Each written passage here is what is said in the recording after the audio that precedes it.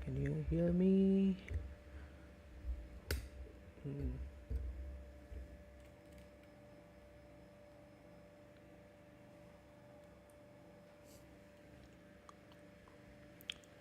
Okay. So hi everyone, welcome back to my stream. Uh, okay. I need a minute. I haven't done one thing. Okay. Just a second. I'll be back in a minute.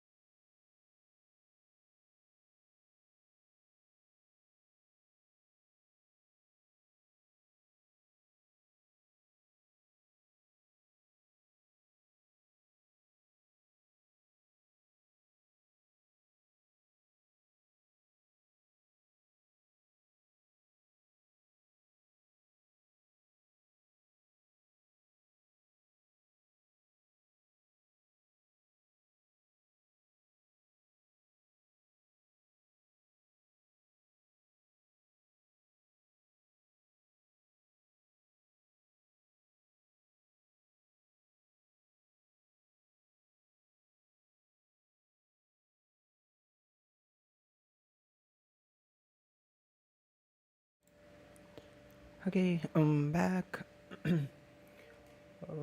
Why my camera is so much less resolution?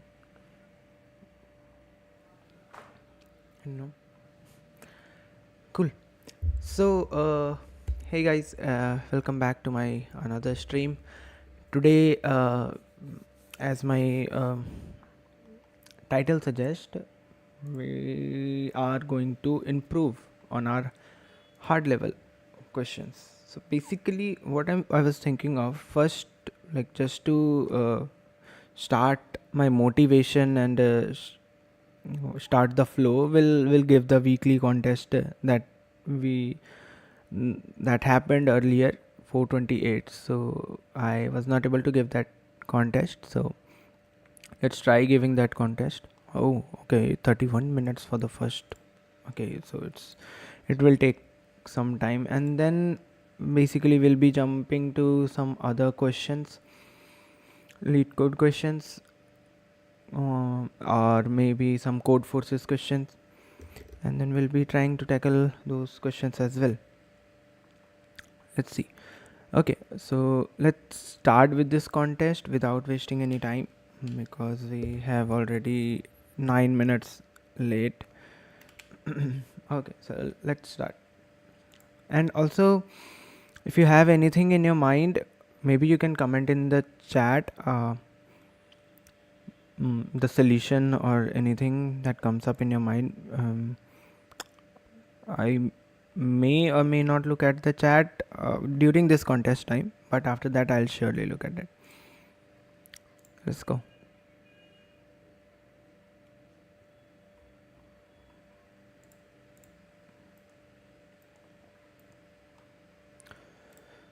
Okay, let's see how far we can go. So you are given a 2D array events which represents a sequence of events where a child pushes a series of buttons on a keyboard. Each event I index I time I indicate that the button at index I was pressed at time this I. The array is sorted in increasing order of time. Okay, the time taken to press a button is the difference in time between consecutive button presses. The first the time for the first button is simply the time at which it was pressed. Return the index of the button that took the longest time to push. If multiple buttons have the same longest time, return the button with the smallest index. Okay. Let's see an example.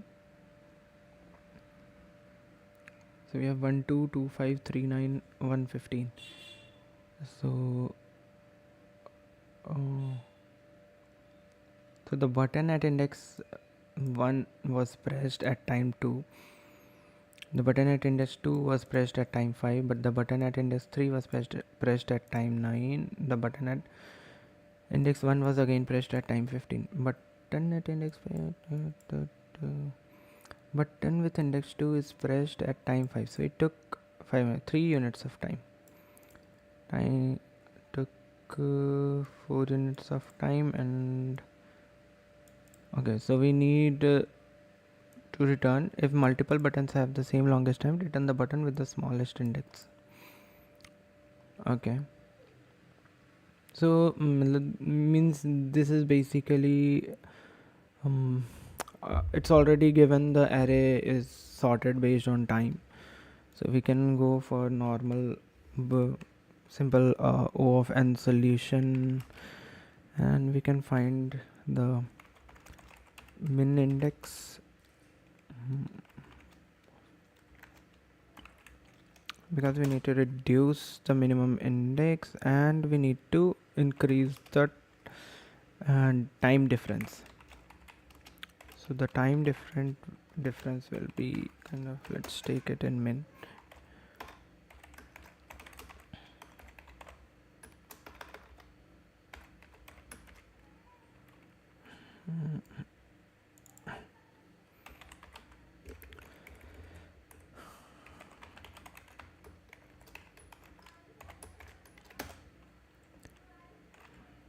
Now if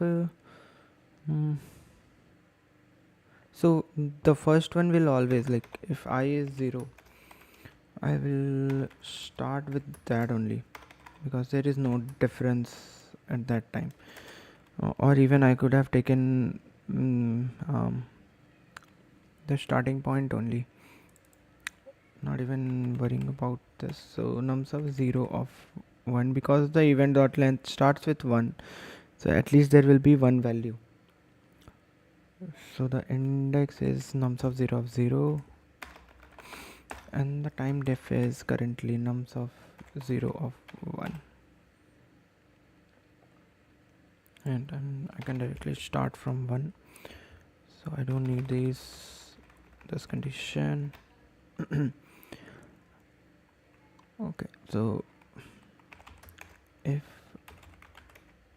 nums of I of 1 minus the previous time, nums of I minus 1 of 1, because it will be always in increasing, so we don't have to worry about the absolute value. If this is greater than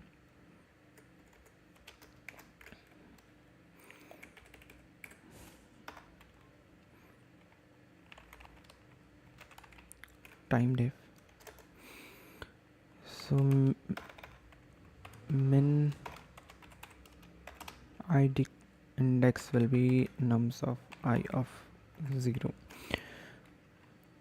Else there is one condition more, that if it is equals to the time def,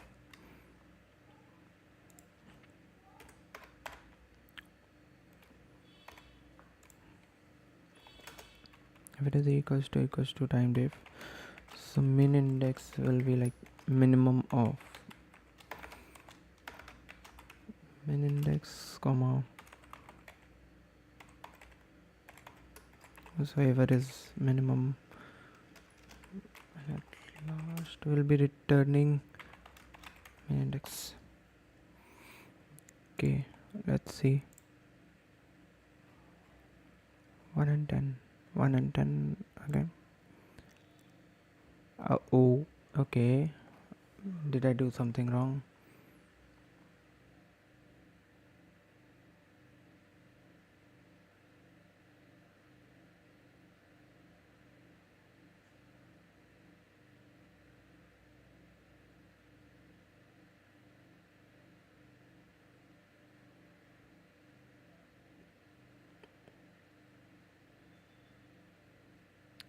So 5 and 2 3 unit 9 5 15 and 9. So I'm do checking I minus 1 of 1.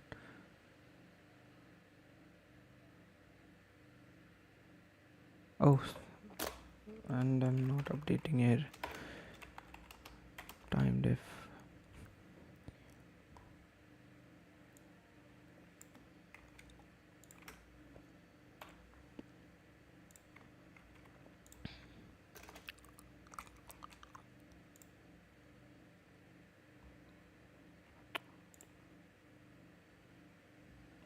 Silly mistake. Maximize amount after 2 days of conversion. Okay, let's see. You are given a string initial currency. Okay, and you start with 1.0 of initial currency. Okay, I don't have anything. You are also given 4 arrays of arrays with currency pair string and real rates, real numbers.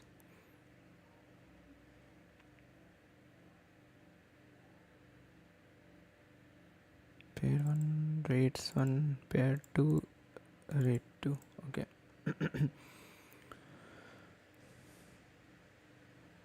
Currency pairs and rate, real numbers. Pairs 1 of I start currency and target currency denotes that you can convert from start currency to target currency. Okay, I can convert from euro to USD to I don't know what currency is this, JPY to USD to CHF to euro. At the rate of rates I on day 1. Okay. So I can convert euro to USD at 2 rate. USD to JPY at 3. Similarly for here also 4 for JPY to USD. USD to CHF 5 and 6. Okay. You can perform any number of conversion, including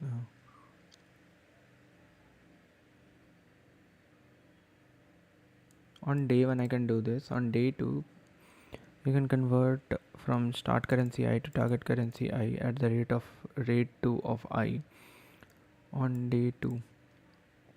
Also, each target currency can be converted back to its corresponding start currency at the rate of okay, 1 by rate.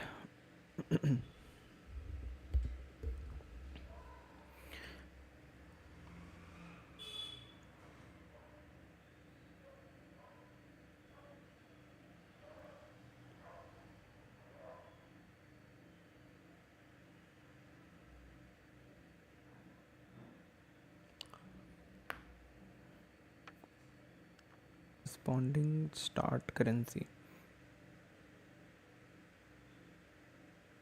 at the rate of 1 by rate means going back is like 1 by rate and going forward is like the actual rate. You can perform any number of conversion including 0 using rates 1 on day 1 followed by number of additional conversion including 0 using rates 2 on day 2. Return the maximum amount of initial currency you can have after performing any number of conversion on both days in order. Conversion rates are valid and there will be no contradiction in the rates of for either day. The rates of the days are independent of each other. Okay, I can make 720. Let's see how to get the maximum amount of EUR. I have the like 1.0 EUR at start. I can convert it to USD. So I'll get a 2 starting with 1 EUR. On day 1 convert EUR to USD to get 2 USD. Now convert USD to JPY. USD to JPY to get 6 JPY. Okay, so conversion rate is this. So I have already 2 USD, so converting that will be like 2 into 3, that is 6.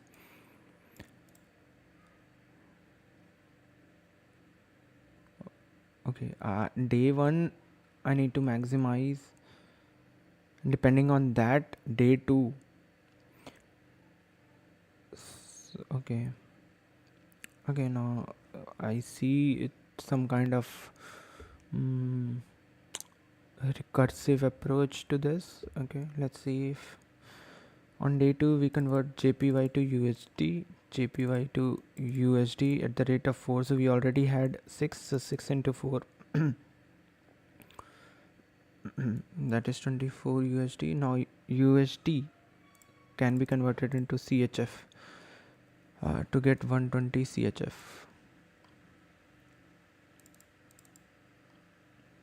That is 24 into 5. Finally convert CHF to EUR to get 720 EUR, and that is the maximum that we can do.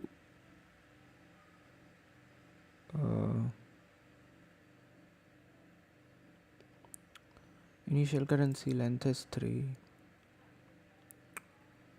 Pairs of 1 length is 10. Pairs of 2 length is 10. That is like a 20 maximum. We'll have start currency, target currency. Do we even need this? Why am like converting it back my target currency to start currency at the rate of 1 by rate? Do we even need this?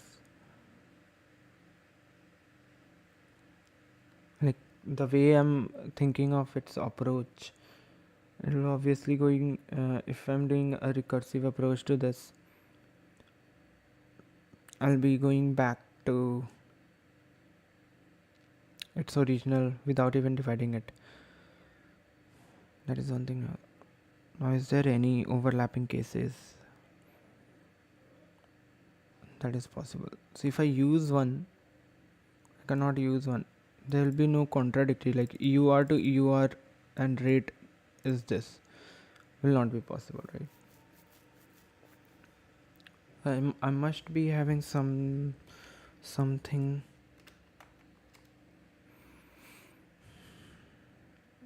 in a map like EUR to USD and the rate corresponding to it, like 2.0. Now USD to jpy at the rate 3.0, and these also constraints will be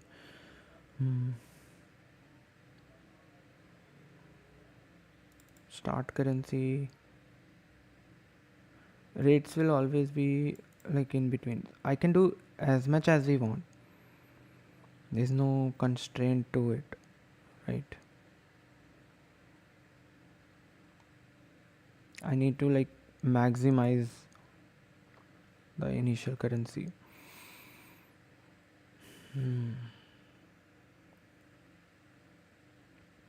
What things comes in my mind while maximizing is one approach is like the recursive approach, using some kind of memoization if possible, and the second one that comes in my mind is like a binary search approach. But here I know that I if I'm converting it UR to USD, it's always going to be like the should I like always do this?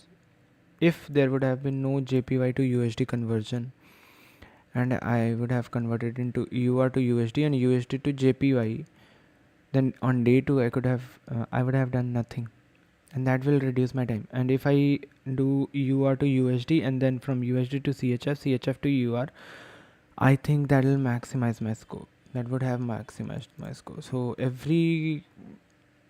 by picking everything, I need to jump to day 2 to check either if we are able to like maximize it or not.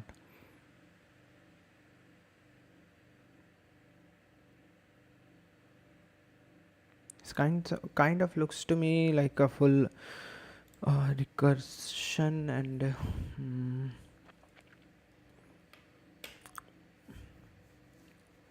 what you can see, like let's create the map first.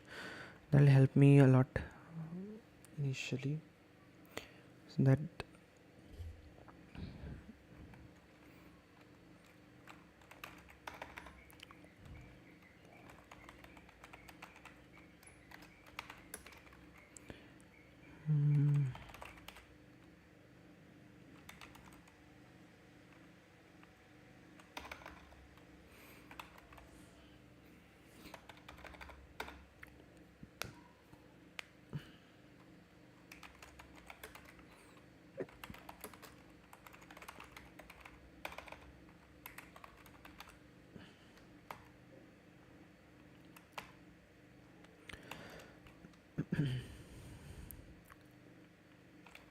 this is like day 1. I need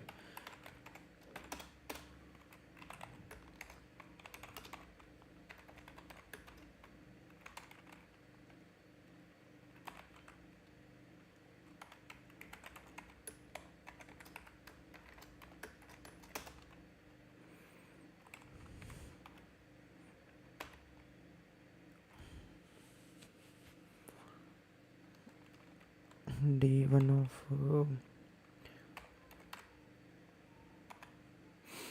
pairs 1 of I of 0,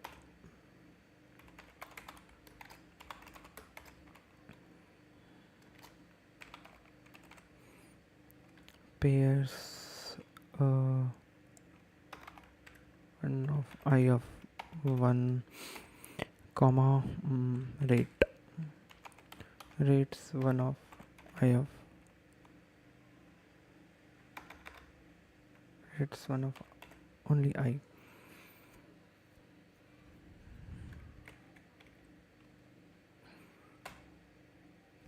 So there'll be like a one direction. Do we need like converting it back? I do not want it like back conversion right now.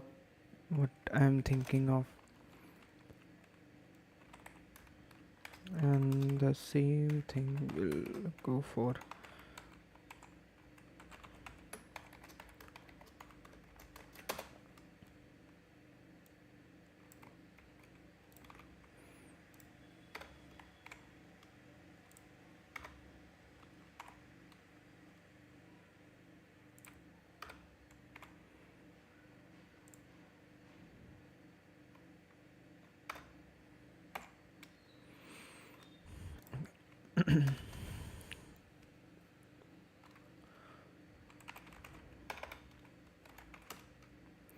return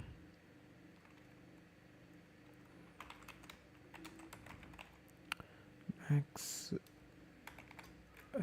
result, which will be like a 1.0 at start. Do I even need this?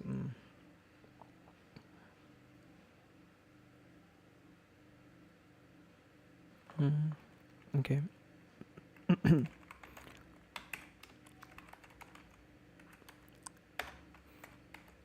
I need to pass the initial currency, day 1, day 2, and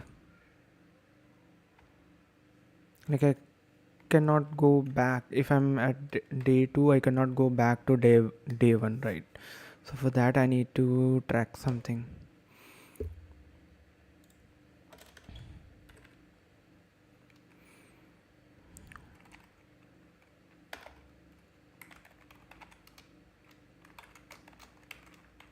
Max result, this will be like my current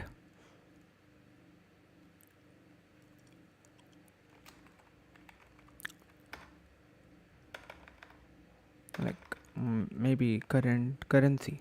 Let it be currency. Then what we can do is like we have day 1, day 2.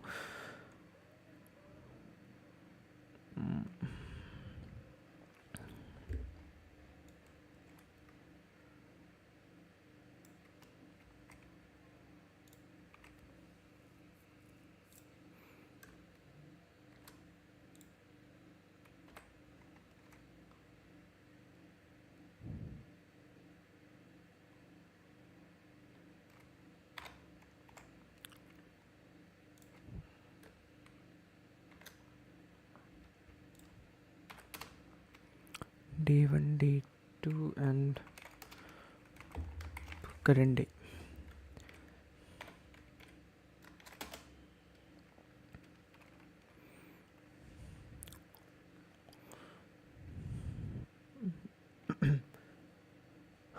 Okay, now what will be like my base case, where I should be stopping. I need not to go any further than that. That will be, maybe I'll try to handle it with current day. If current day is like currently 0 1, so it's more than 1, I'll return 1.0.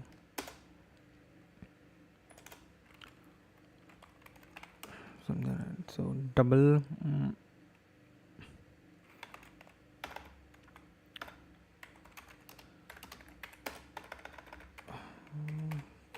what is the current amount that we have.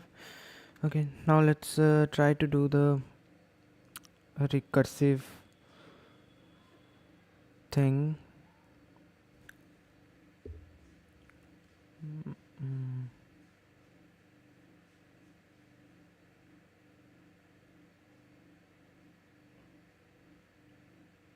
So what if like EUR to USD and USD to EUR? I'll fall back in a loop. Contradictions in rates for either day. The rates.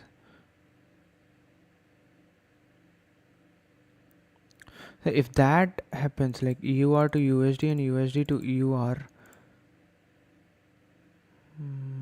that should not be the case, because that will like increase our amount at infinite time, and that should not happen,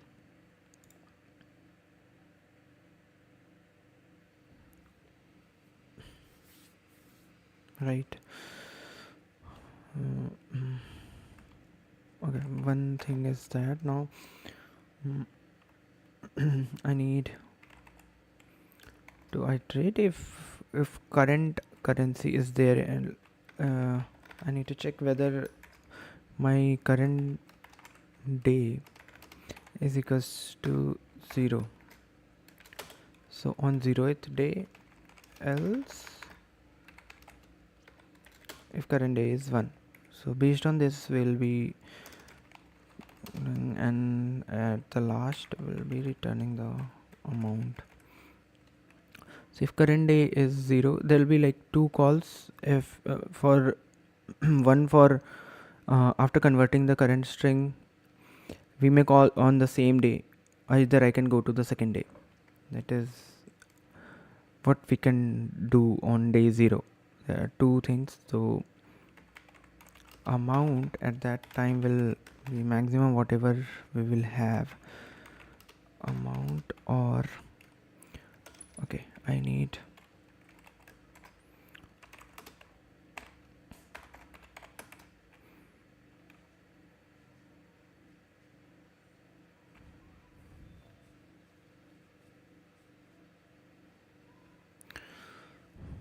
of day 1 uh, of current currency, day 1 of current currency dot size plus plus I. So of current currency corresponding to that, whatever currency we can convert to, I am like updating that. So if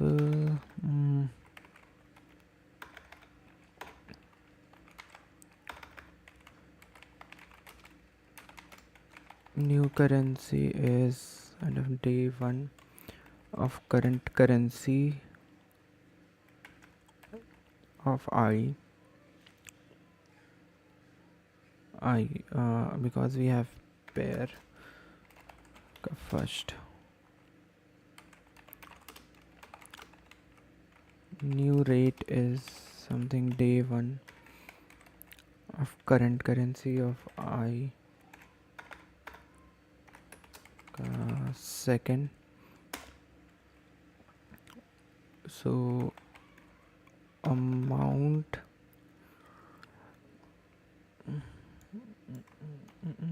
okay.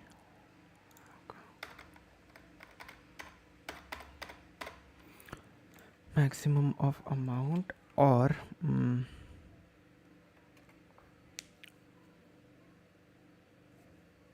whatever we will get will be multiplied with the new rate.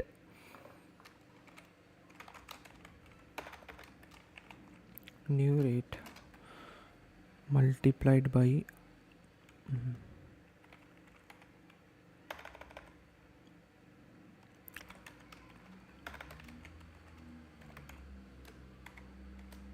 maximum result, and this is going to be my new currency. Day 1 will go as it is, day 2 will go as it is, and current day I may go with current day plus 1. That is the first case, and the second case is max amount same thing without going to the new date. So I'll be keeping on the same day. Okay, so this is what if part, else part. Okay, give me a second. There is someone at the door. I'll be back in a second. Just a second.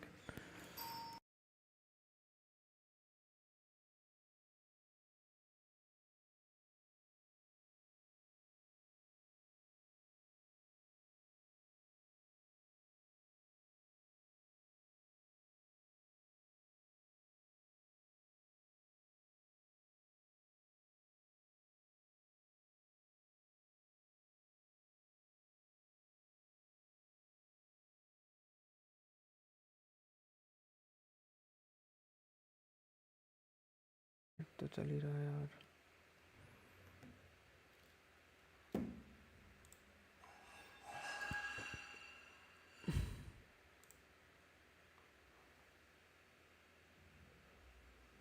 लिख तो excellent connection रहा है यार.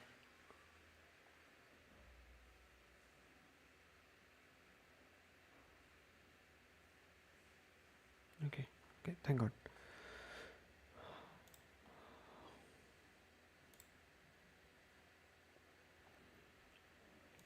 Yeah. Okay. I'm back. Sorry if there was a power cut at my location.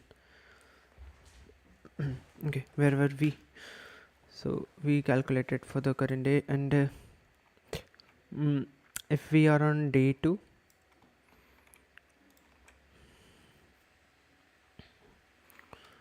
so that will be like current currency on day 2.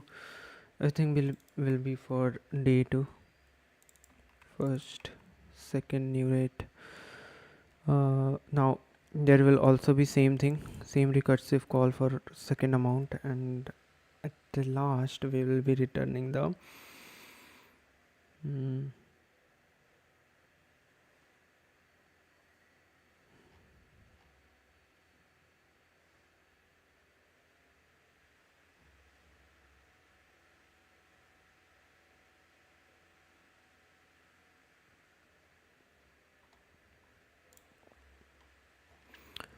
uh, is there any second test case? Ngn to eur and ngn to eur. Oh, okay. There is one thing, like take the new currency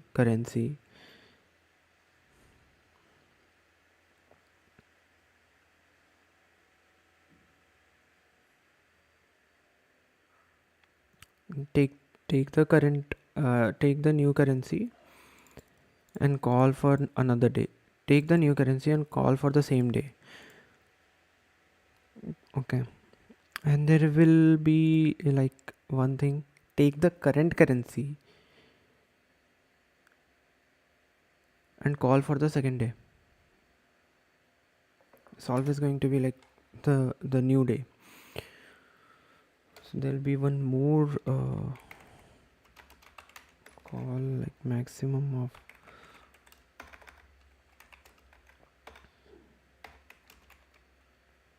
take the current currency, so the new rate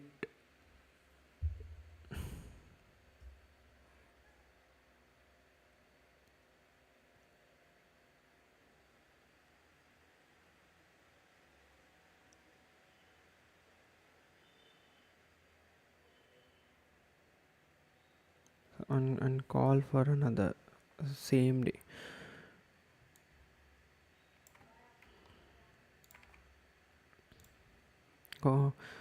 Take the current currency and call for another day.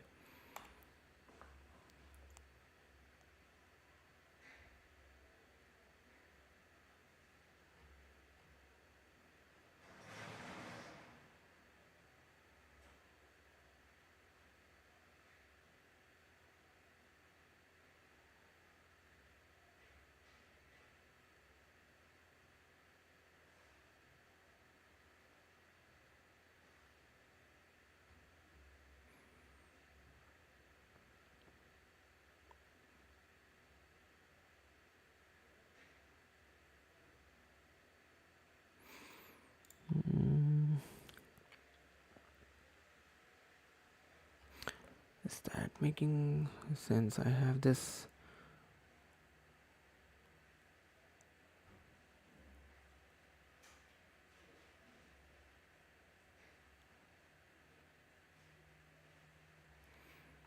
Okay, there must be something missing. Okay,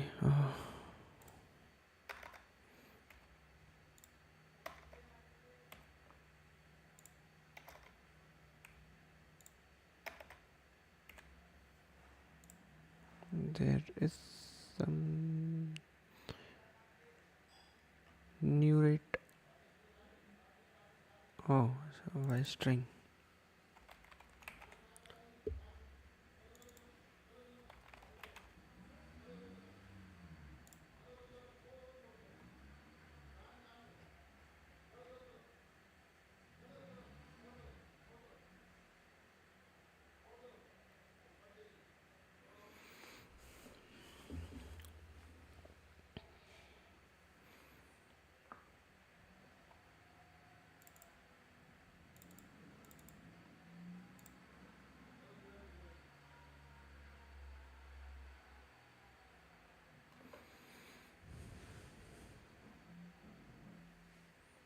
Eh, okay.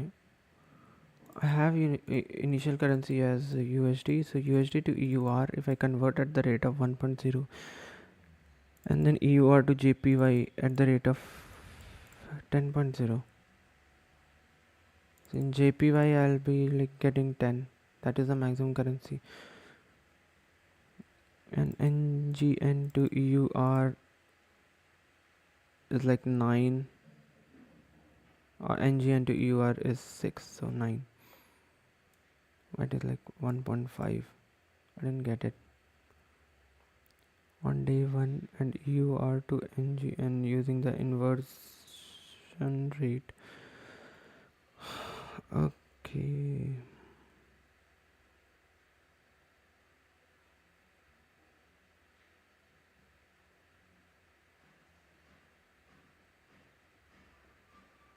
I forgot about this inversion rate.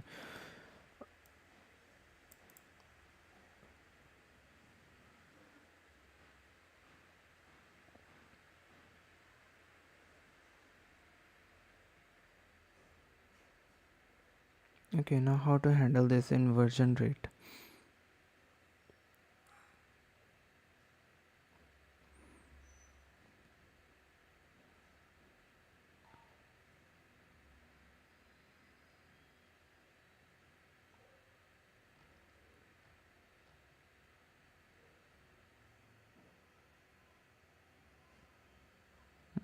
Nice.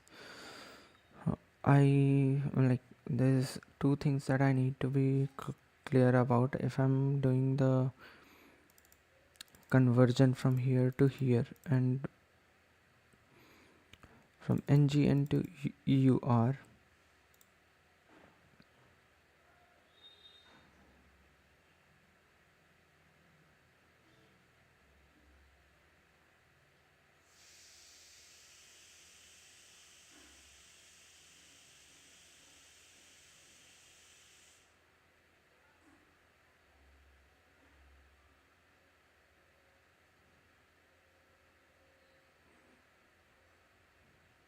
Hmm.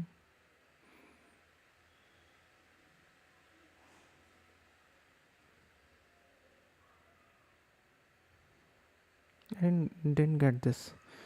This example means what? I have this NGN. I start from NGN to EUR with a 9. So converting NGN to EUR on day 1 and EUR to NGN using the inverse rate on day 2 gives the maximum amount.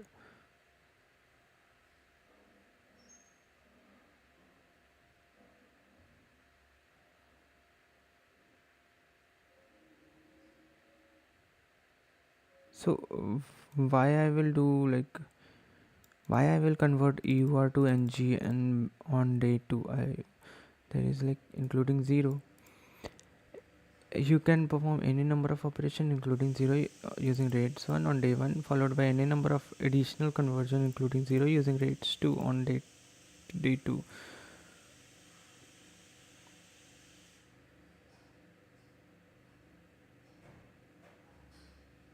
There's nothing like what should be the target currency. Then why are we doing this?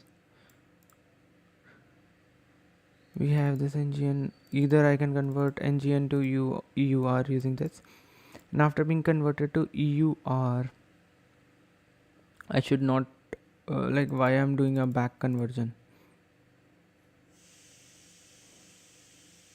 and that's like 9 divided by 6. 3 by 2, that is 1.5. That okay, that corresponds to 1.5, but it is saying that including 0. If I do not do any conversion on day 2,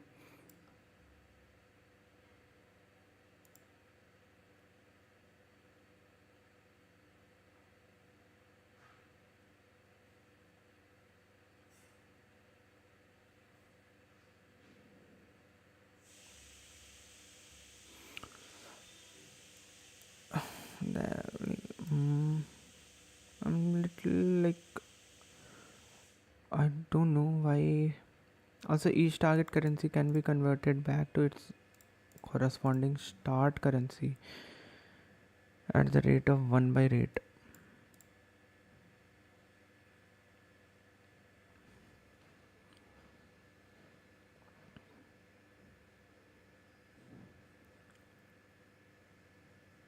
It's 1 of I on day 1. You can convert from start currency to target currency at the rate of rates 2 of I on day 2. Also, each target currency can be converted back to its corresponding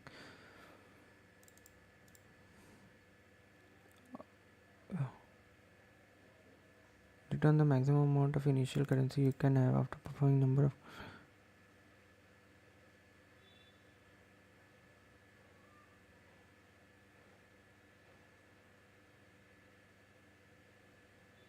Oh, is it saying that from initial currency EUR I need to go back to EUR? Then how much amount do I have to pay?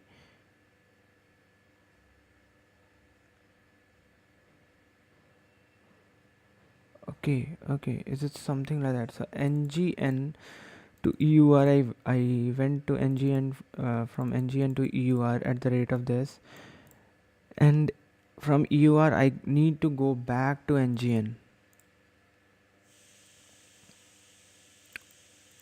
because NGN I need to make it like the initial and the final should be same. That is the thing that he's saying. Okay, so from USD if I go to EUR at the rate of 1 and EUR to JPY at the rate of 10, I will not be able to go back to USD again. So it's not possible.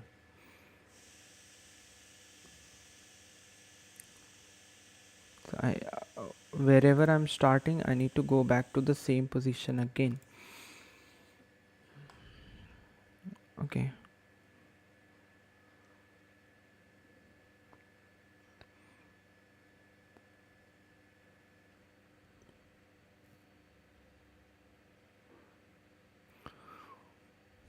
Okay. Now there is one thing, one catch that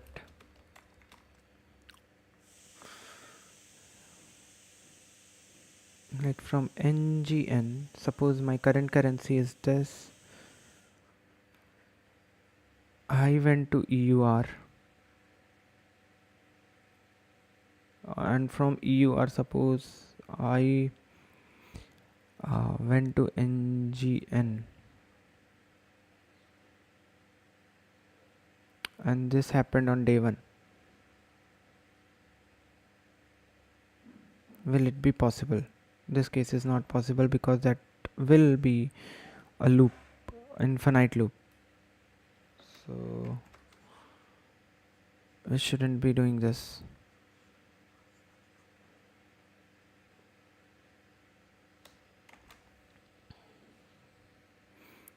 Like this will not happen if NGN to EUR and EUR to NGN is there in this.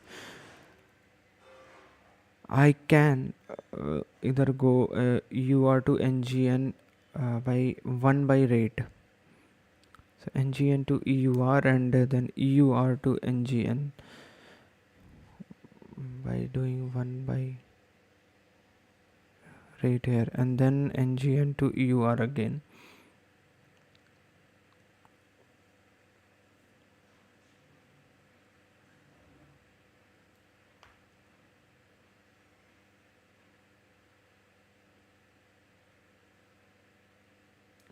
That will not change my answer.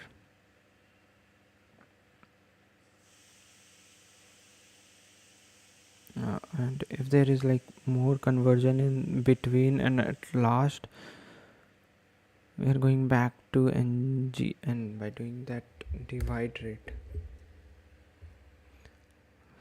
Like will there be any case like this where we have NGN EUR and there are multiple conversions from EUR, suppose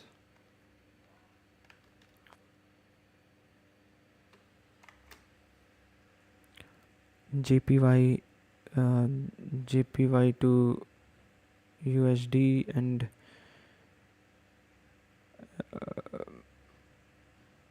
USD to EUR. Now I can go back from EUR to NGN.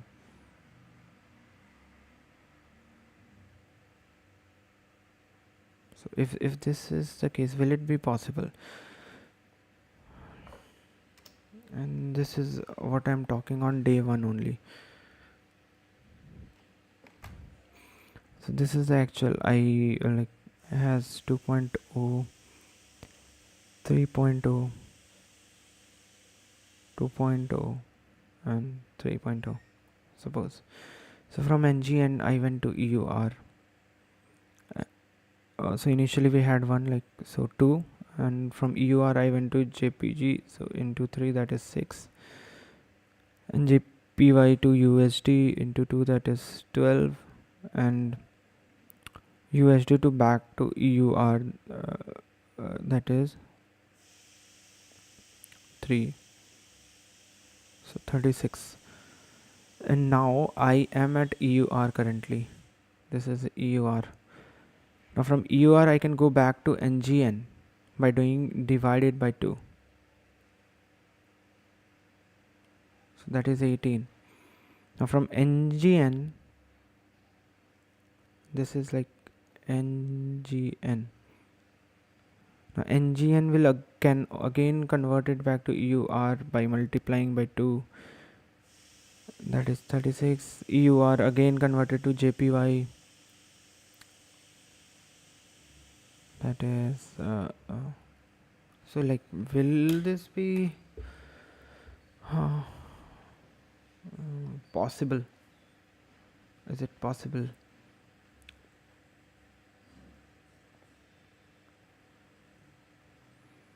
Because this will like go infinite, and will never be able. We will be never be able to. Will always be able to increase the amount.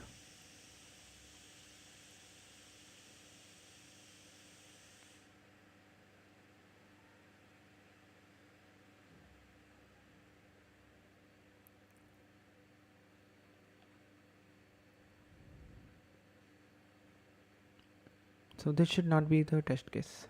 This should not.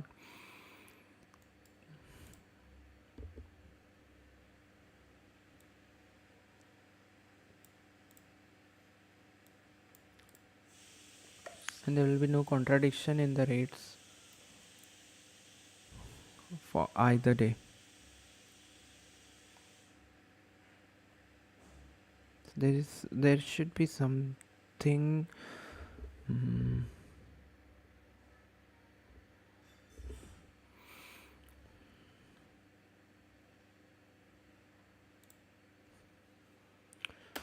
So what I need to know, like, now what will happen.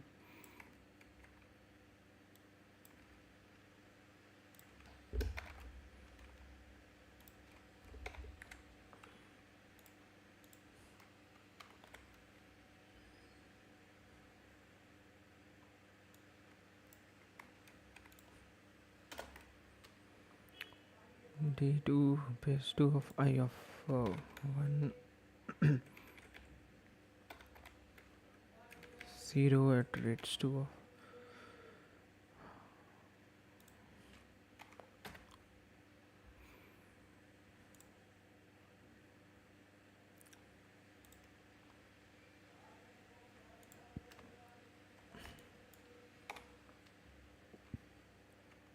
now. My base case will be, I need to send the original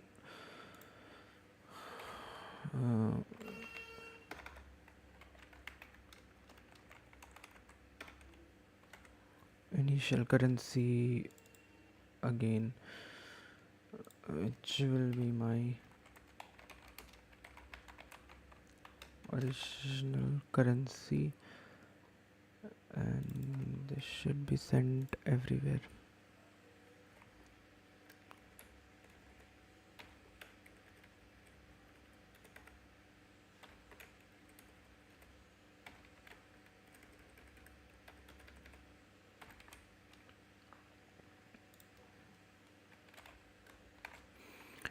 Now if current currency is equals to my original currency,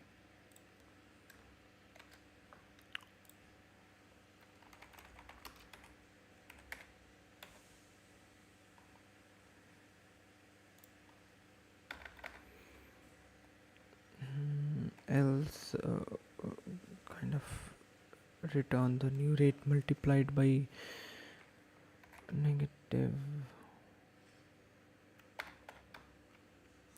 1e 1e5 negative 1e5 if it goes more than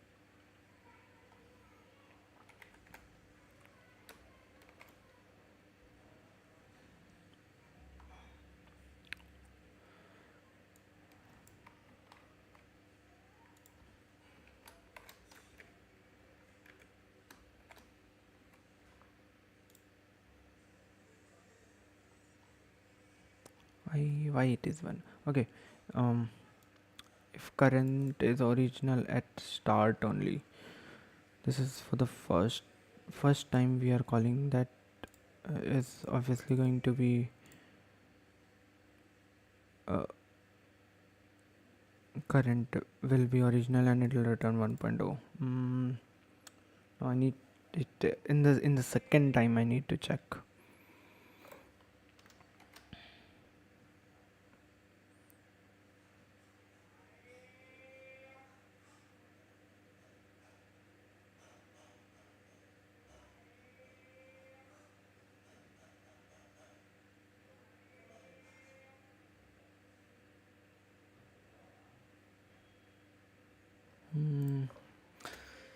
I'll always return. I have my current currency. I know my original currency.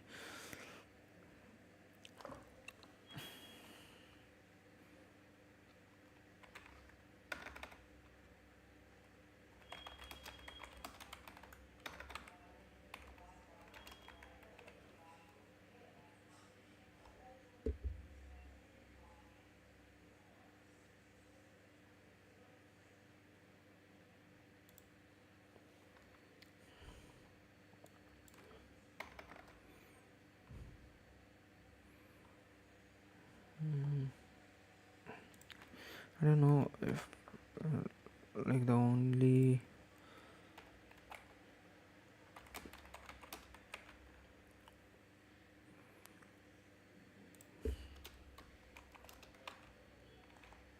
and greater than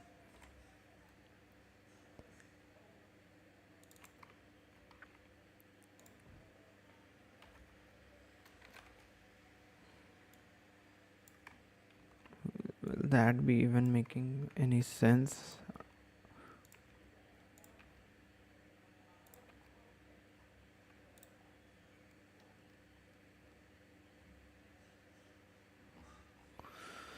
Oh, overflow.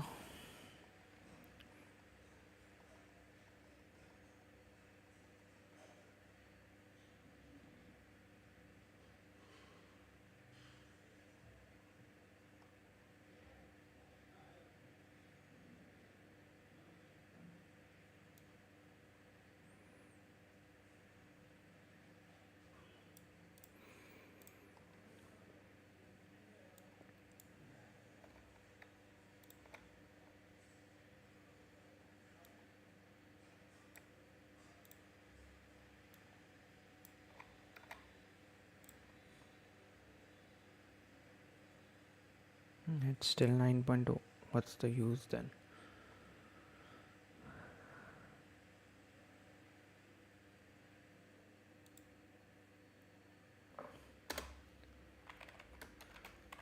Why?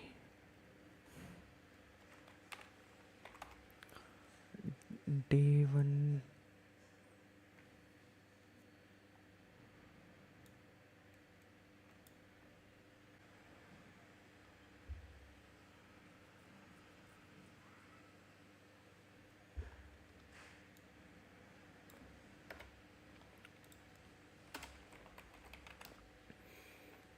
Double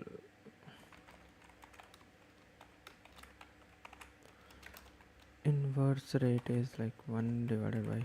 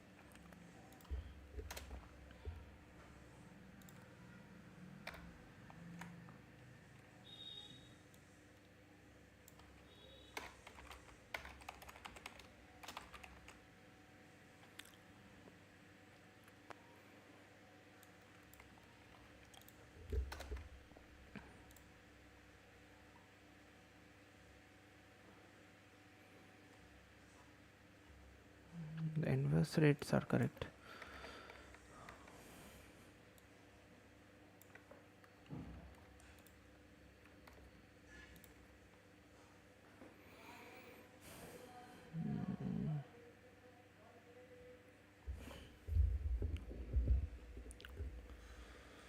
There's something that I am doing wrong.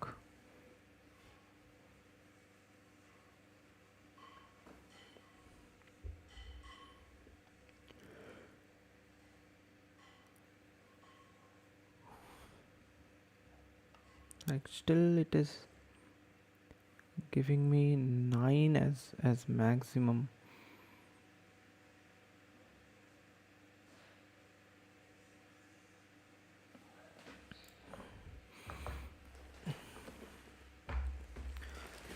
How like initially we have this as ngn, so from ngn I went to eur with new rate as multiplied by 9, right?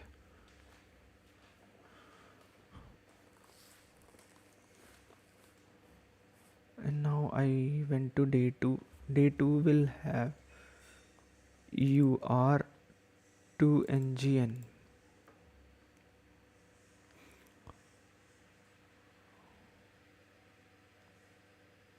So day 2 will have eur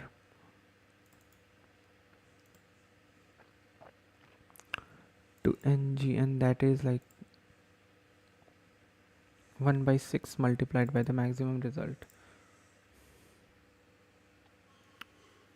Hey, hi Sanin.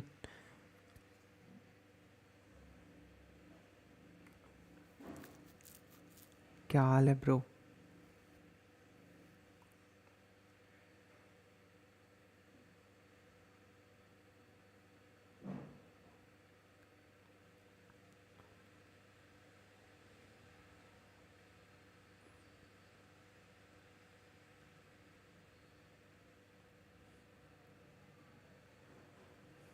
बढ़िया हूँ भाई, तू बता तेरा क्या हाल है?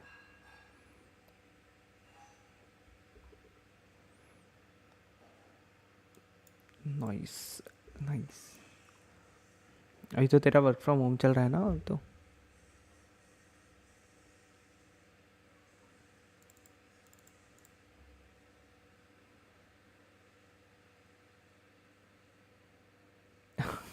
ये try कर ब्रो, मीडियम लेवल क्वेश्चंस, पता नहीं, मे बी ये ट्राई कर और ये ट्राई कर।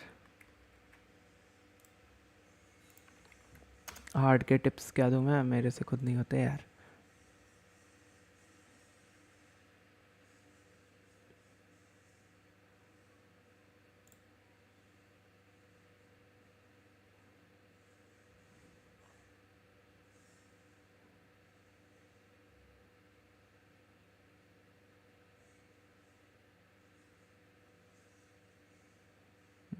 यप, ट्राई कर।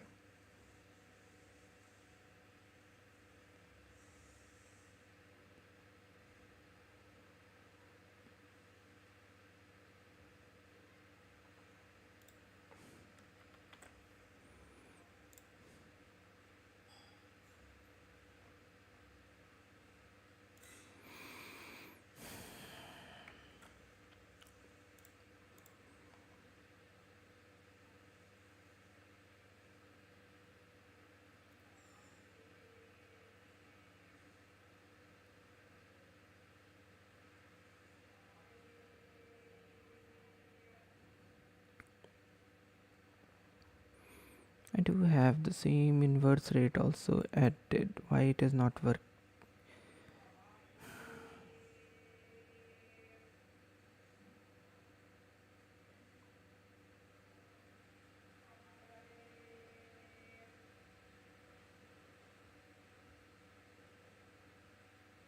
So it will, at this point we have EUR to NGN. Mm,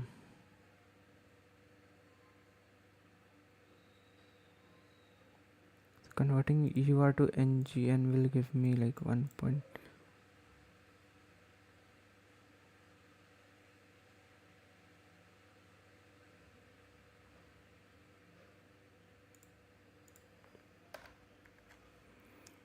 If I keep it like 0, okay, because it one was being multiplied at that time also. Okay, I see the last test case.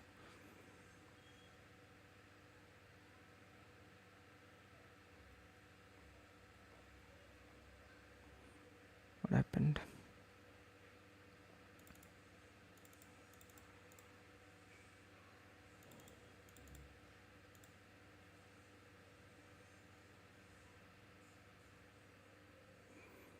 USD to EUR and EU. I'm saying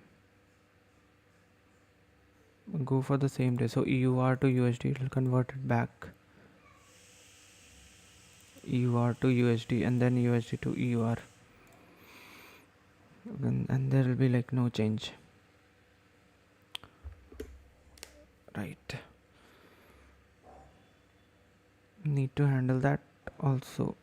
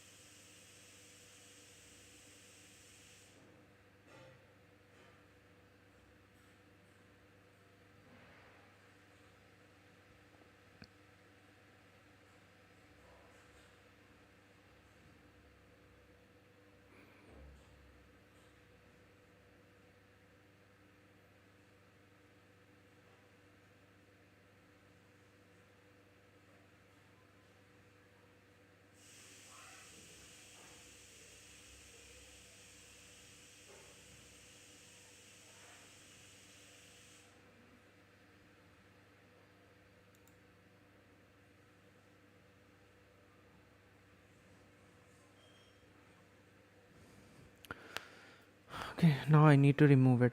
Else it will create a problem. For removing it from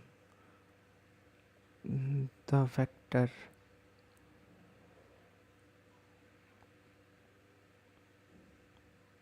Either like I can do what d1 of current of I dot first is something xyz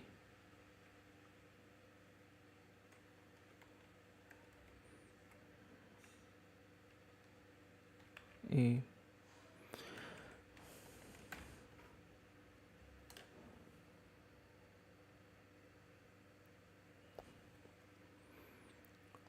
And after doing the callback, I'll return the day1 to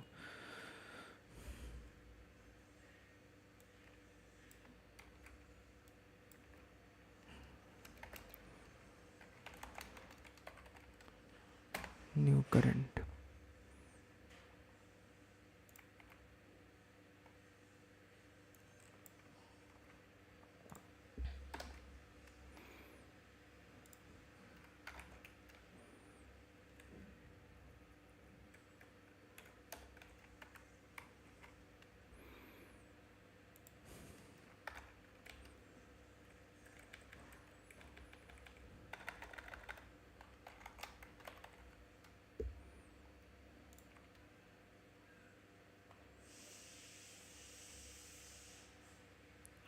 So maximum is 1 for this. Let's see. 720, 1.5 and 1.2. And now I'm not sure if this will be accepted or not. Is there any kind of similar kind of recursive calls happening?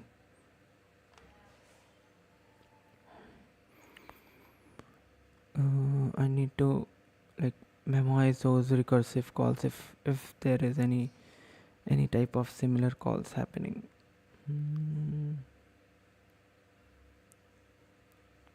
Even I can try to submit it, but it will not. It will give me TLE. Most probable chances. I'm even wrong also. Okay.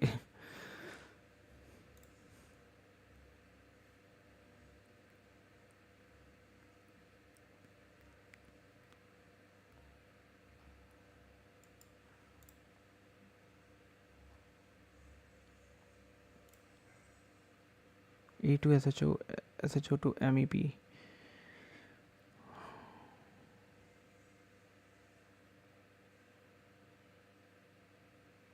Expected is 17 and I got 32.8. That is more than expected.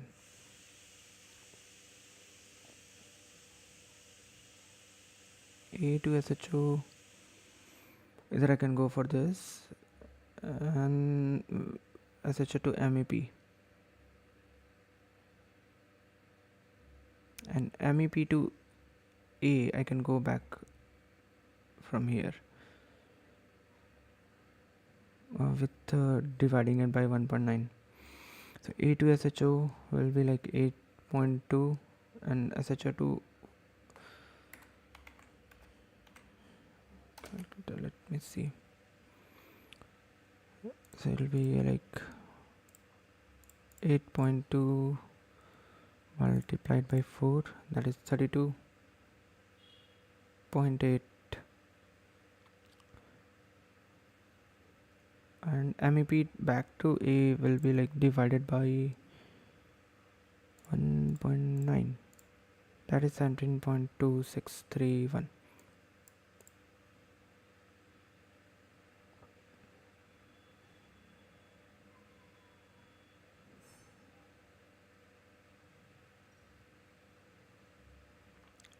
And my call stopped here only.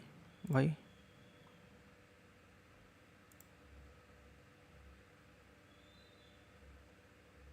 I'm not changing my original currency.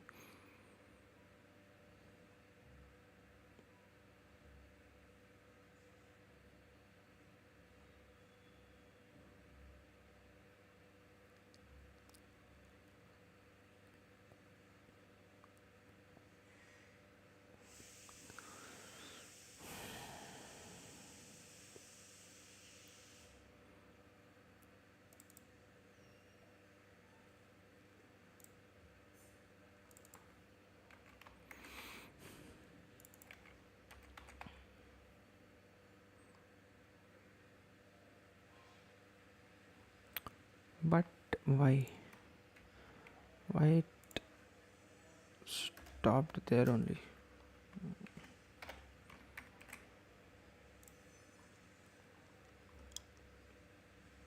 It is expected is 17.2631. I am getting 17.236, and how it said that 32.8. What what is this?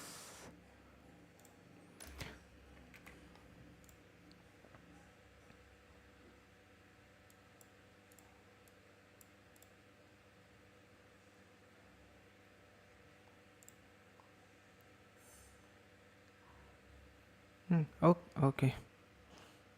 I don't know why, how, but only changed this string to AB small letter because it said that the input is generated in uppercase. So they are in uppercase. So I tried like the one that I don't want is should be in like lowercase. Oh my god, was not that easy to even come up with a total brute force approach for this. So fine.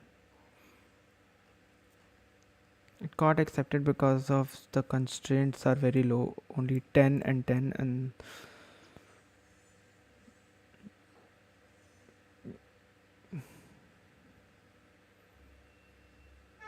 nice. Oh, we were before time at least. Let's see. Okay, count beautiful splits in an array. You are given an array nums. A split of an array nums is beautiful if the array nums is split into three subarrays, nums1, nums2,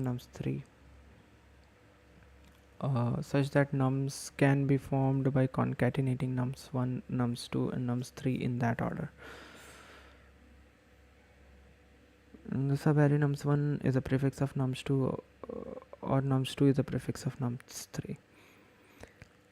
What does this mean? The array nums is split into three subarrays, nums1, nums2, and nums3.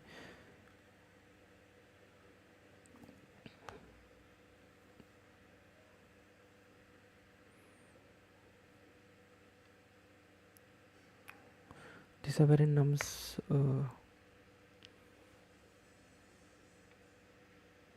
okay, we are having three separate subarrays, right? So it will be contiguous, and by concatenating them, so order might change. The subarray nums1 is a prefix of nums2, or nums2 is a prefix of nums3. What does this mean? Return the number of ways you can make this split. Oh, okay.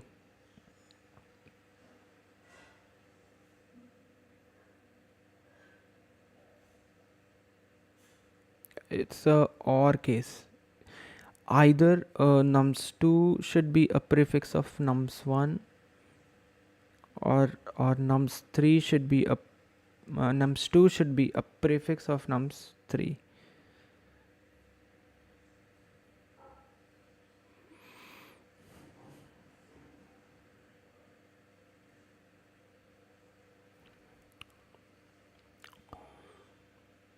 Okay.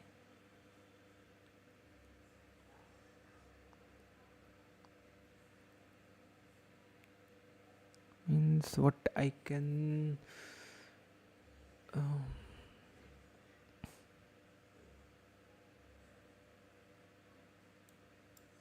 I can look at it and like 1 1 2 1. We have like 1 1 2 1 and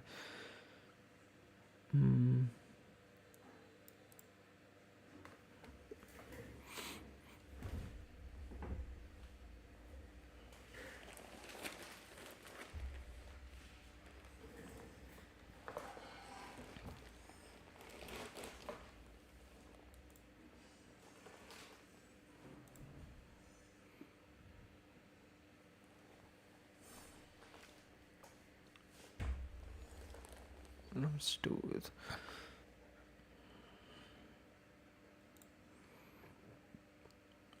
how many splits are possible? like nums1 should be a prefix of nums2. So if I'm calculating nums1, there'll be like two case. With nums1 I should be calculating the nums2, or with nums2 I should be calculating the nums3. So like if nums1 is not a prefix of nums2, fine, but nums2 should be a prefix of nums3. And if nums1 is a prefix of nums2, then nums2 may not be a prefix of nums3. I'm not really worried about that case. So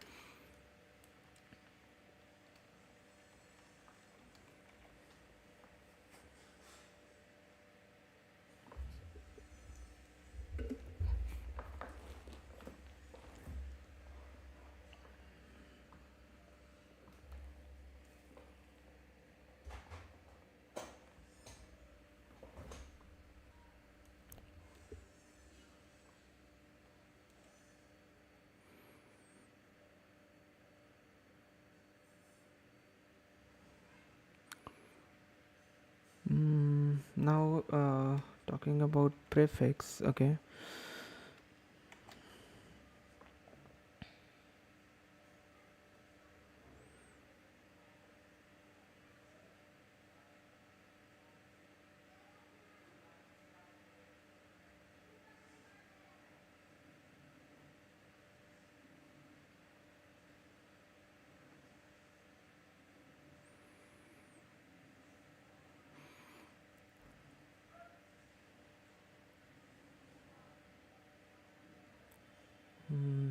If I am taking, like, I have three themes: nums1,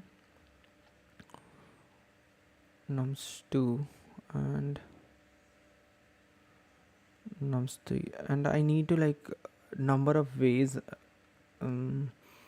calculating number of ways. Most probably this also turns out to be a recursive way, looking to me like a recursion. It is like 10 to the power 3, so we can go for maximum of n square operation. Means on every recursion I can iterate a for loop. But that recursion should be of once, or even it is twice. I need to memorize them so that I can stop the recursion calling.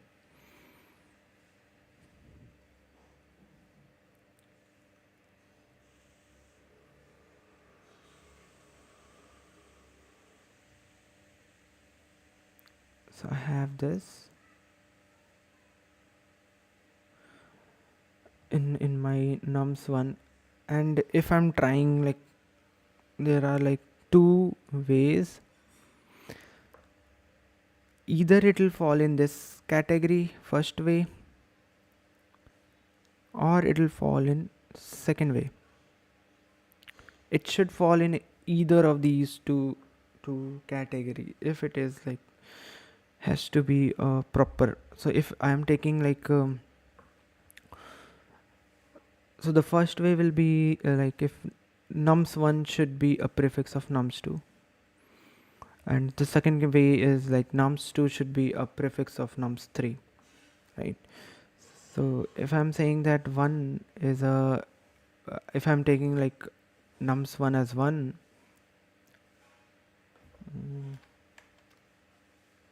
let's see, if I'm taking nums1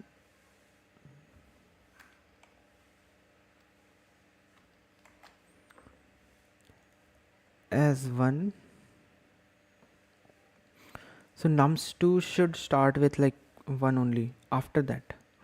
So if there is 1, it will fall in the first way category. I can say that it is in the first category, right? So like I'm matching the things. I'm taking I took nums1. The next value, or even I'm taking, like, 2 1 1.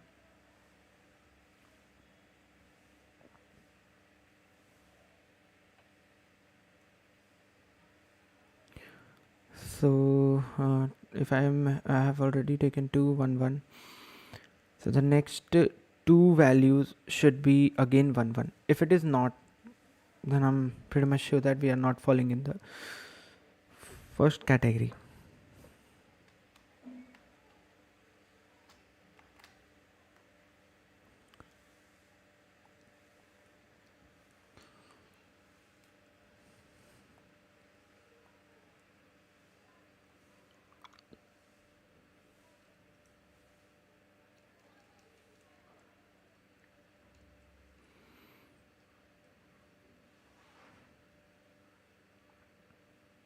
Like the full brute force approach for this will be a full recursive approach.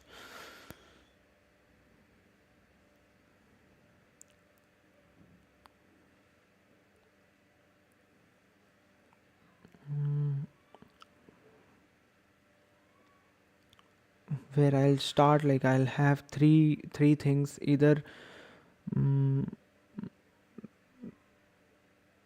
every index will have a choice. Either it can go in nums1, nums2, or nums3. No, that's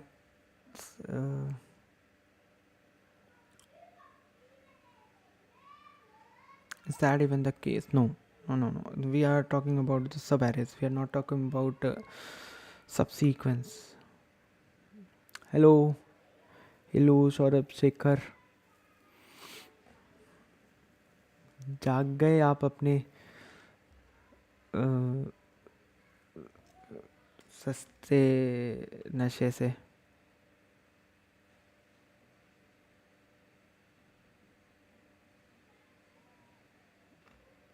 Friday night का असर काफ़ी जल्दी निकल गया.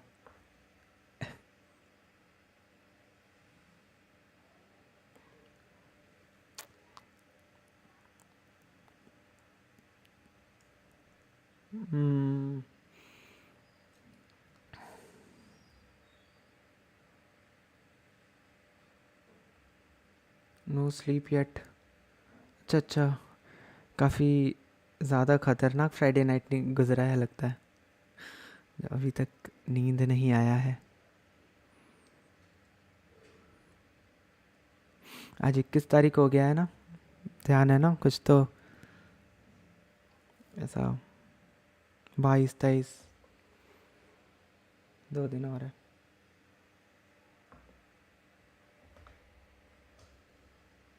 Night shift वालों का Friday night नहीं होता है.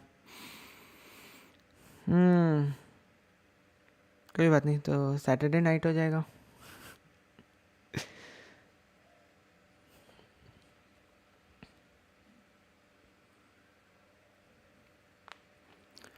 This is an interesting question. I need to know how we can like think of any approach on this.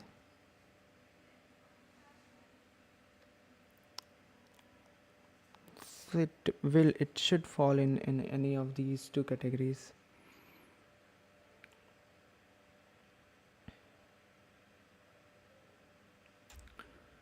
So there is like two thing. Either I will check prior that whether it is in our first category or in our second category or not, else generate all possible sub arrays, split it into three possible sub arrays, and then check whether any one of them, their prefix, are matching to other or not, and if it is matching, increase our count. Or either like do it prior that whenever I'm complete with the all the three subarrays, we will be returning one from there, right? Yeah. So I think prior calculation will be more beneficial. Party दे रहे 25 की 25 की party क्यों भाई? हैदराबाद जा रहे हैं, party तो दे दो. हाँ ब्रो, मतलब हैदराबाद जाऊँ तो पार्टी दे के जाऊँ नहीं. धोखा दे रहे हैं न्यू ईयर पे. ये तो मेरा स्पेशलिटी है bro.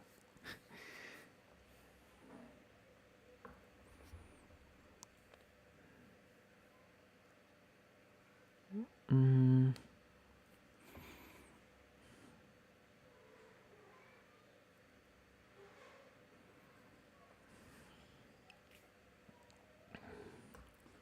like pick this subarray, and then now I need to know like how to split the subarray and how we can keep the pre prefix in constant time. Will I be able to like match the prefix in constant time?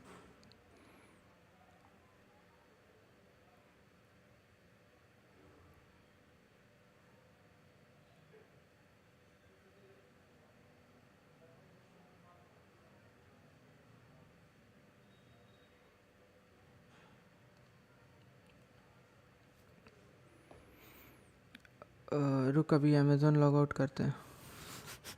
करके तो दिखा.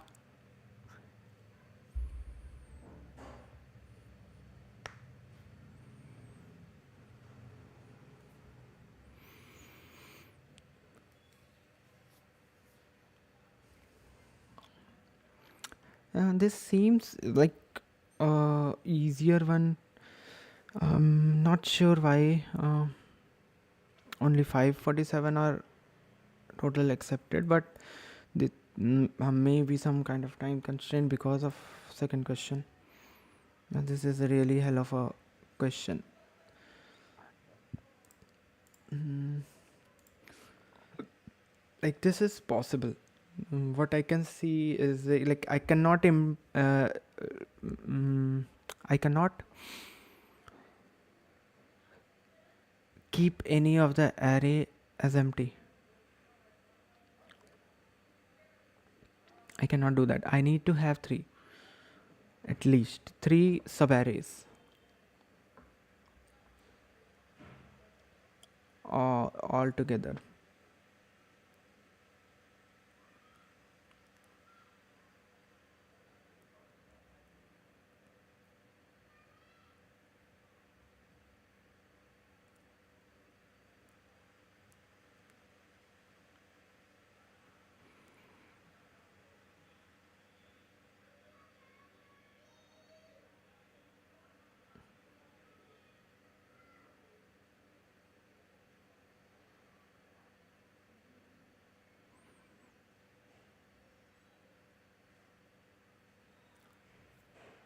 Hmm.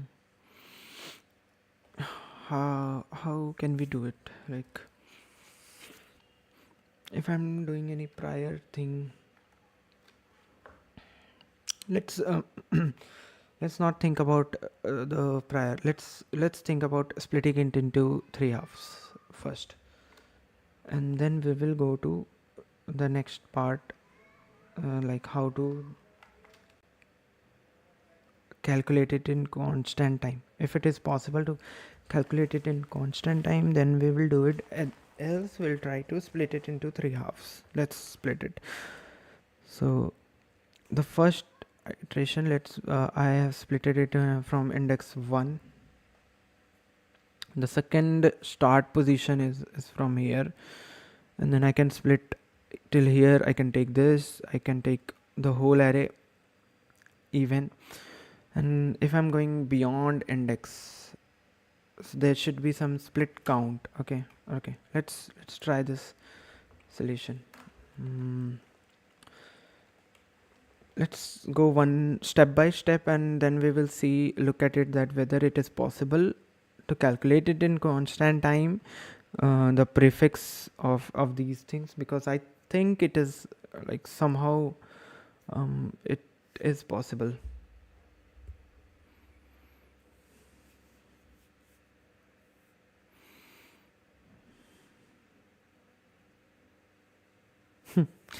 Amazon Prime 17 devices, Amazon 14 device, Kindle 1.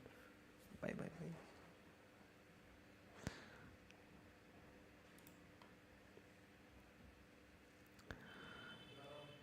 bye. Kindle 1, Audible 5, Amazon Music 3. My god, lots of users.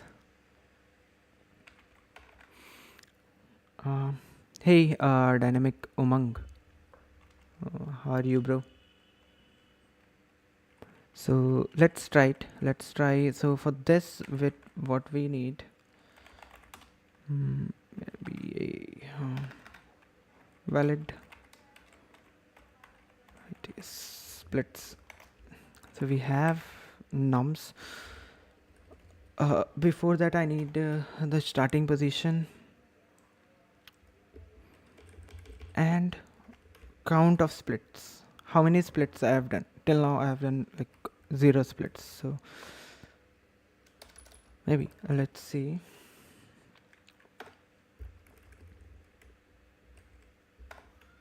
It's too cold here, man. I don't know, like, if you guys are also in Delhi or in Gurgaon.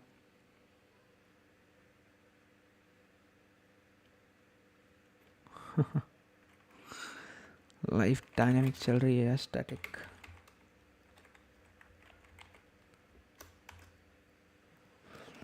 So it is like integer only. So let me keep it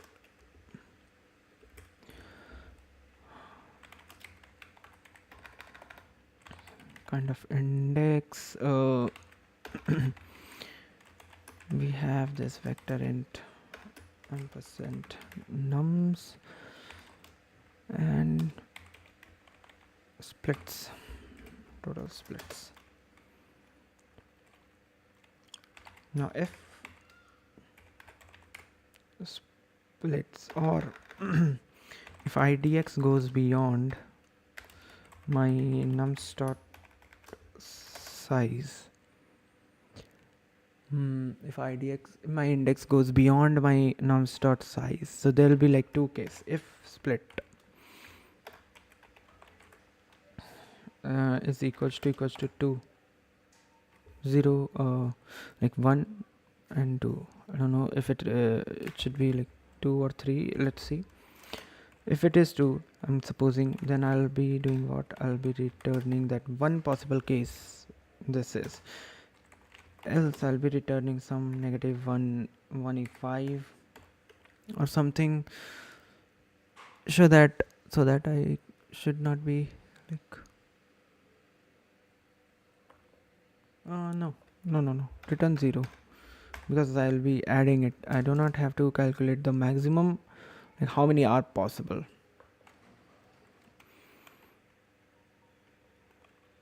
So this is my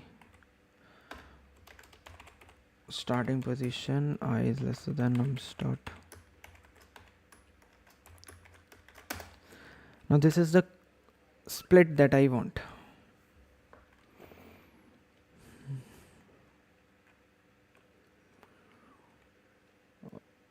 Okay, so this is where my splits will be. So now if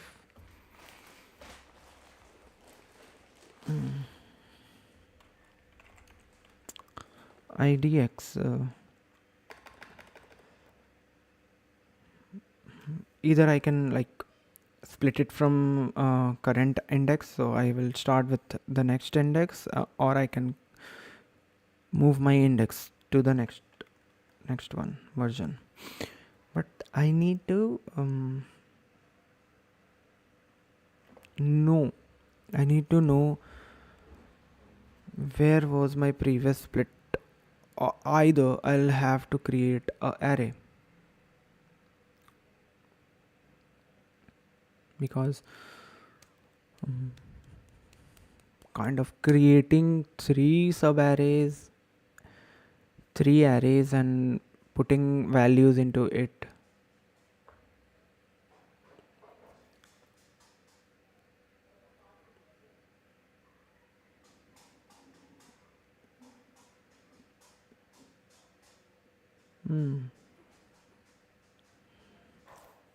Interesting.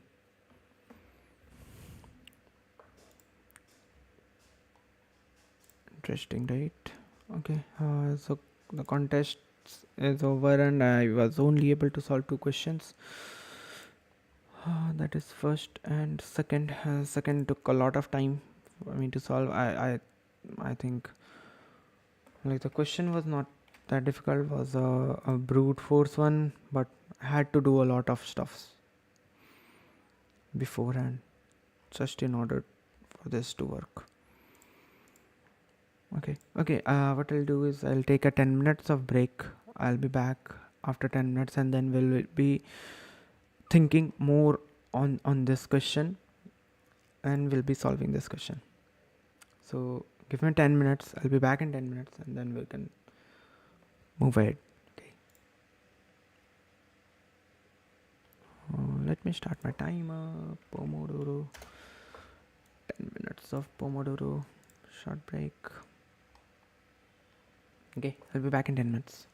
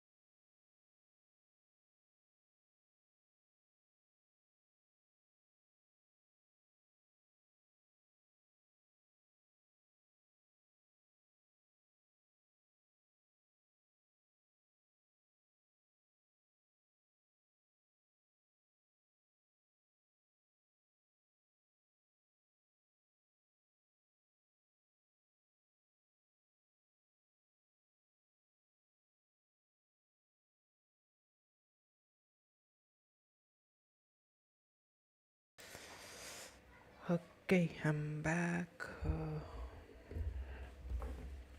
Just a second. Oh,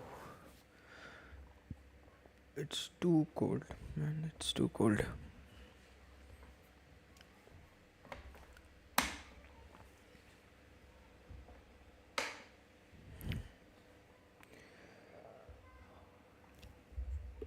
Okay.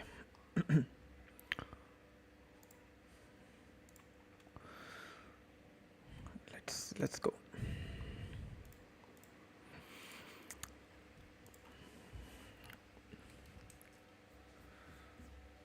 So where were we? We left it somewhere here. Okay. Mm, let's think on it. I have a valid splits.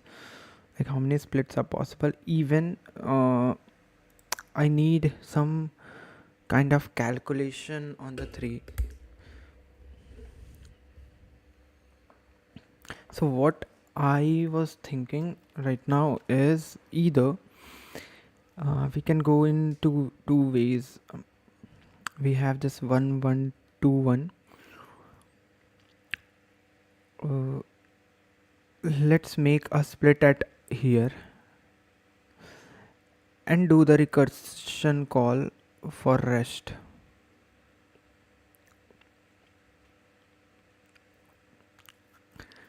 So the recursion call for rest will be two ways. The first way is don't worry about the pre-sum prefix. Um, don't worry about prefix because that will be handled here. And the second is handle prefix.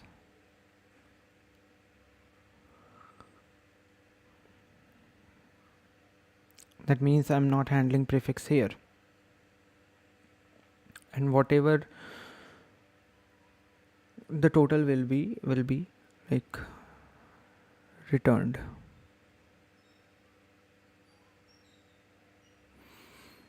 Total sum will be returned. And then we will do split from here.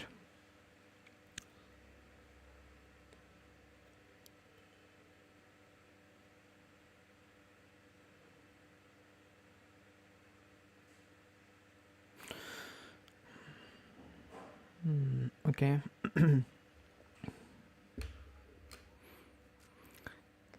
Okay. Let's think in this way. So like handling three parts at a time will create a problem. So instead of that, what I'm thinking is try to separate thing. Let's try to separate thing. Handling one subarray nums1 separately and nums2 nums3 together separately. That will like help me in order to understand the logics, because if I'm doing a 3 splits that will take up memory space. Like brute force will be like taking up 3 arrays and pushing one by one in every array and checking against. That will take up memory space a lot. That will take the time complexity a lot, and we won't be able to I'm not sure if we will be able to, but we will be able to or not, but I don't think we'll be able to memorize it properly. Okay, so let's try thinking in a different way. What I will do,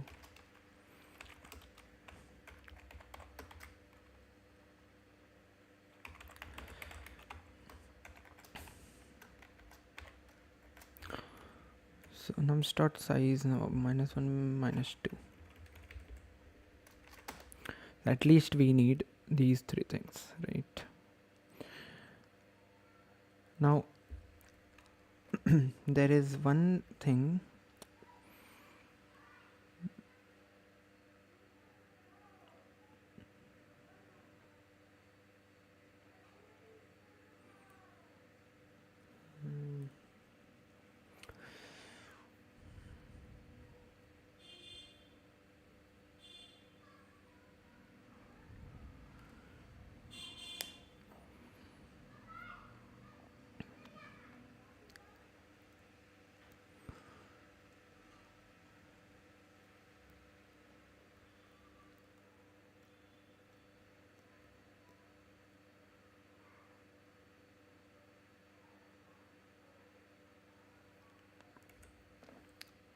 I'm saying that I'm splitting at index 0 means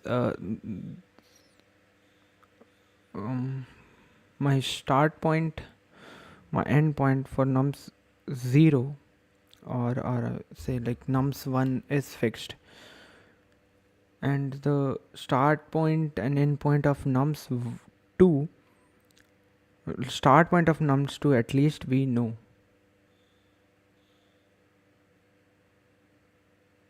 That's where like we can play with the pointers instead of using the memory space.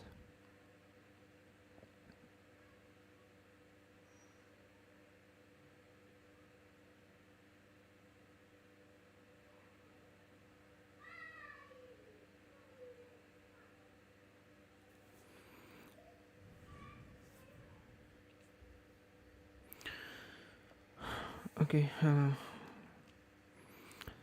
let's see.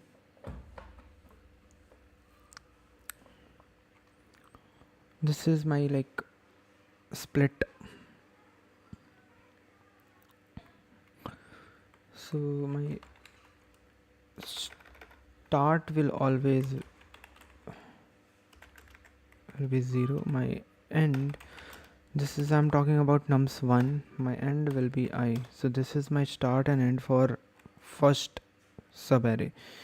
Now from the second subarray I will be calculating. So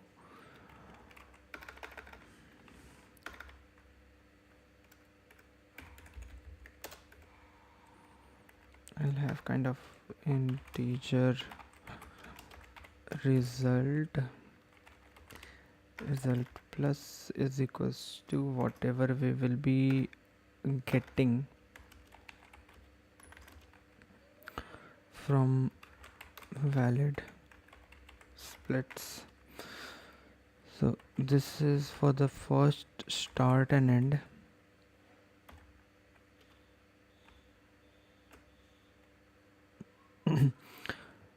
First array is start and end. Now this will be like the second array is start, right? I have this nums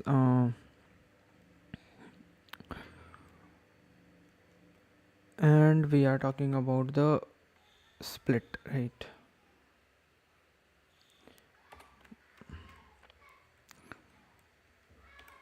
Okay, let us see if it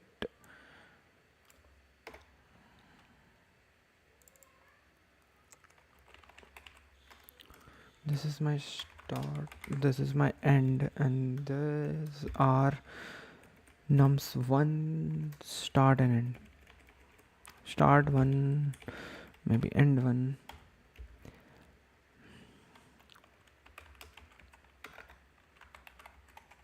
This is my start 2. I have this nums array and splits, total splits. I'll have to have a base case where I will be returning if it is possible or not. This should be something else also.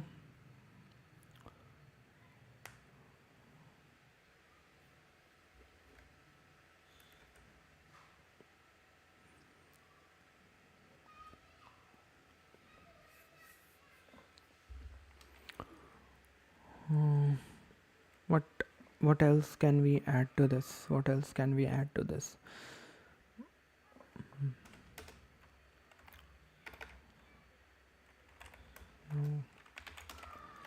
I will start from start to I'll go till nums dot size minus 1 plus I. Come on. Okay, so this is my split for the second.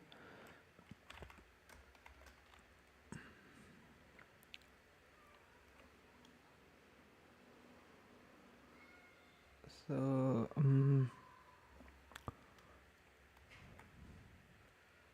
if this is the second split,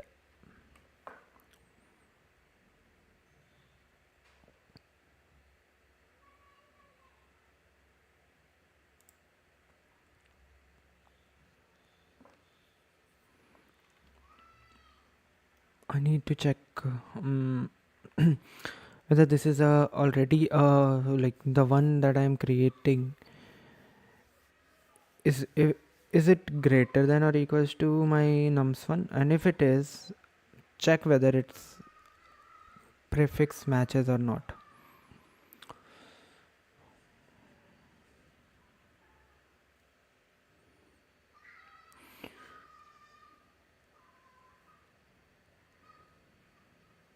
No. If it matches, I would say that yes, I already have been I already this condition has been satisfied. I do not want this to be satisfied again.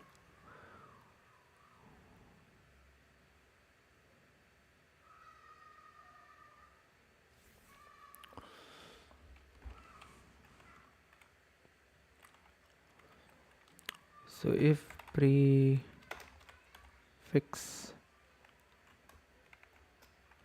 of start one comma end one, start one is like obviously going to be 0 only, so I may not even pass the start one.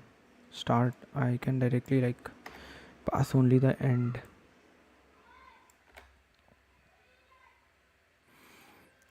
So start one will always be like 0 end one we need to pass, and I need to pass start 2 and I, and obviously the nums. If it says like true, if it has something, if the prefix matches, then we'll do something else, will not do something. So if suppose the prefix matches, what we will do is we will try to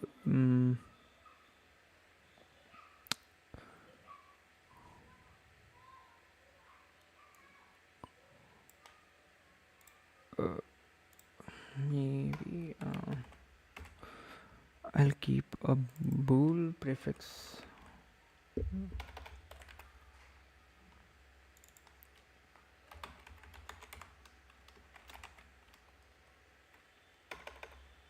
matched kind of.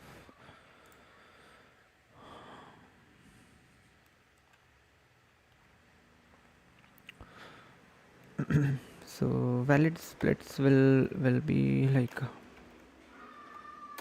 I'll have integer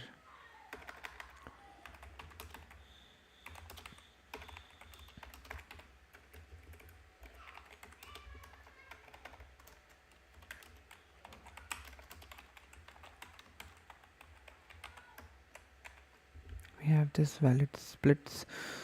End one will go as it is. I don't need to change the end one. Start kind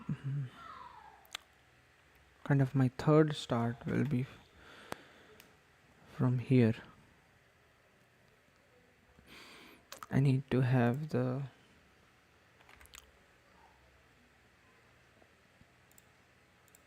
split also.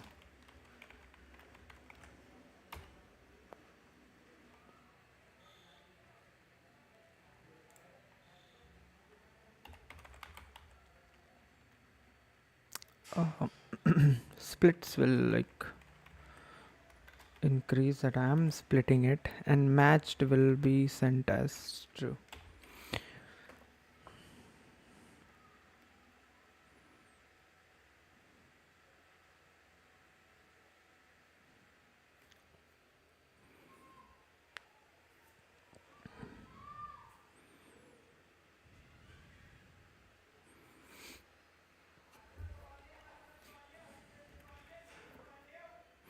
and if it is not, then result is equals to result plus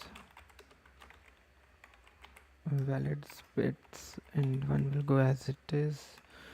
I'm splitting from here nums.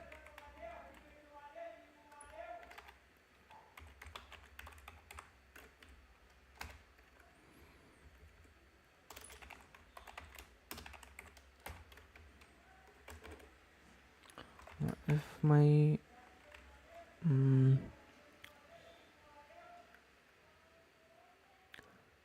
split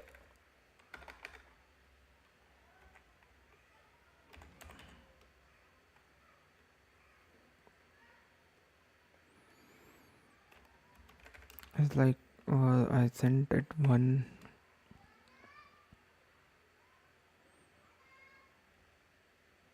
obviously I have reduced it so it will not go beyond it. So if a split is true 2, so there is one thing like if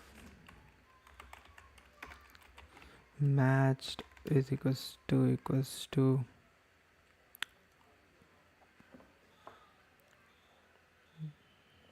true, I'll return 1.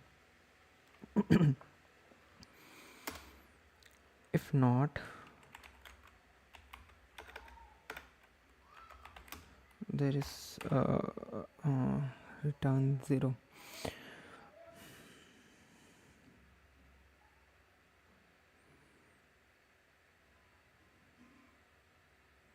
This will stop it from calling again, right?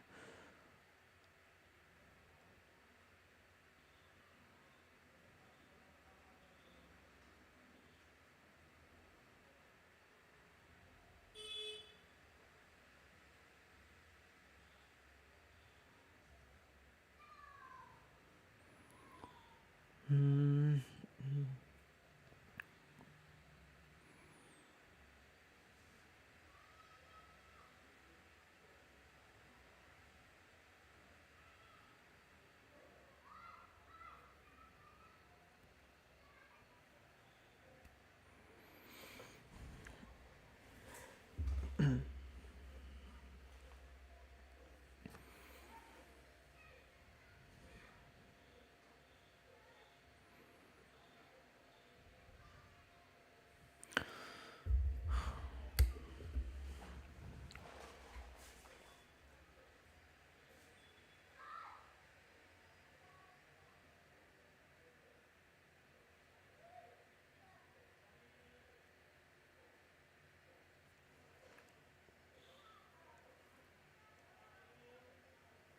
Mm.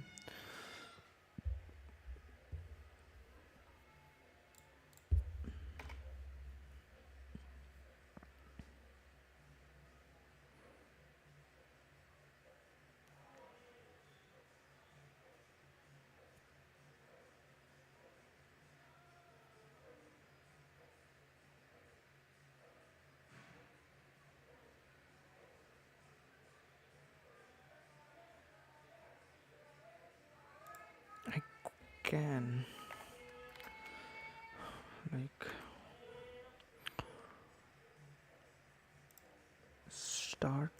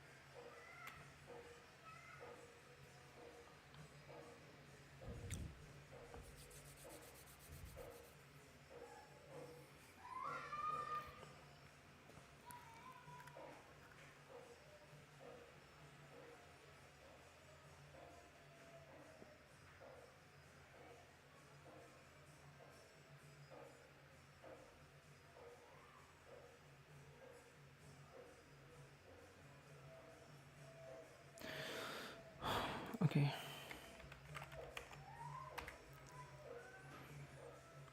This is my start, and my end is like,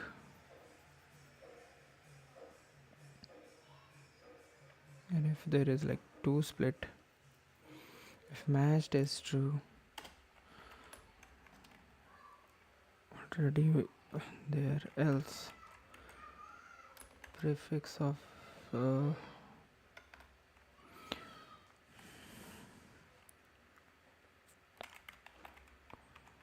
start 2 and 2.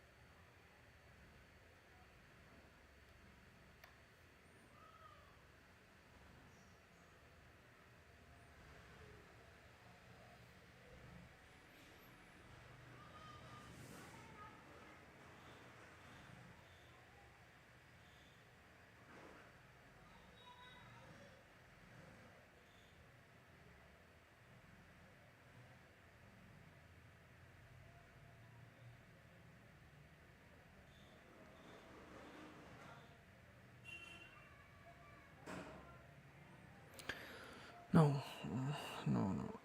This is not. This is not gonna work.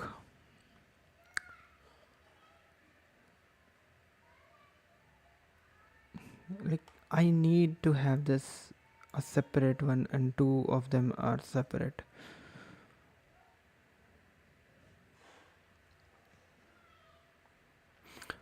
This is a separate thing. I'm just saying that this is the start and end for the second nums2. This is a start and end for nums2. If I'm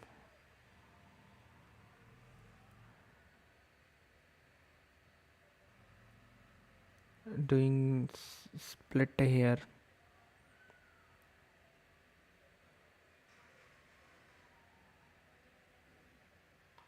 and if they are not like a pre-sum,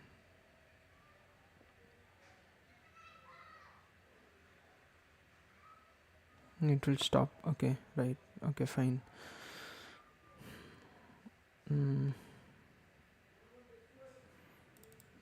Prefix calculation, 0 to end 1, start 2 till I. So start 2 end 2, and 2 plus 1 till nums dot size minus 1, and obviously nums will be passed. If we are getting this as true, we'll even return 1, else will return true to 0. Now we need to have a prefix of s1 and end1. दो रोटी चावल दोनों थोड़ी से बनवाइए, पर चावल rice थोड़ी से बनवाइए, हम मैंने अपने लिए तो खा लेते को जितना खाना.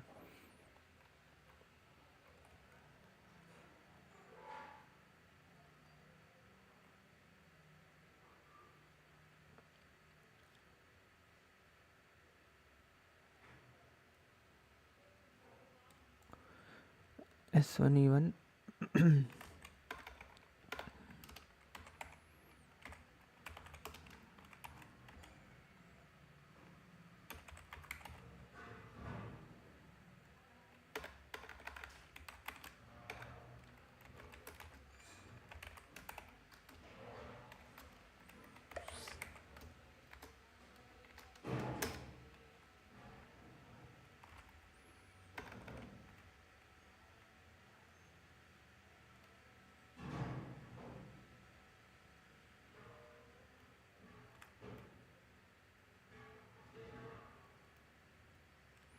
Now if first thing e1 minus s1 plus 1 is kind of greater than e2 minus h2 plus 1, I'll simply like return false.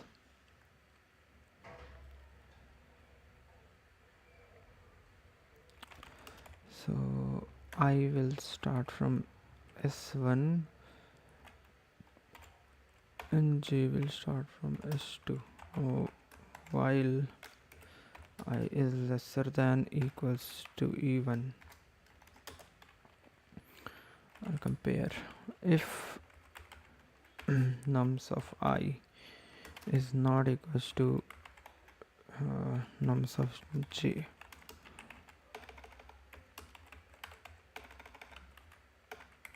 return false,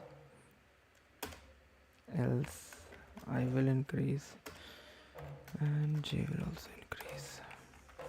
At the last will return true. I'm sorry about the background noise.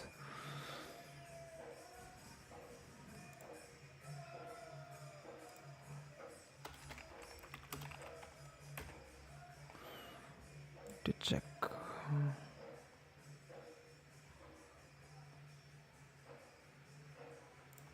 splits. Sorry.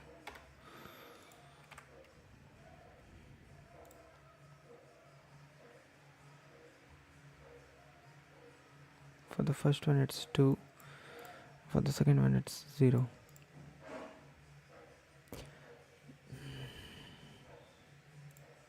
Now let's try on some other test cases also.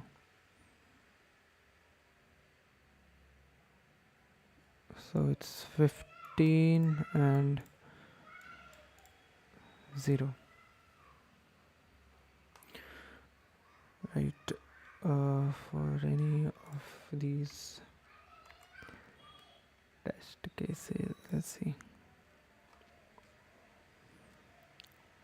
1 correct, comma 3 comma 3 comma.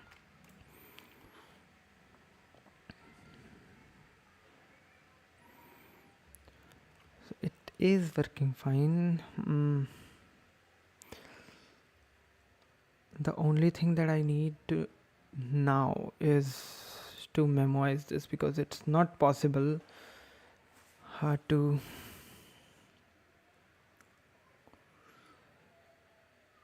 submit it because the constraints are really high. It's like 10 to the power 3, so I need to have something to memorize it. So end 1 is fixed, start 2 is also fixed, end 2 is like not fixed. Sorry, lots of background noise, I can't help it.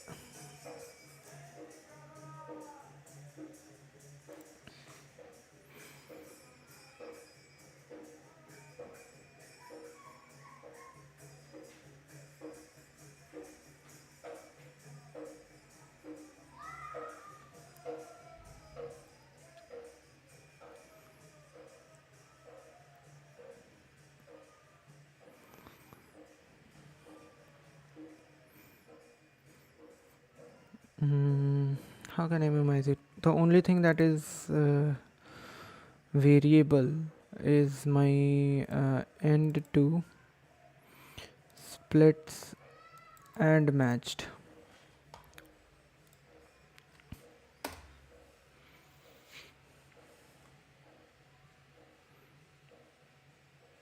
So let's see if I am able to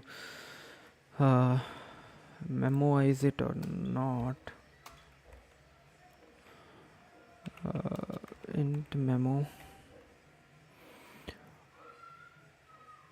memo what I should nums is like 10 to the power 3.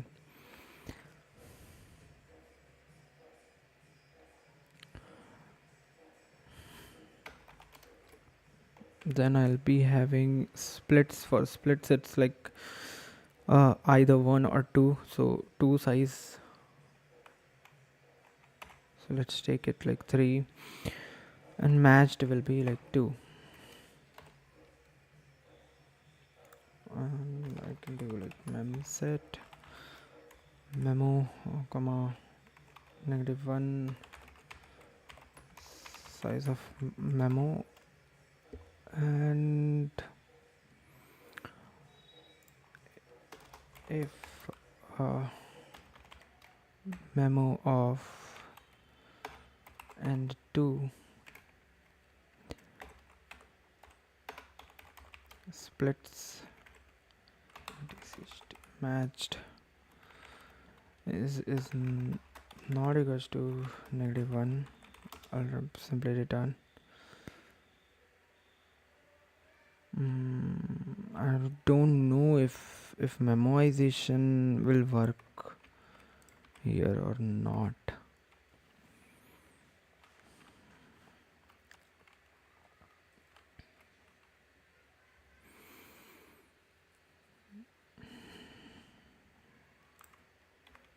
I'm a little bit skeptical about the memoization part. Compilation cannot bind a temporary of type int. What, where?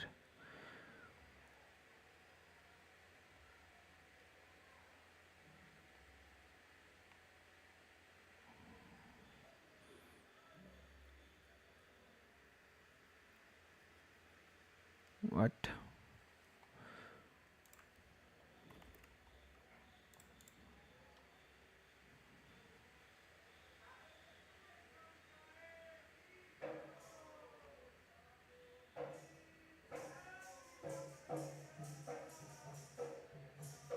Okay, okay.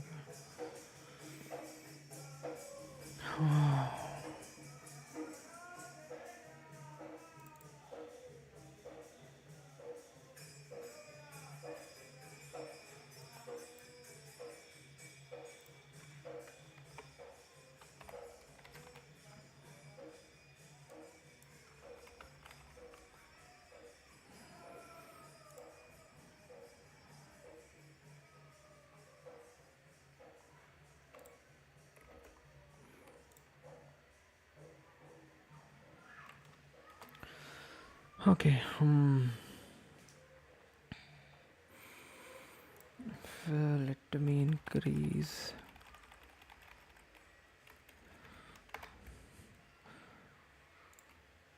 more. Let me copy this and paste.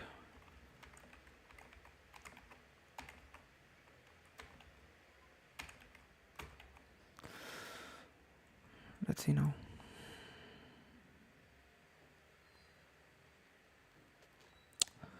3149. Okay.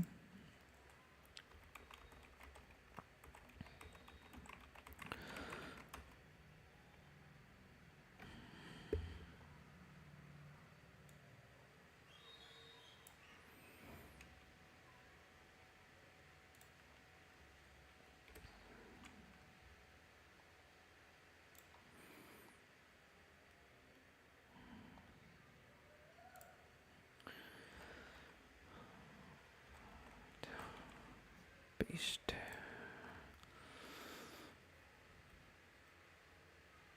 Okay. Runtime error. Why? Line 25. Okay. Let me.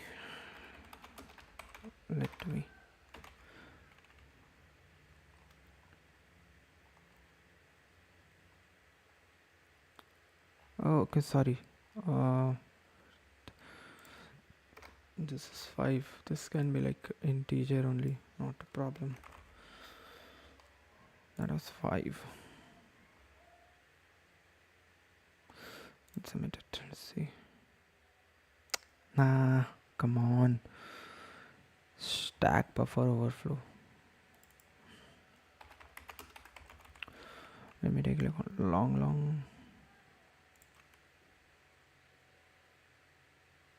What?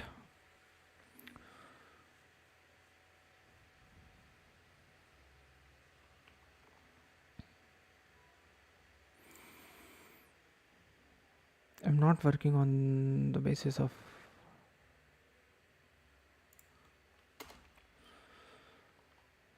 Mm,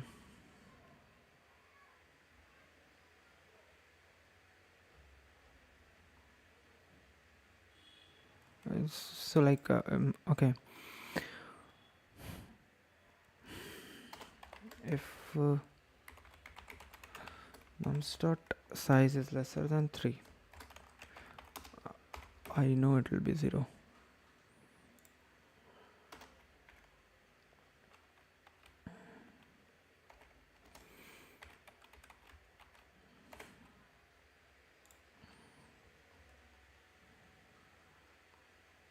Hmm.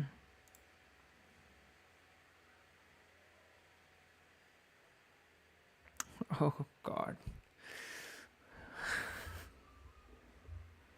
Time limit exceeded.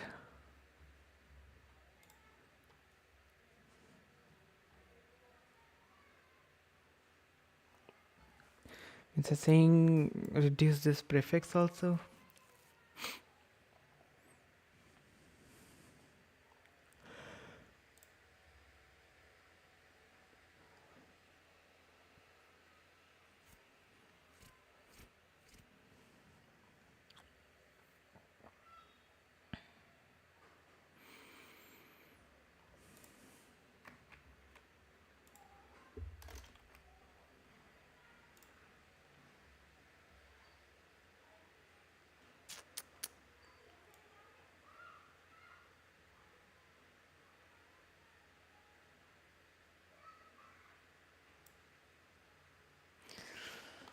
Ah, okay. Now memoization is also saying time limit exceeded.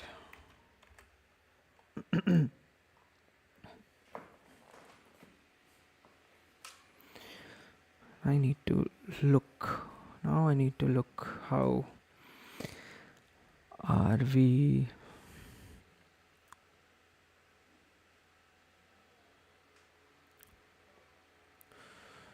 even reducing the time complexity.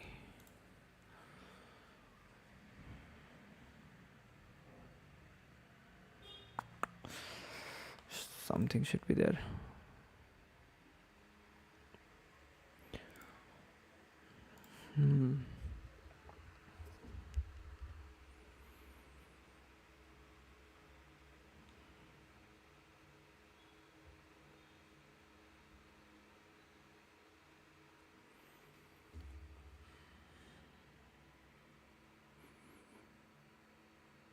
This is not a like prefix sum thing where I can like do it in constant time.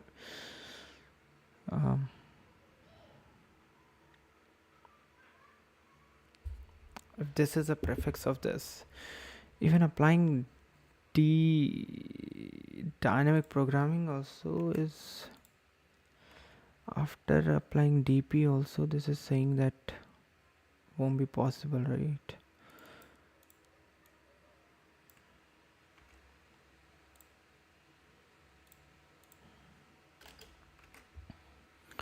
The rest is working correctly.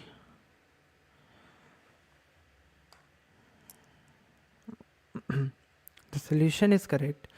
Whatever we are expecting is what we are getting from here. The only thing is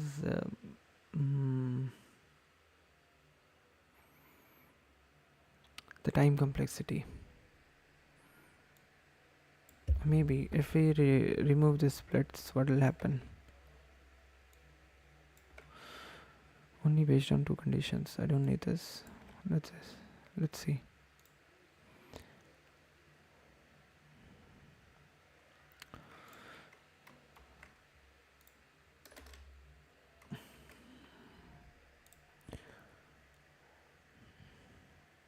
Will that even reduce the time? No. That is not going to reduce the time complexity. Because what are we doing is going and cube time complexity.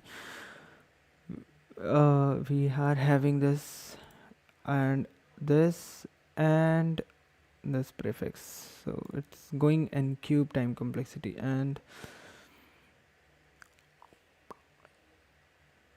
even I tried memoizing this. If I remove this memoization, what will happen?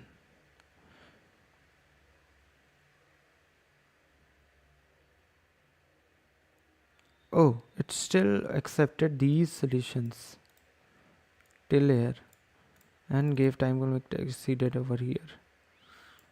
Is there like even we're handling the mm,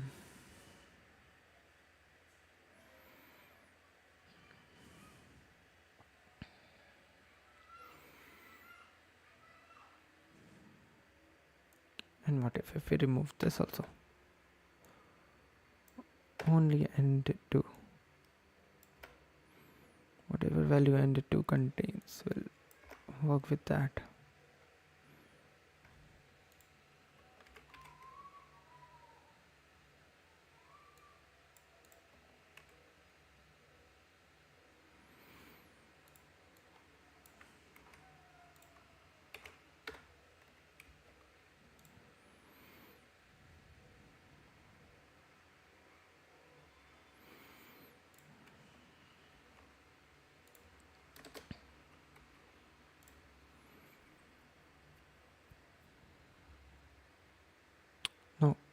Nope, nope.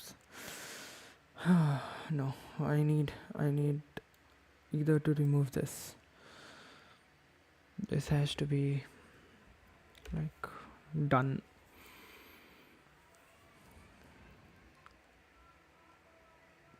on the go, on the flow.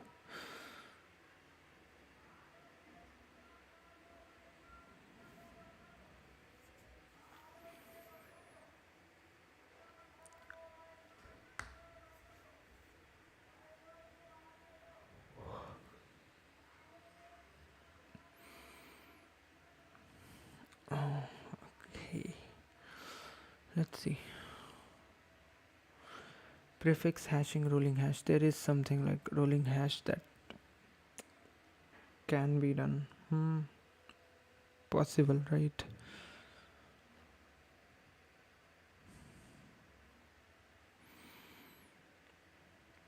Instead of doing this, we can like we can reduce this. How we can reduce this? We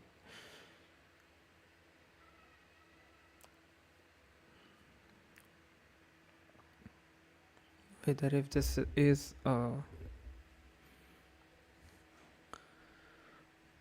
prefix or not, something prior calculation.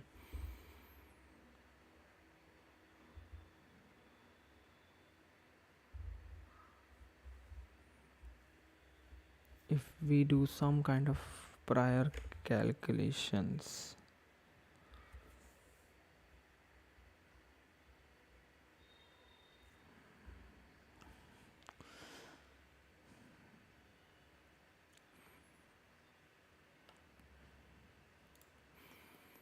so like this is my starting, this is my ending for this, and I plus 1 is the starting for the second array.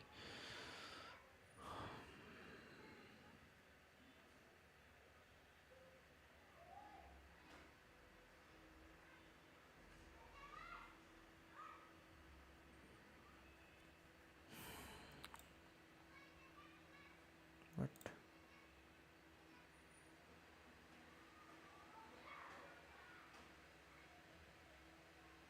oh my god, you are adding these ads also, lead code, seriously?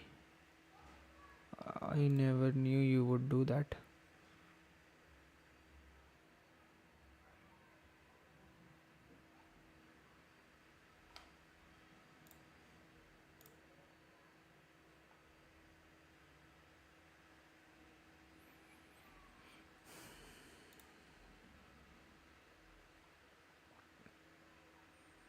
Compare hashes of two subarrays. If length 1 is greater.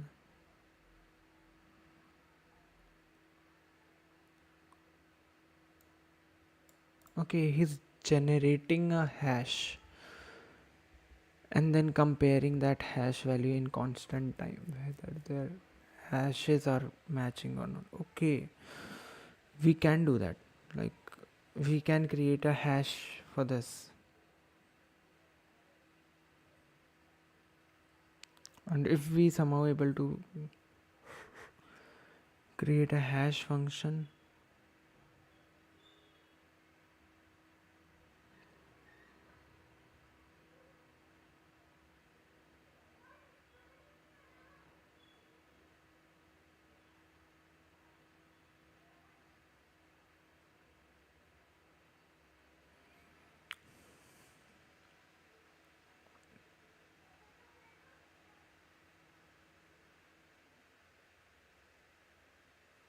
okay, so he's saying that first one is like from 0, it's fine. The second one starts from 1. That is what I did over here. The second one starts from, the first one is a, second one starts from I plus 1. So this is basically my recursive solution, and he is like, oh yeah, we could have done this in like, if I know that hashing is like can be done in constant time, we could have made it even easier.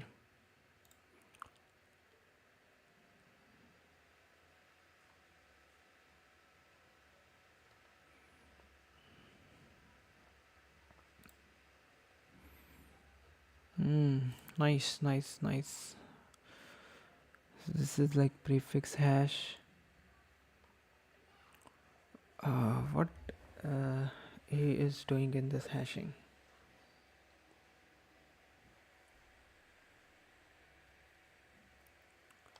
Let's see.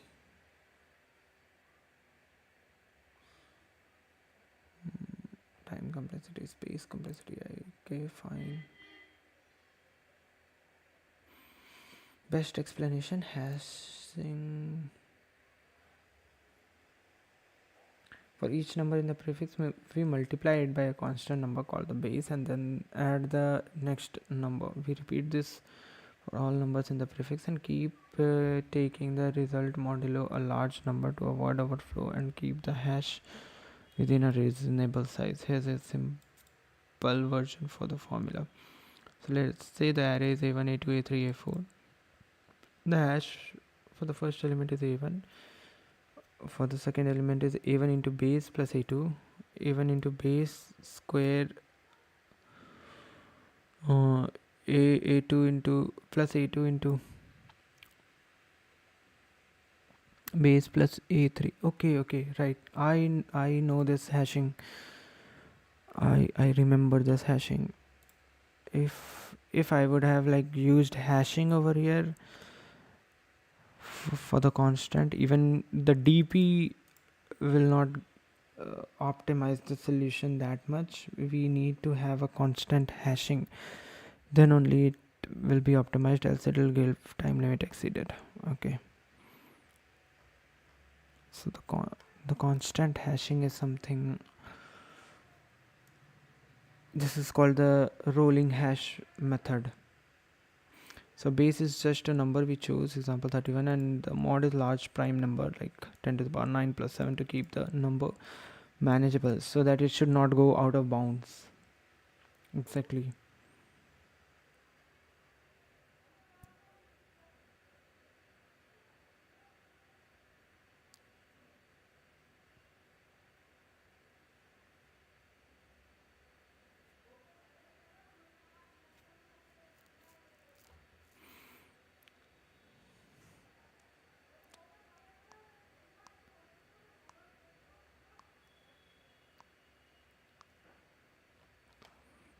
Okay, so his solution will be much more easier then.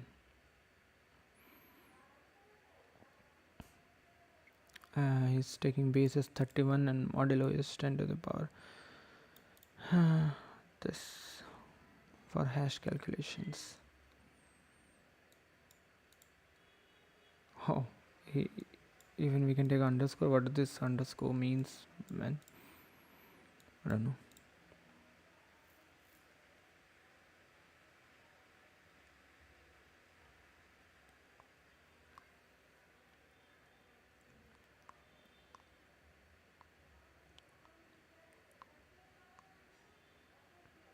curious. I've seen the number 31 appears in many places. Why we chose 31 here?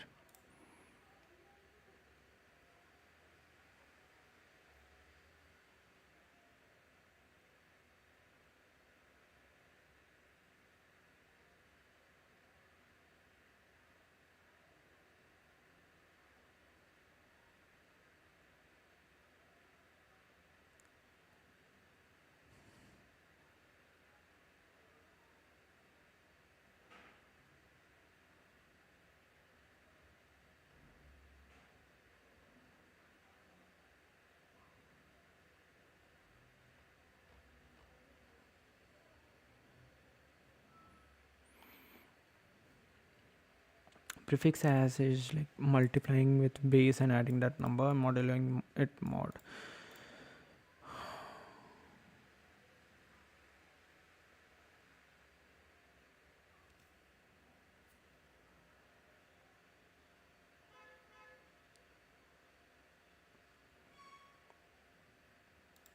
So if it is prefix hash, I would say like valid is true, if valid is not true, and if the next is a prefix hash, valid is true. And if it is like valid in any case, I'll increase the count. The only thing that here we needed to keep in our mind was the prefix hash, prefix logic, rolling hash.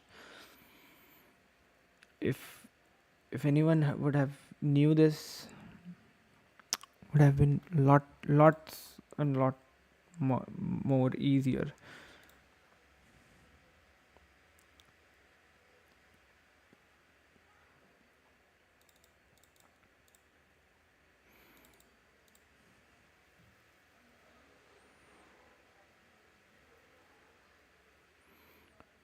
So this is prefix.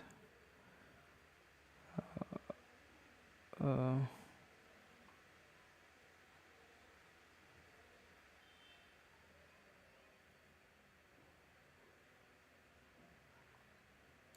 this is something prior calculation that he is doing,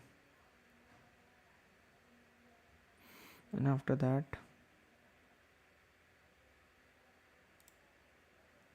he's doing what? Hash end 1 minus hash start 1 into power of length 1 modulo mod plus mod modulo mod. This is just to handle the overflow. And the hash 2 for the second one is like start 2 plus that much of length hash start 2 into power of length 1 modulo mod plus mod modulo mod. If they are matching, their hashes are matching,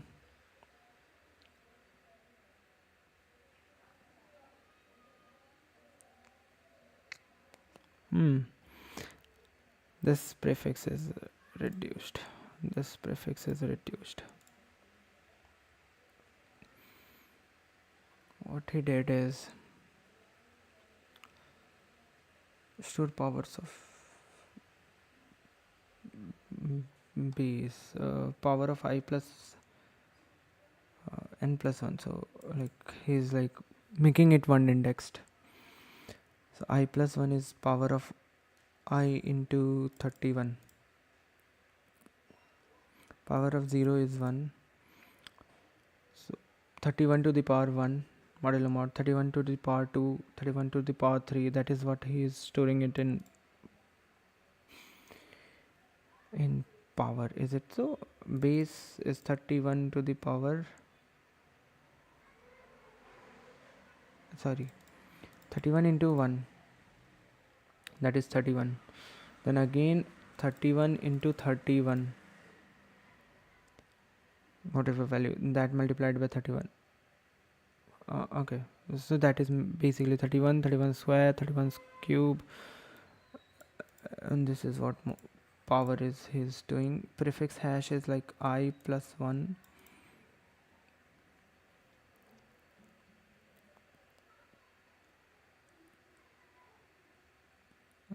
exactly the one based indexing prefix hash of I into 31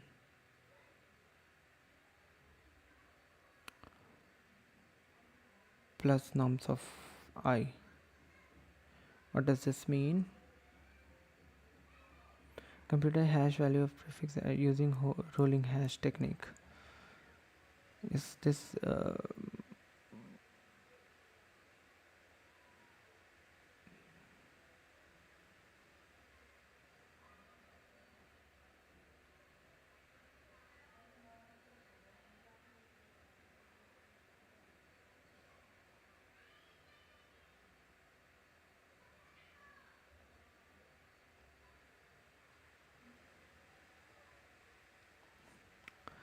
is like generating a prefix hash?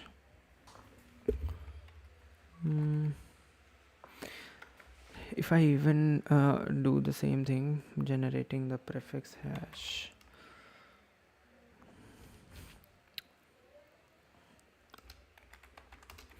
long prefix hash,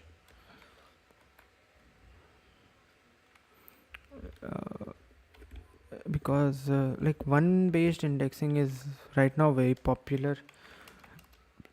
So it's always good to make it a one based index. That is like easier for me to calculate the answer. So vector, this is like a vector long prefix hash, and we have our power also. What is this power?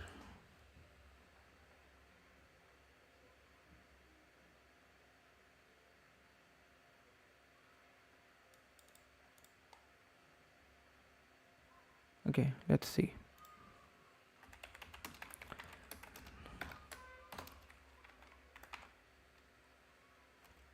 I did saw the video for this rolling hash, but I had never kind of implemented this exactly in the real situation.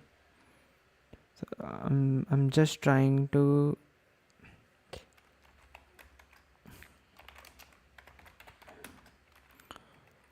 figure this out. So like I'll create a base variable.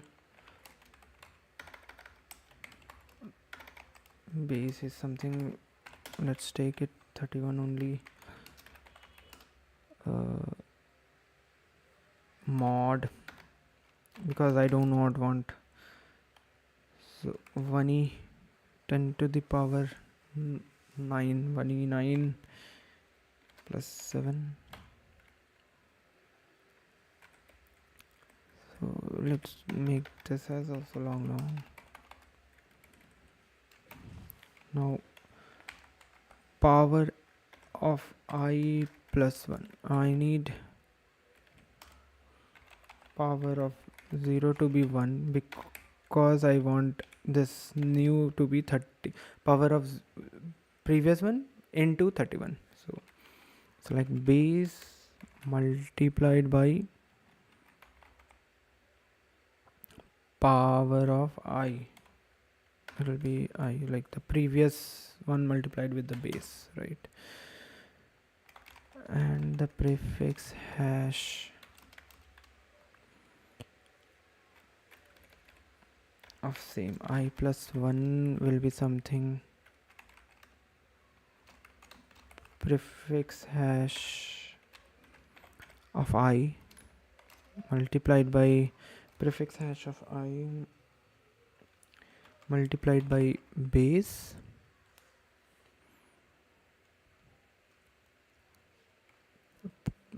whatever we had previously, that will be like everything will be multiplied by base again, so the powers will increase and the new number will be added, right? Exactly.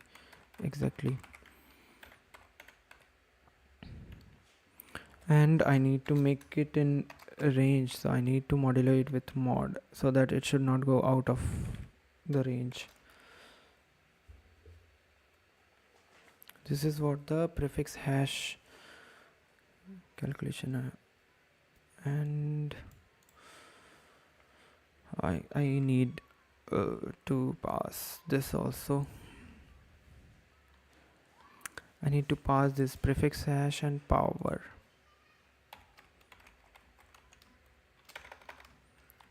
Prefix hash and pow function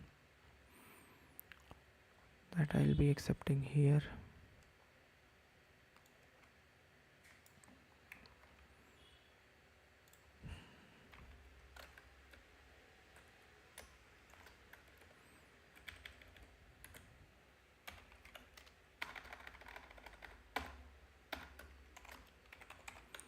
Ampersand pow, and the same thing will be called here, prefix hash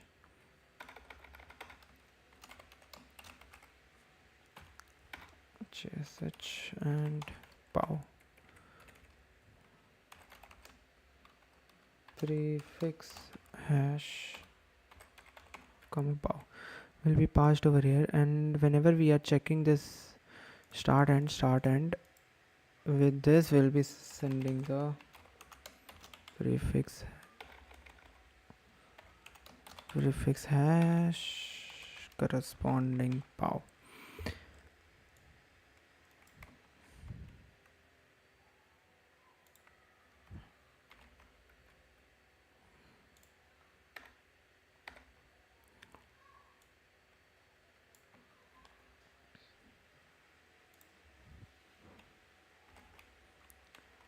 And now I do not want this. Okay, now I need to calculate the hash, and it will be like not that hard. So the length one will be e1 minus s1 plus 1, in length 2 will be e2 minus s2 plus 1. Now if like len 1 is greater than length 2, obviously will be returning false. I did already handled that. Now I need to create first hash. So the hash will be till here, whatever value we have, that will be like total hash. I need to remove start minus 1 hash from there. So whatever hash will be in between, that will be the remaining one.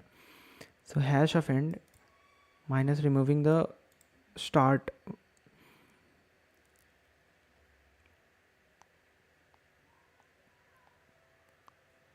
So hash of end 1 is like the total hash that we have for the end 1, and then hash of start 1. Now why we are doing like length 1,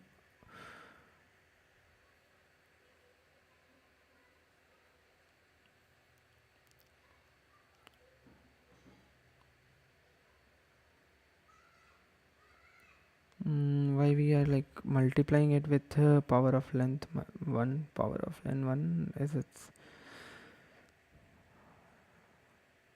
some specific reason. This is my start 1 and 1, start 2 and 2, right?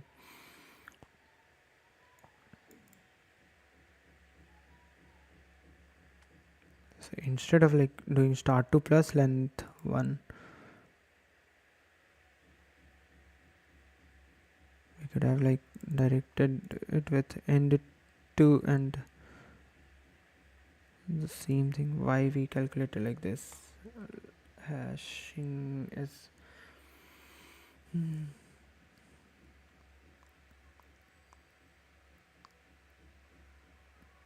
the only thing I need to know is this one.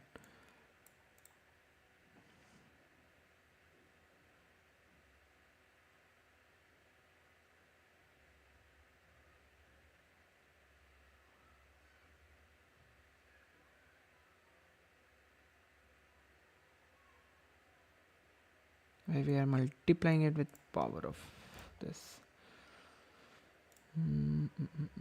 Where is this hash?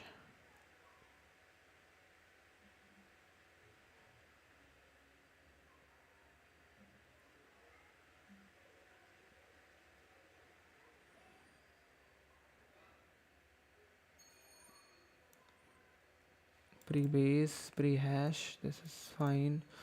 P-process is done. Every time he's like doing the comparison, get hash for start one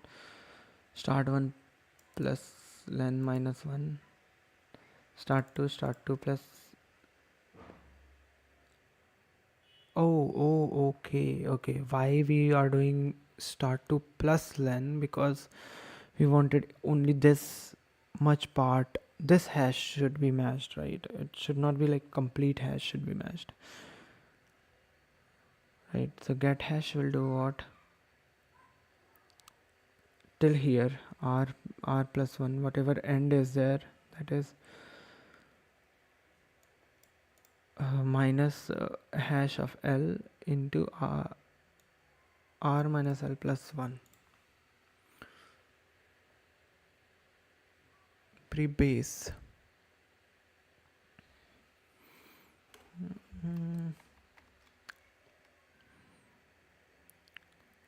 We have like 31 to the power 0, 31 to the power 1, 31 to the power 2, 31 to the power 3, and dot dot dot dot.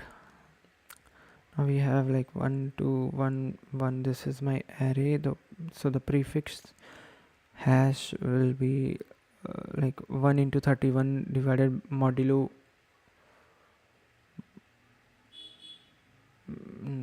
1 into 31 plus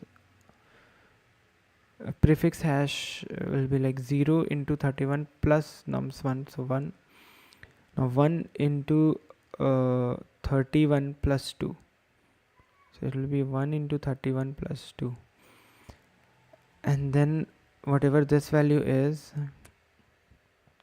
33 into 31 plus 1.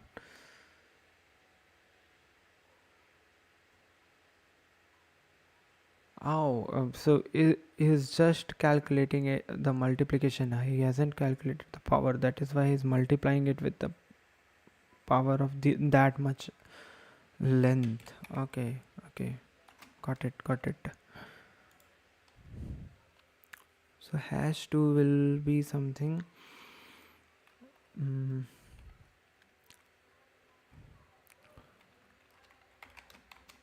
prefix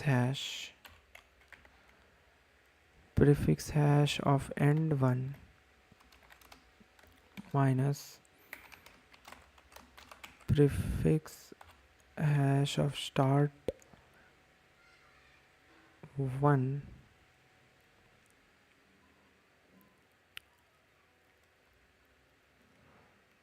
multiplied by power of len 1, and like total will be moduloed with mod, isn't it?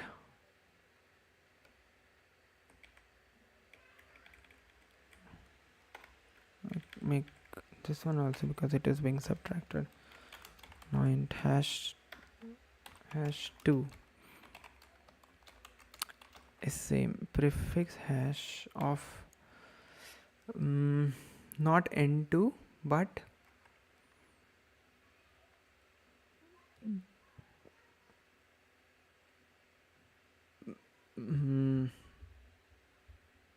start of 2 plus len 1 minus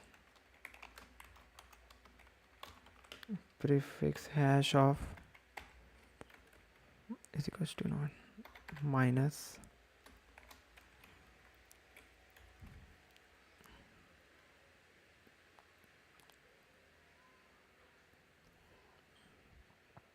I calculated a prefix hash of this total, and now again I'll be like removing the s2 prefix hash multiplied by power of len1 only.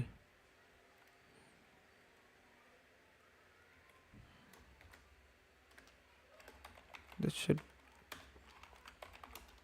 return hash1 is equals to hash2.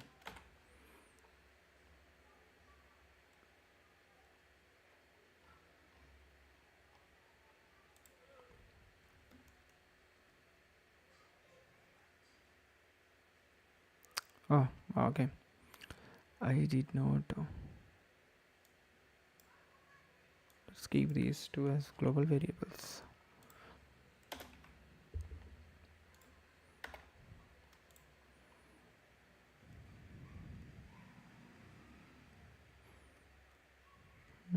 Is there anything wrong while calculating the hash? Start.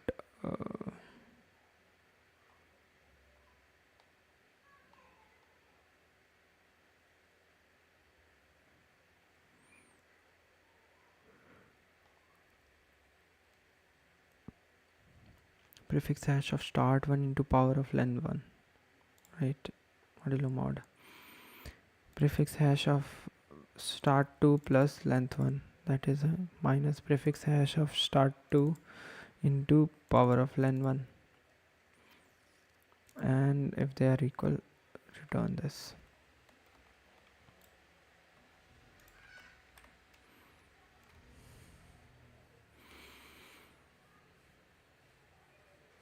This hash is something not returning me the correct answer. Pre-calculation should be correct, right? I am doing the pre-calculations correct. Probably I haven't added the mod here. Base modulo mod, that's fine. Power of I plus 1 is power of I into base, and prefix hash of I into base plus nums of I, right? Modulo mod, that is also I plus 1.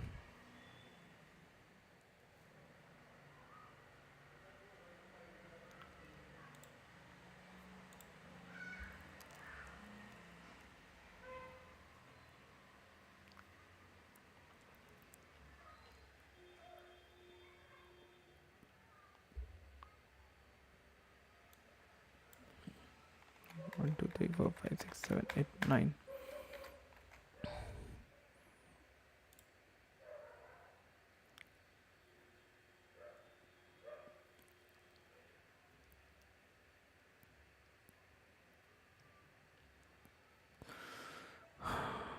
Now what is the issue?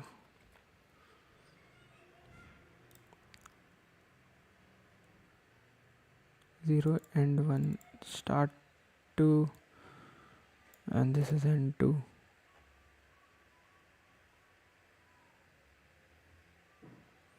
If length 1 is greater than length 2,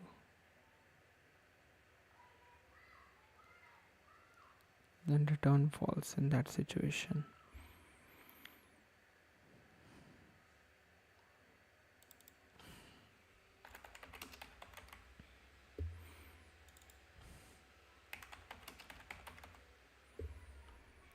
That should not be, because the hashing has not gone that big yet.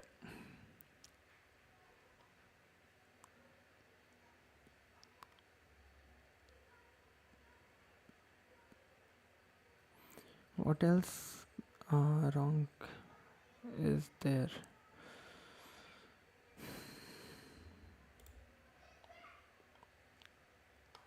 One E9 plus 7, this is what I did earlier. Power of 0 is equals to 1.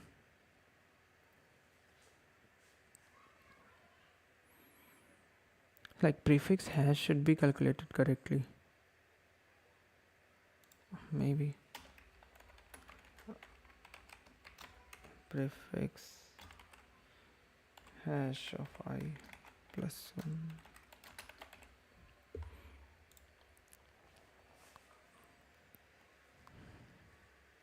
132, 132, 994, 308, 15.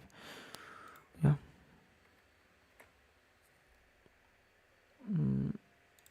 And power should also be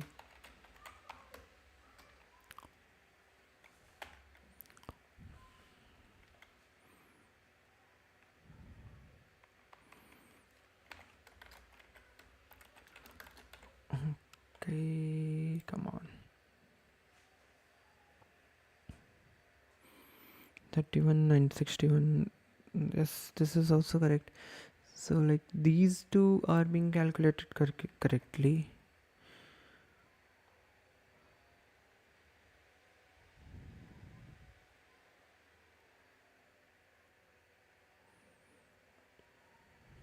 And 1 minus start 1 plus 1 and 2 minus start 2 plus 1.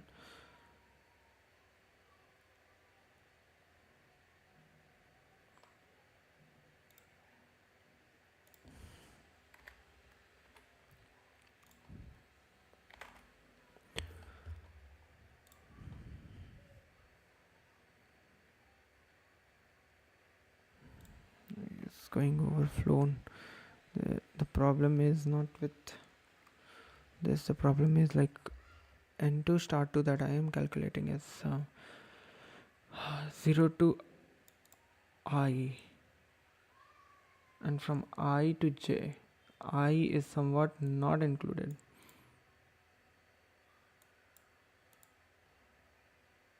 That's why his calculation is like that. Means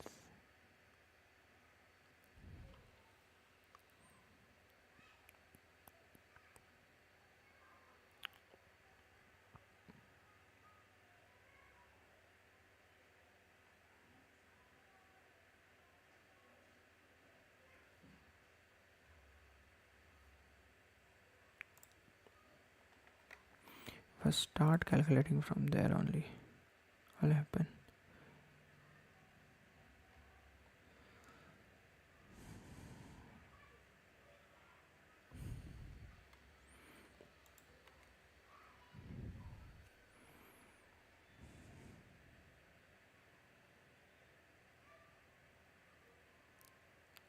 Like 0 to end 1.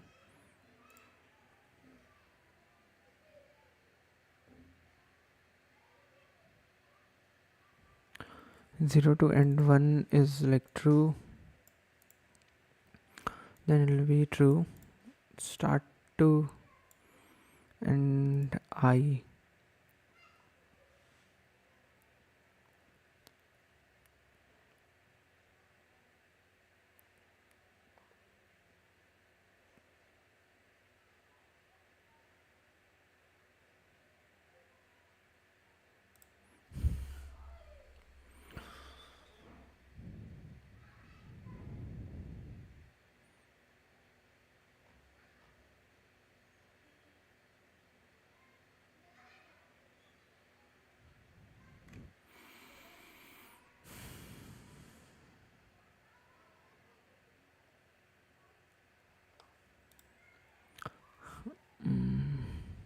Mm-hmm.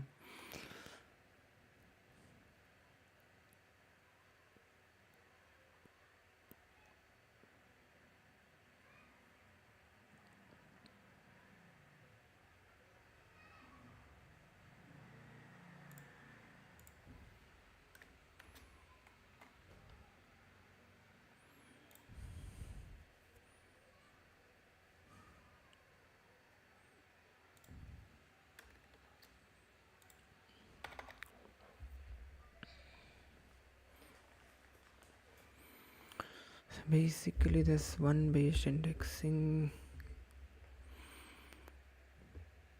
is where I'm getting.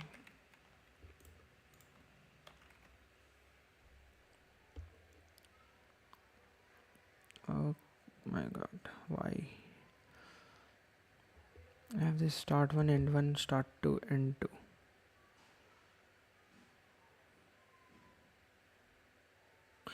These are the two things I need to calculate on.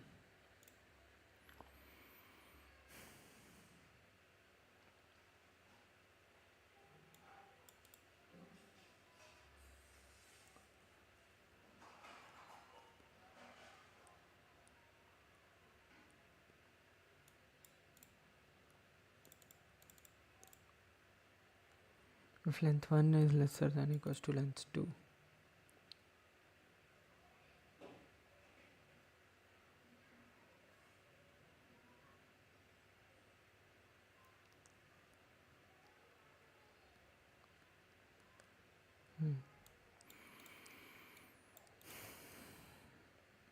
Compare norms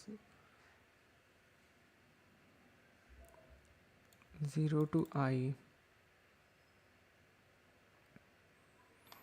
This is what I am doing, comparing from 0 to end 1.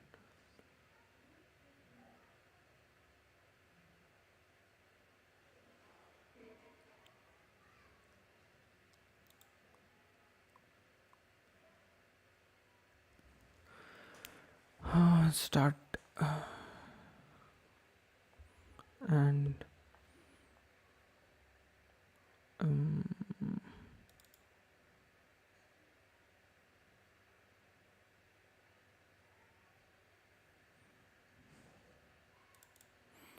this is like I plus 1 and I plus 1. This should not give me a wrong answer. I don't know why this hashing is something. Is it something I'm doing wrong?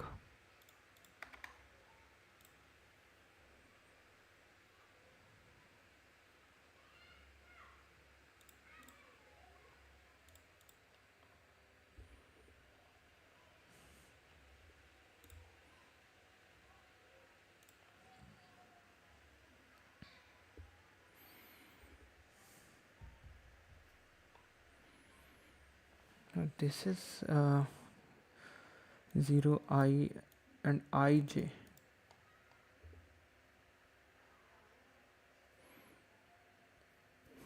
So 0 and 1 and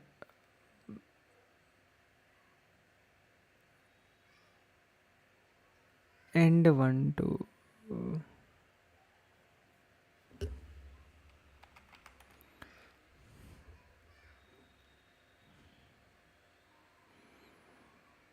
start 2 to end 2 and end 2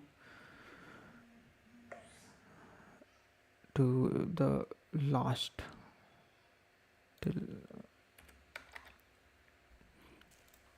n.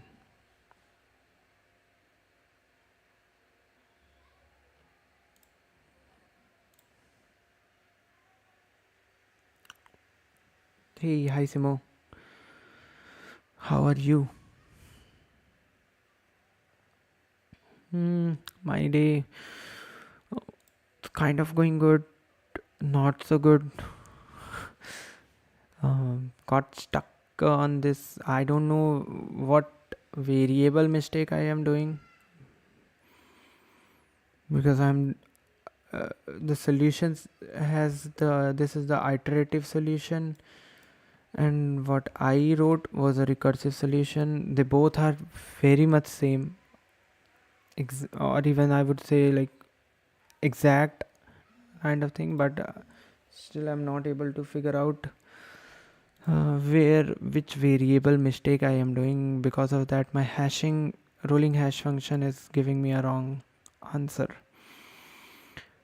So this is what I'm trying to figure out right now. What about you? How's your day going?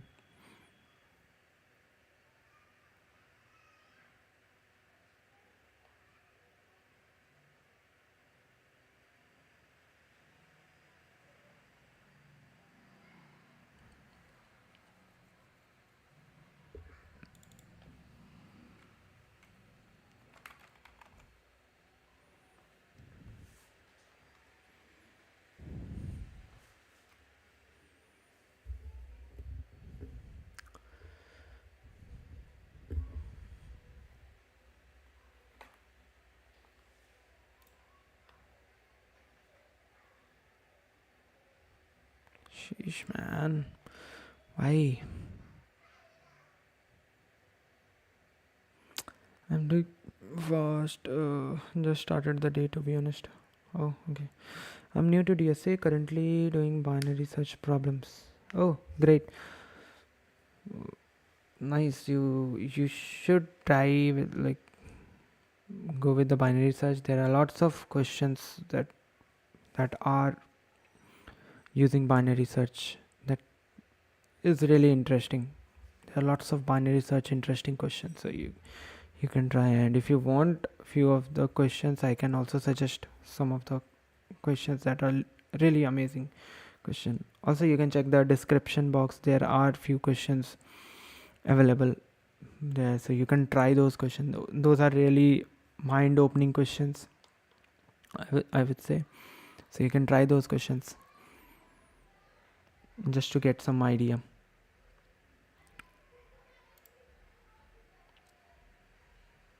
So are you a college student or something?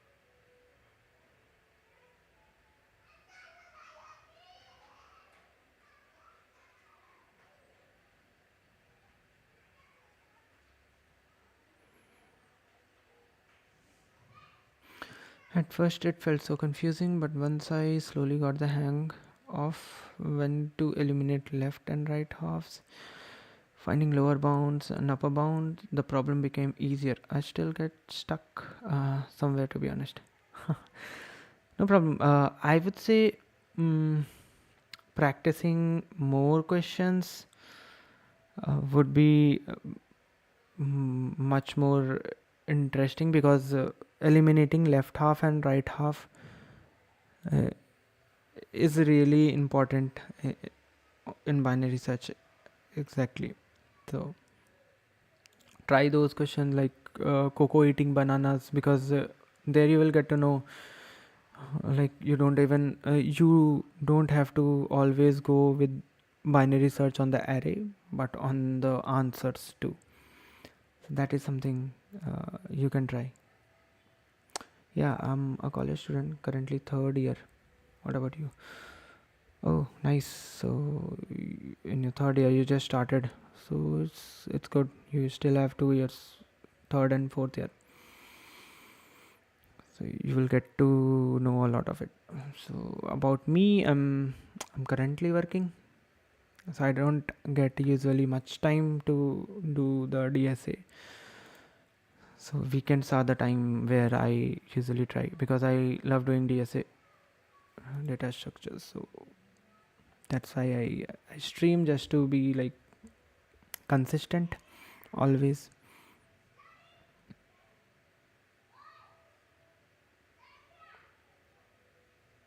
You can also like we can together solve many questions. So if you want, you can study your own thing, and then we can work it out.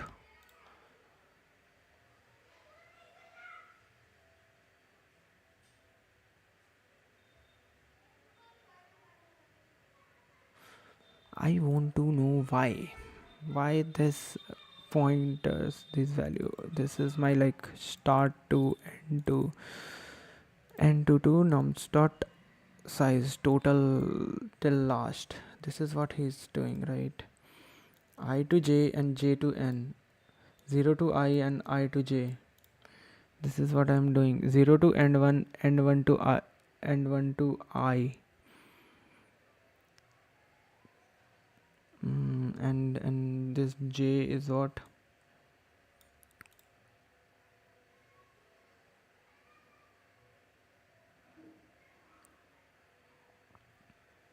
Should I do it I plus 1? Will that make any sense? Will that make sense?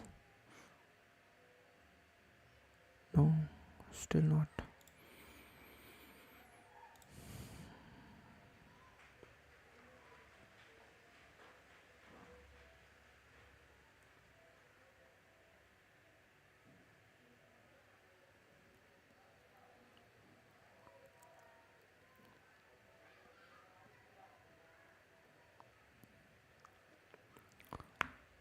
So this is my first end, which is okay. He's saying make your end. No, it will always be zero. Don't you think so? While it splits.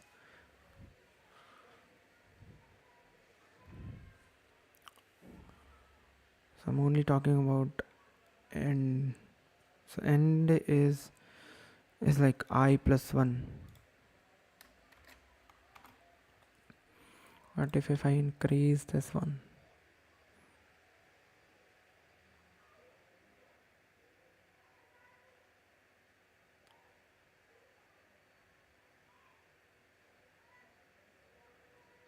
End cannot be bind. Okay. Let me do it here. If you don't want to bind it, let's find it this way.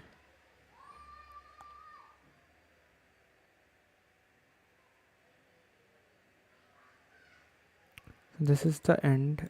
This is the start. Will always be I plus 1 only.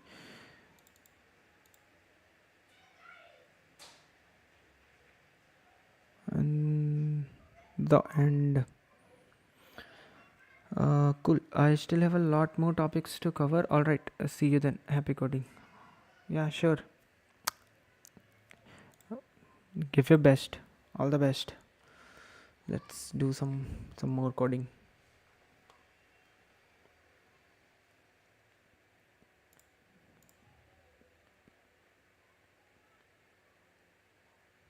I don't know where I am. Um,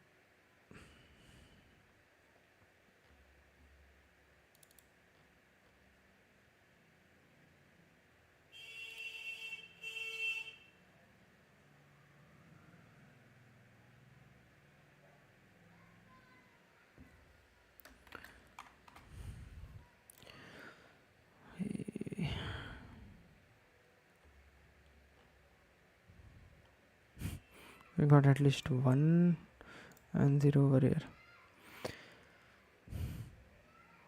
I started with like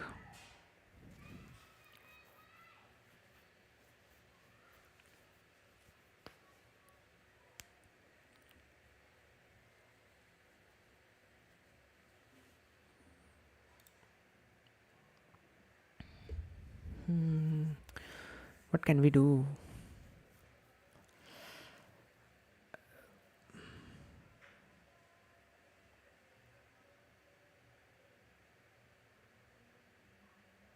So end one will always be like end one only. It will not change. Start 2.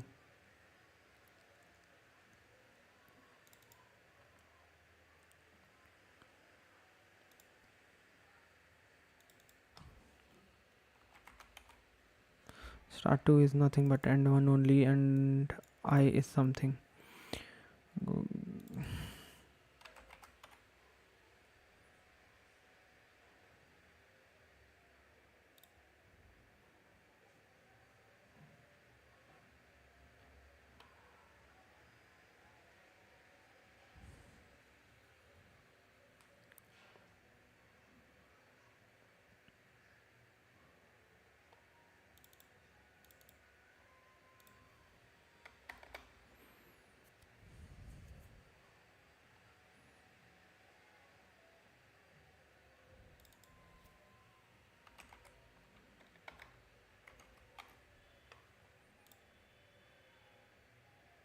No.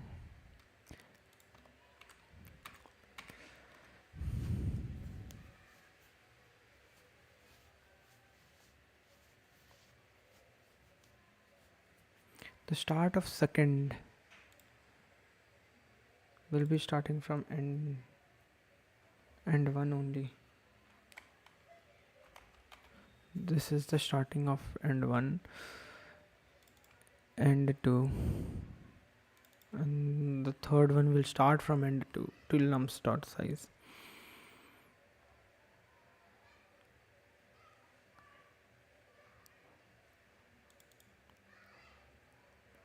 And this one should start from end 1. Now I don't need start.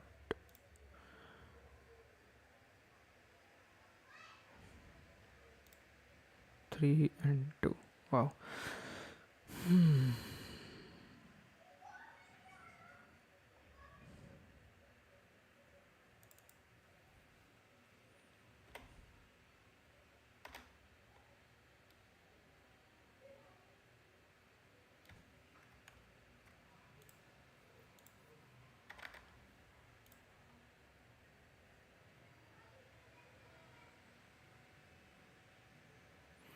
It's so confusing.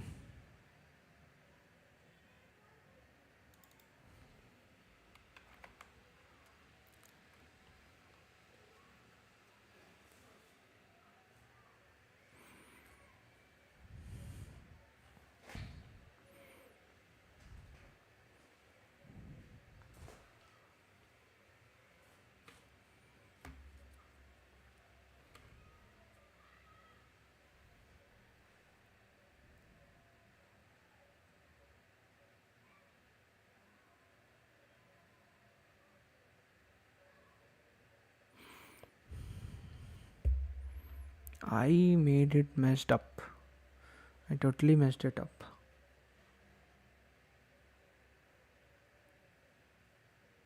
I know that.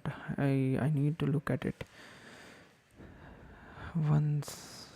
This is my like end is nothing but I plus 1, because this is, we are talking about one base index, so from 1 we are splitting. So the next start is what I'm considering from 1,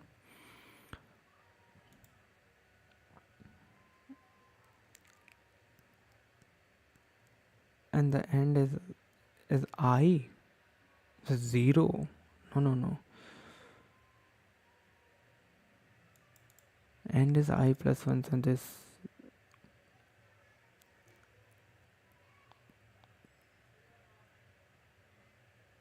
should be like, I'm considering this part.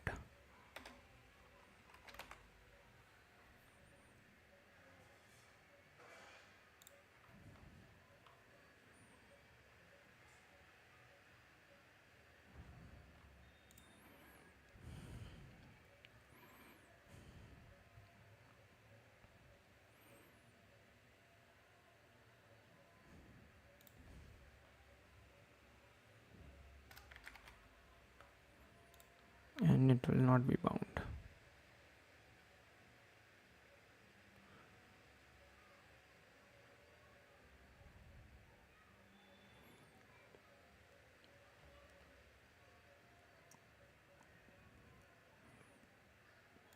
So from 0 to end 1 will always be there,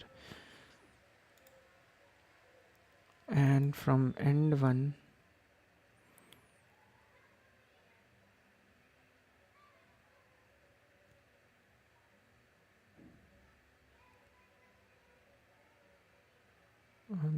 this for loop is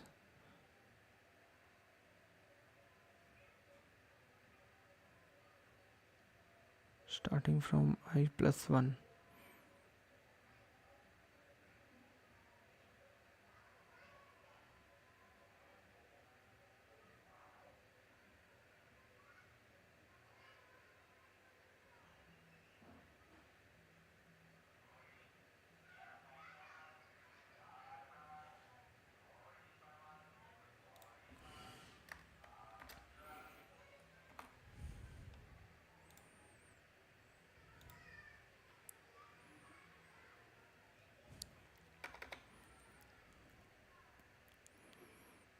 So 0 to end 1, and this is starting, I is starting from end plus and 1 plus 1.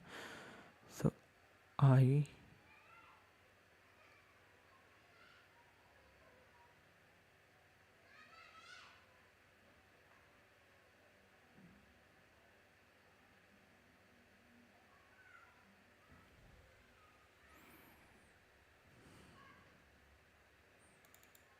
and then again n1 to I. For the second part is I is end1, so end1. J is my third parameter, that is I, n2, and n2 to norms dot size.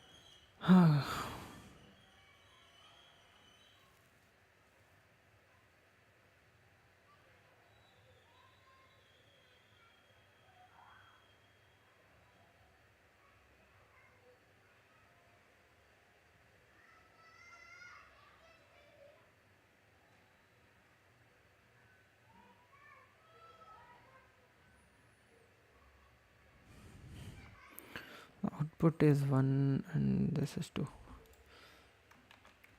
It should have given me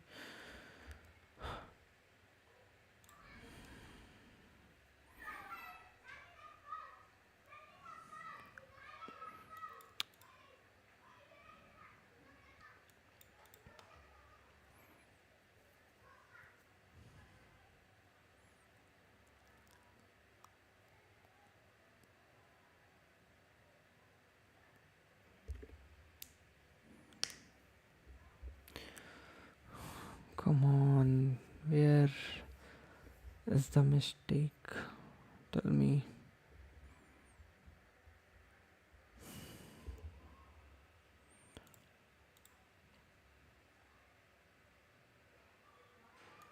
I don't even need this memoization for this now.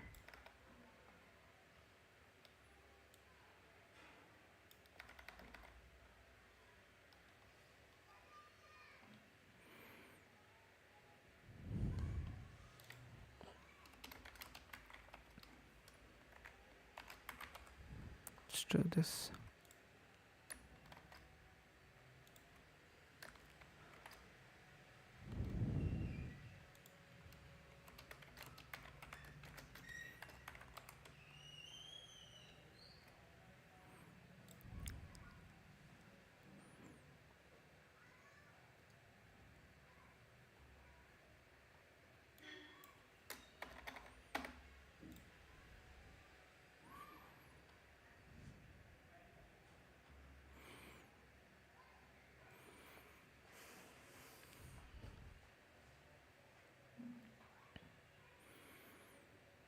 I don't know. This is so irritating.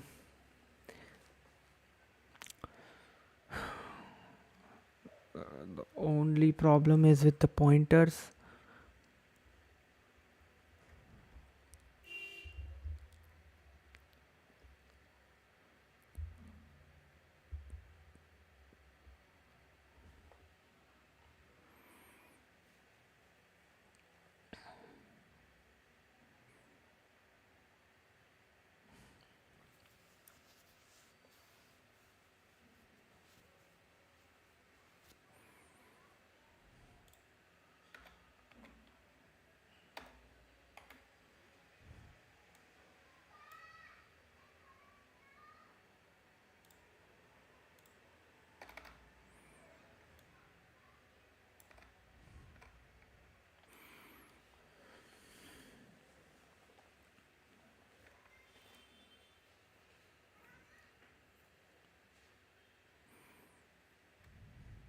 and plus 1.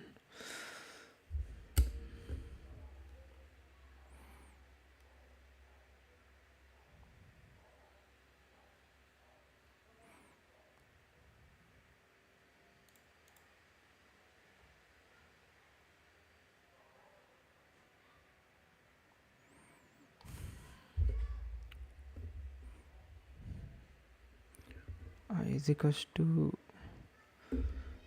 and 1 plus, so 1, it will go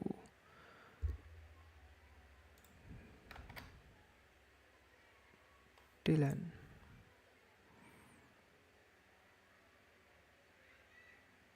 Oh shit. Oh my god. Oh my god.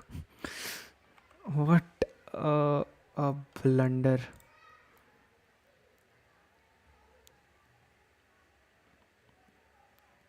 Mm-hmm. There's still one missing over here.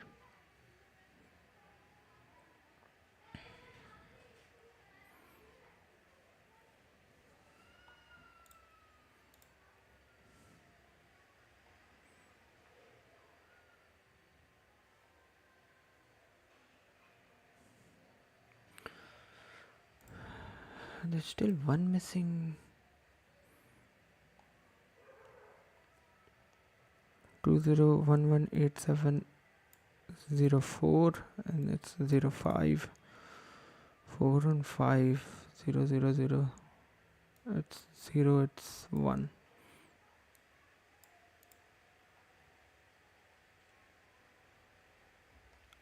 So okay, if this is the case, I should go till n minus 1.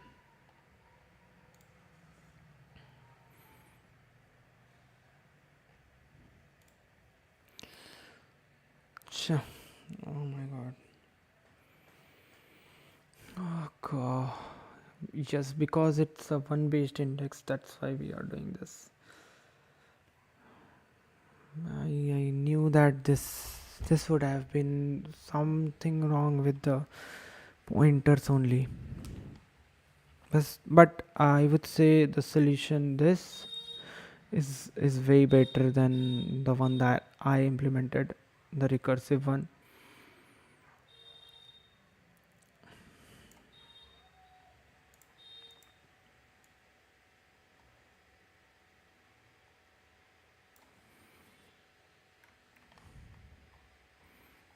I would like put this in the comments here. Like, I can say that this question was easier than the second one which I implemented and got accepted. Was this one was easier. The only thing was, if you know rolling hash, you would have been able to solve this. If you would have known rolling hash, I knew rolling hash, I never implemented it, uh, basically, to be true. So that is the reason it didn't came in my mind that we can use the rolling hash. That will give me like one time complexity to find whether this prefix is matching to that prefix or not. So now I got to know something new. So it's nice. Good. So okay, we'll take a 10 minutes of break, and after that we'll start again with some new. I'm not sure if I'll go with the hard one or not, because I've already, my mind is like broken with these questions. So trying this hard level, only 58 were accepted, so maybe I'll try some other hard level question, the one which is like a little easier side, and then we'll jump to next. Okay, so I'll be back in 10 minutes. Don't go anywhere, and then we'll continue. Okay, see you in 10 minutes.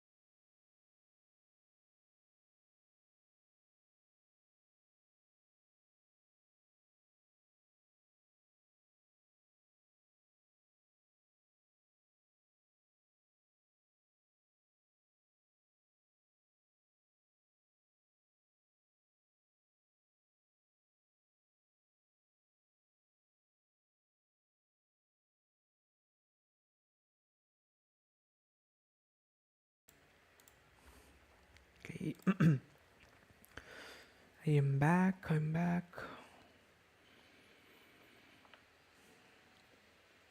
Just a second.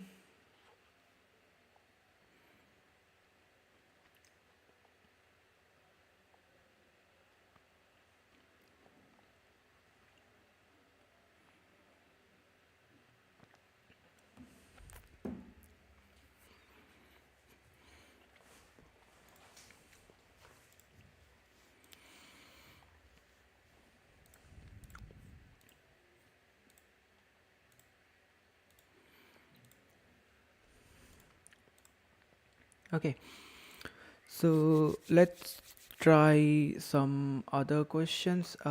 Maybe A is code daily. Let's try CP.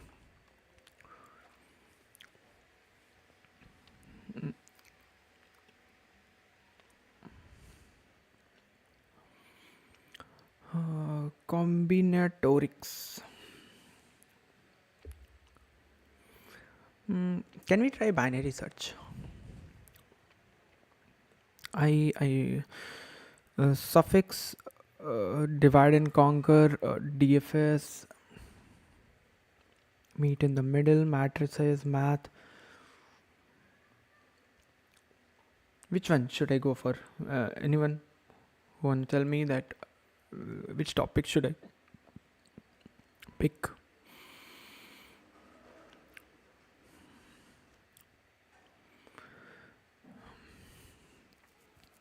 I don't know. I feel like this combinatorics is like a harder for me. It is like the on the harder side. So 1400 only has like one question of combinatorics.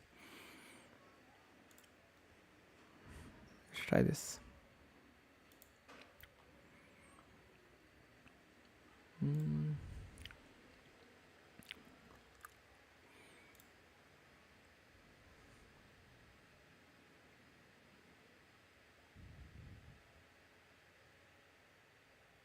What? Enter, what does that mean? Yes, exactly.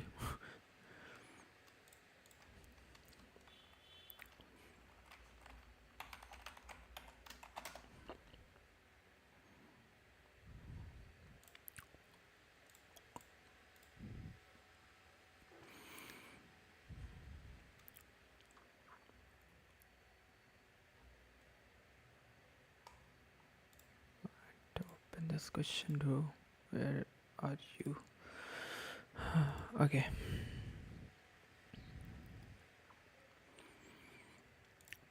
Let's see what this combinatorics holds. Sequence of n non-negative. What is exactly combinatorics is something that I really don't know exactly. Maybe I'll have to like go for more questions, combinatorics questions, and then I'll be able to know what exactly is.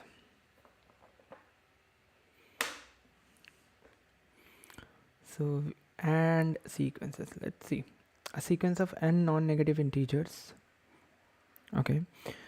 Where n is greater than equals to 2, a1, a2, an is called good if for all I from 1 to n minus 1 the following condition holds true.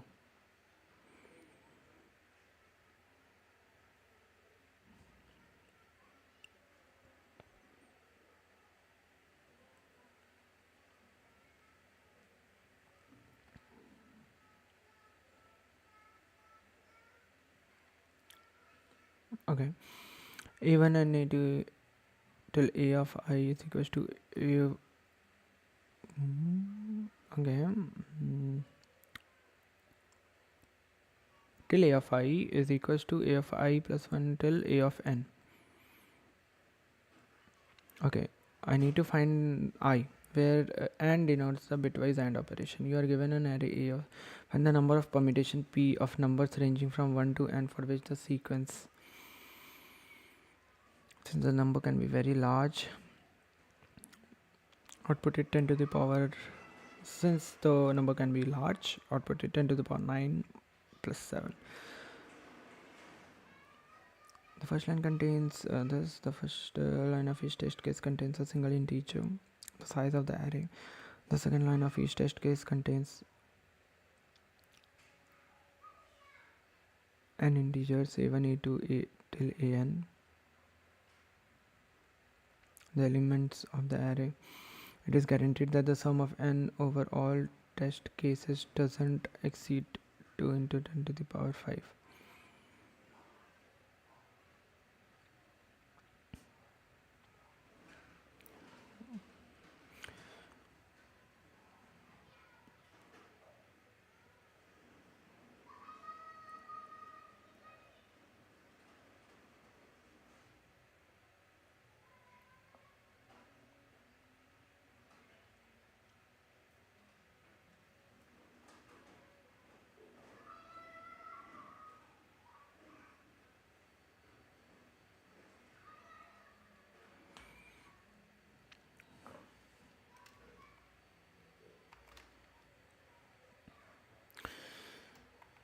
It is the second line of each test case contains n integers a1 to an, the elements of the array. Let's see.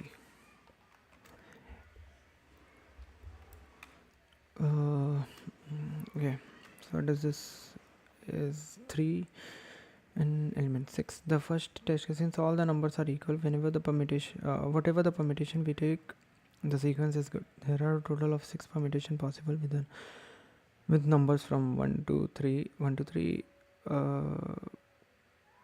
1, 3 to. In the second test case, it can be proved that no permutation exists, which the sequence is good. I didn't get it. A sequence of n non-negative integer is called good if for all I from 1 to n minus 1 the following conditions hold true.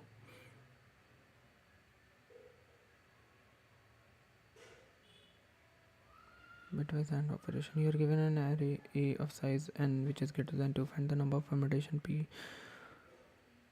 from 1 to n for which the sequence AP1, AP2, APN is good. Since the number can be large, output it. I'm not getting the exact question. Let me see this again.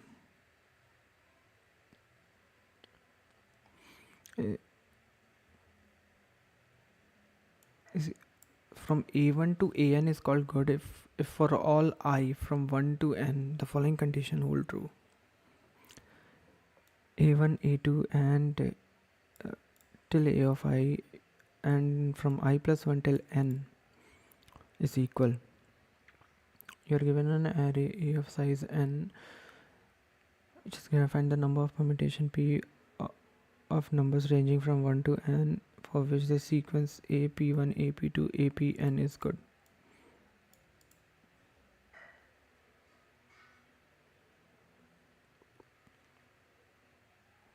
Since this number can be large, output it modulo 10 to the power 9 plus 7.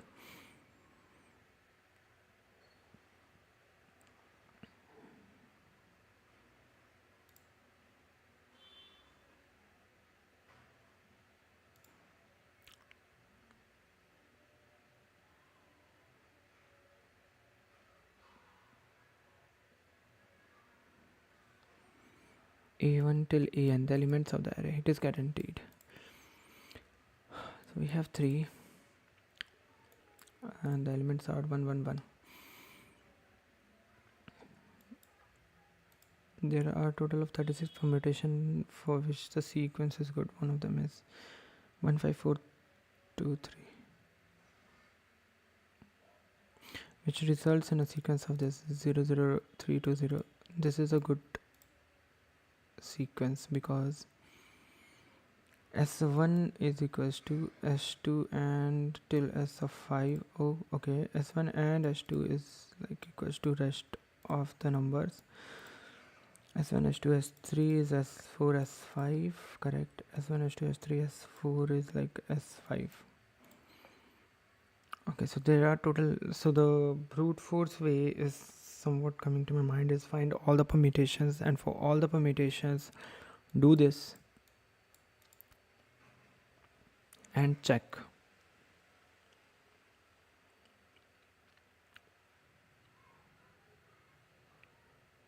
Right, so that is like a total brute force, finding total permutations of everything. mm.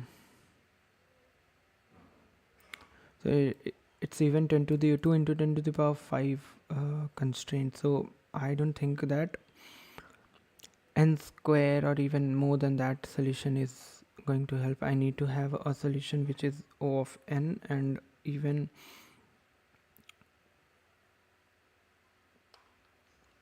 n log n can be possible, but n log n, is there anything that is coming to n log n? No.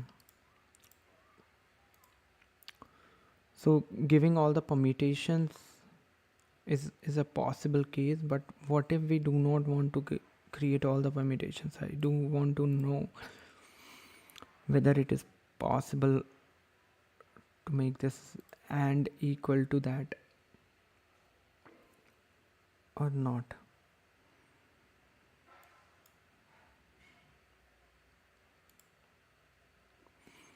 So for 1351 we can have like all the permutations, but which one is going to be the correct one is the thing that I want to know. What all are correct one? Finding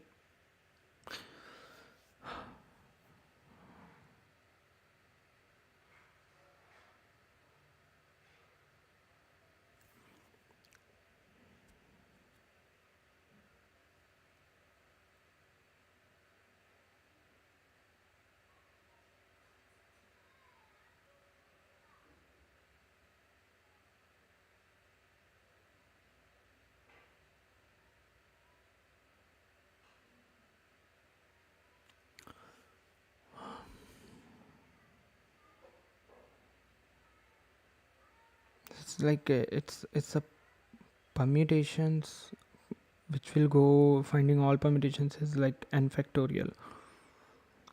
It's a factorial solution which I don't want. I don't want a factorial solution. I want something simpler than that.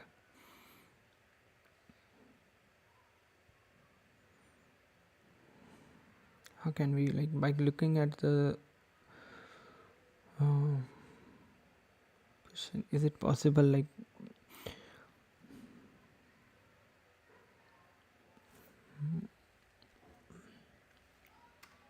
let's see what are the things that, like, if we take this 0 2 0 3 0,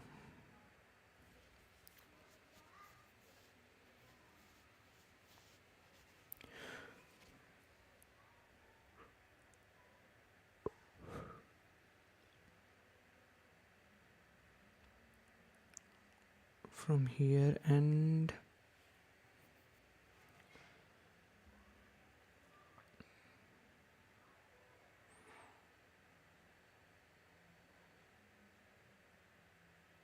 even if we sort the solution, sorting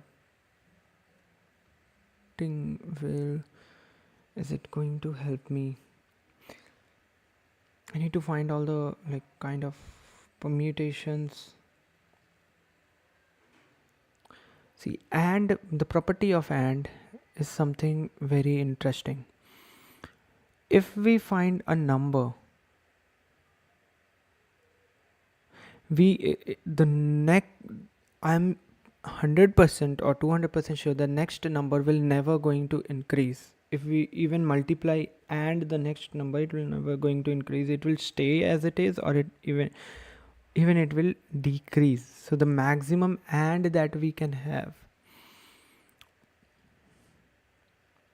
of all the numbers is going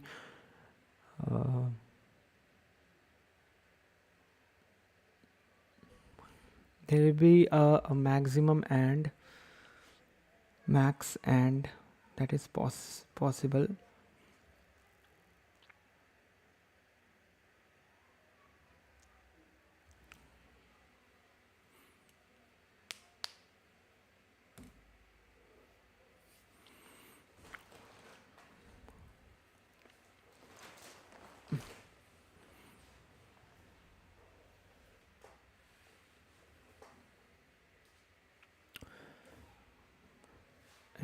I somehow limit my and,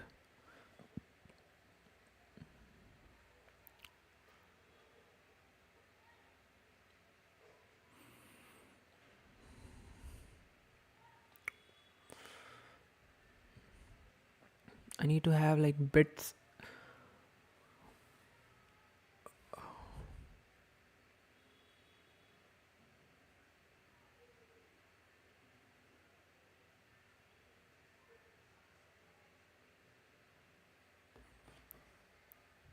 Okay, okay, I can see something.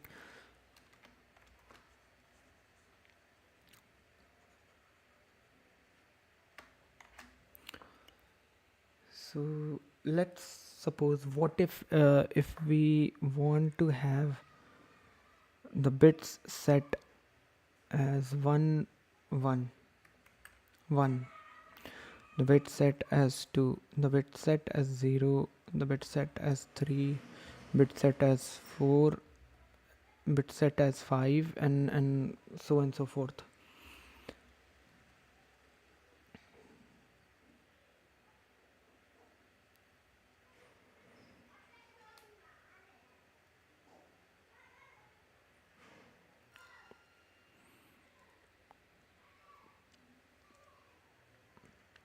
So I need bit set to be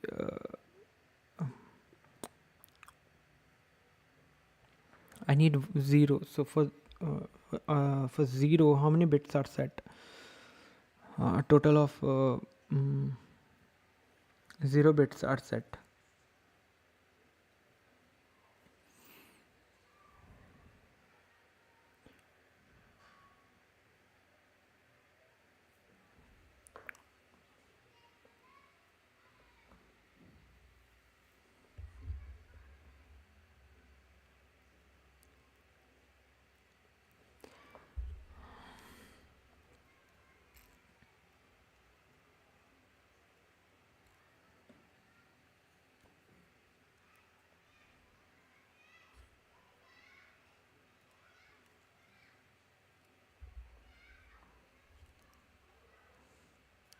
I need to know. Okay, right, right. So if I take this as an example, for now, let us suppose 1351 is my number. We have like 00000. I want this bit to be set. If this bit is set, what is the number that I want? 1. So all the numbers uh, should have first bit as if I'm setting this bit as 1, I want all the numbers to have this bit set, right? Is this number has this bit set? Yes. Is this number has a as this bit set? Yes.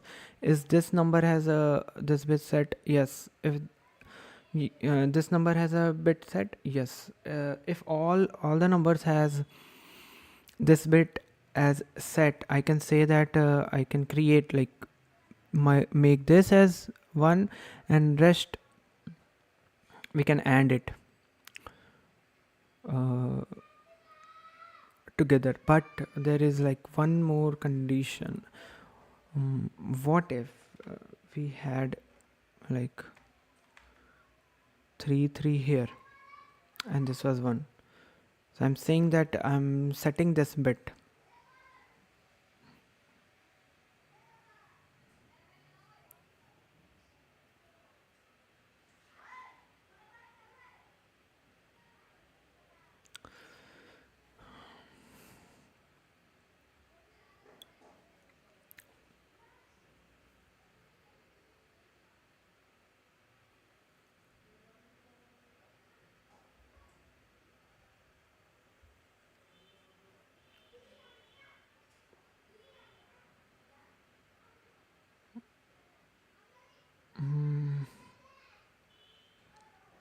Like I can see a n square solution to this.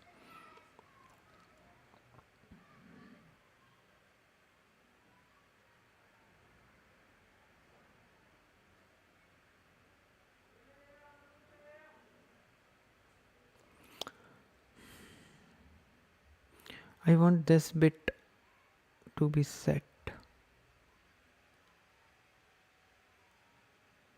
If I do what? Okay, let's see. If I do and for whole array, what I will get? I will get that what all bits are set maximum. So suppose only this bit is set. Uh, so that means what?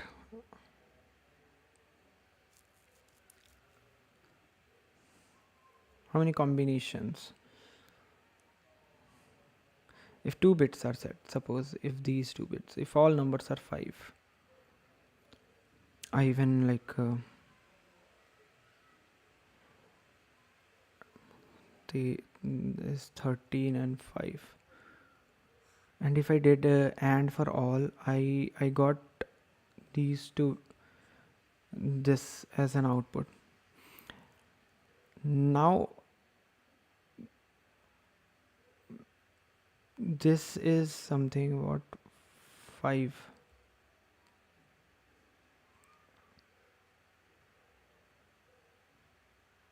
How many?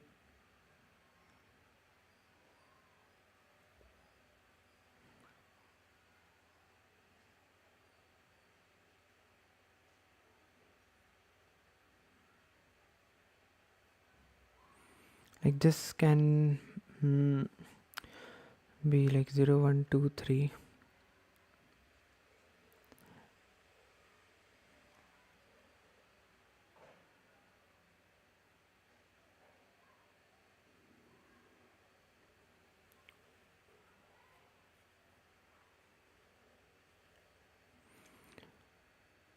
Okay, I'm very close to the solution actually.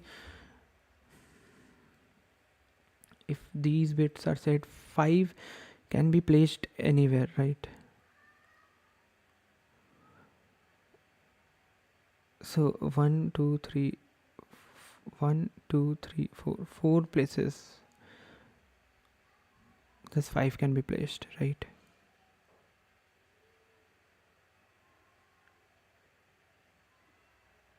So if I'm placing 5 here, rest 3 can be like anywhere. I don't care about this, because this will eventually this will give me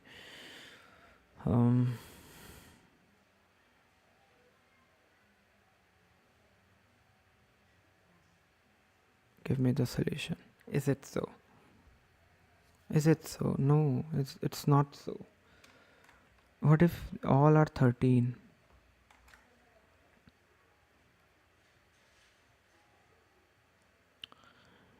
And like ending everything will give me 5, right?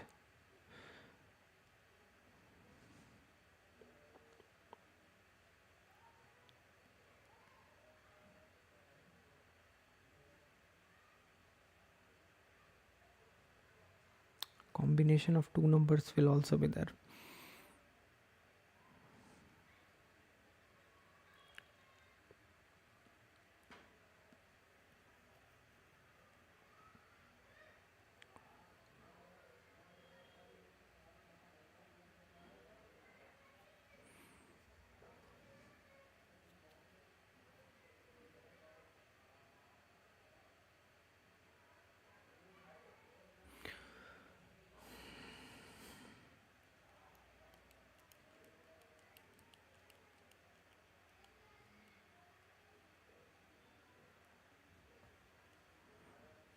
Means this 5 can be placed in between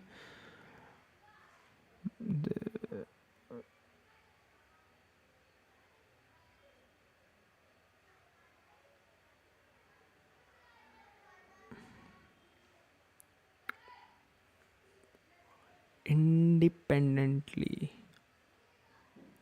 If I'm combining these two, the rest will still be 13 only. So ending these two is not going to give me equal.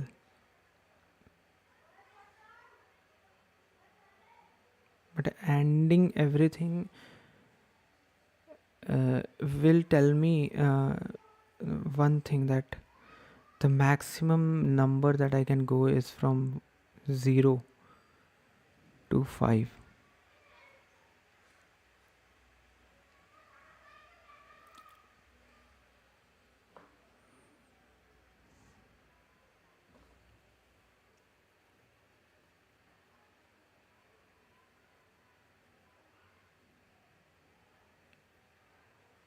No, sorry. Not 0 to 5. This will tell me like from 5 I can go forward. Correct. Right. Minimum value is 5. This is the minimum value. I can go uh, more than that.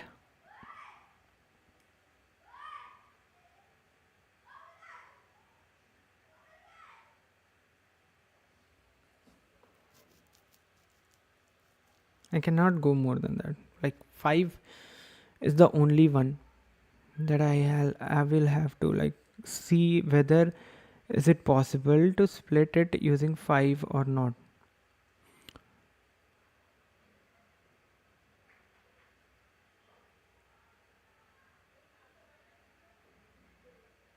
And there will be like more cases where 5 and 2 is there, and the AND of this will become 0.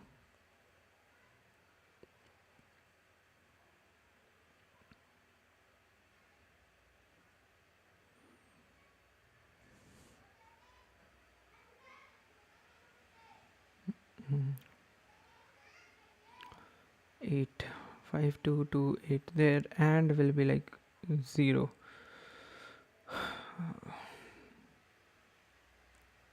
Now we can split it into two half like this.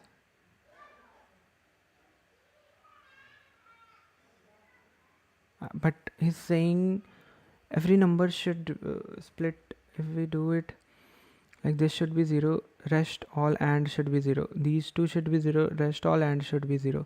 These three we should be 0, rest all and should be 0, right? For all, everyone should be possible. But I can see that if I split it this way, 5 and this is 0, this is not possible. So this will not be the case. So only one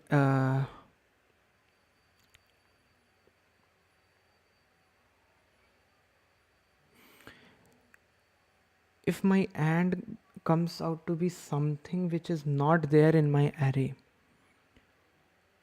I would say I can say that I will not be able to create answer. So in that case, like 0 will be returned.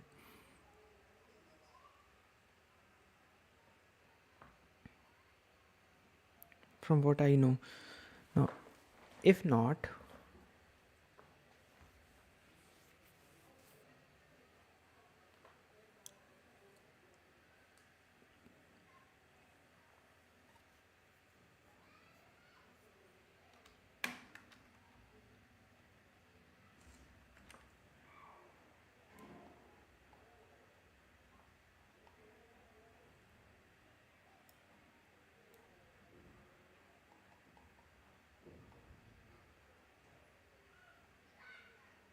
so AND will give me like the smallest one. I'll sort it. We have this 5.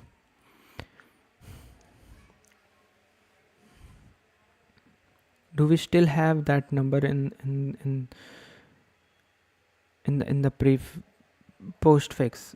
Like prefix, I have this number as 5.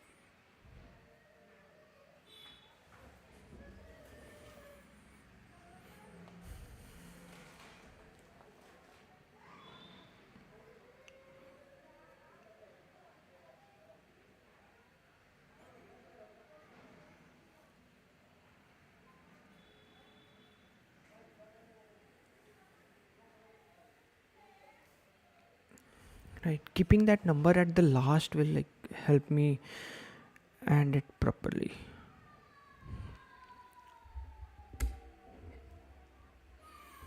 If 5 is like, give me 5, how many 5s are there? In this case, like how many 3s are there? No, zeros are there. So we have 3 zeros. We can do what? We can keep 1 0 at this end of the array and the other 0 at this end of the array. Right. So maybe if I like the indexes are 0 1 2 for all the 3 zeros, 0 1 2, sorry, 0 0 0.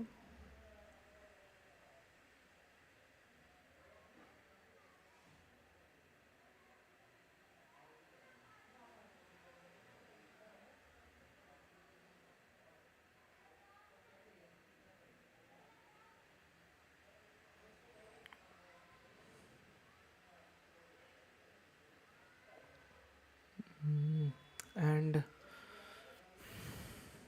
zeros at this end, and if we keep at this end, what will happen is like I know this and this half will be like we are 100% sure, and whatever value we have in between we can like do the permutation for that.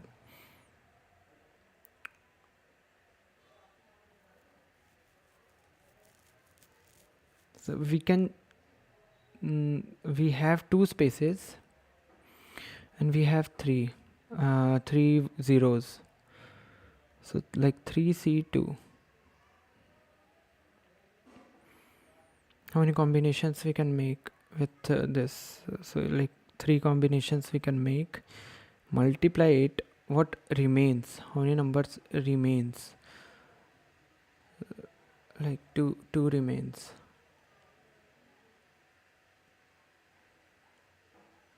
Like if we did 2, we have 3, so we have like 3 into 2 into 1.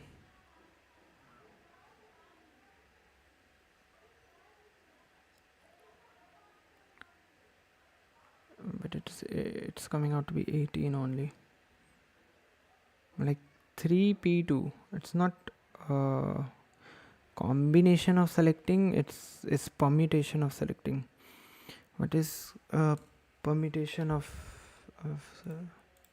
formula? I don't remember.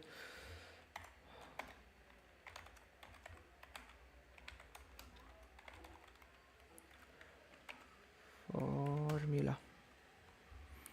NPR formula is something, n factorial is like 3 factorial, 3 into 2 into 1 divided by 3 minus 2 factorial, which is nothing but 1. So 3 to just 6, and this comes out to be 6. So this is like 6 and into 6, which is nothing but 36.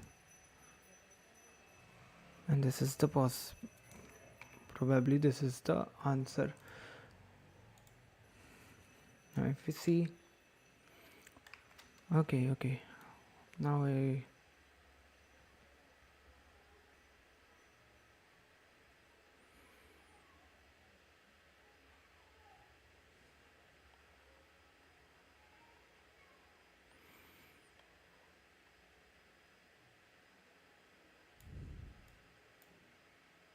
should be at least greater than 1. Whatever value we are getting should be greater than 1, else there will be like no possibilities to do it. So what I'm saying is for this case, the and of total will be like 1, and I know how many ones are there, like total of 2. So 2 we have 2 spaces, or 2 factorial by 2 minus 2, that is 0 factorial, is nothing but 1. So 2, and 2 places are already consumed. How many left is like 2. So 2 factorial for that, 2 into 2, that is 4 in 4 total.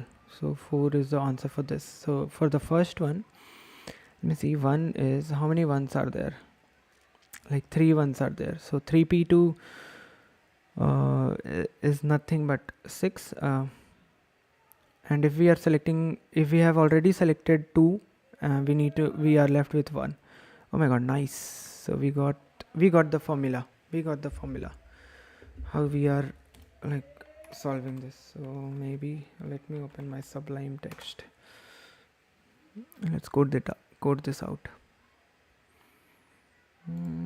You can.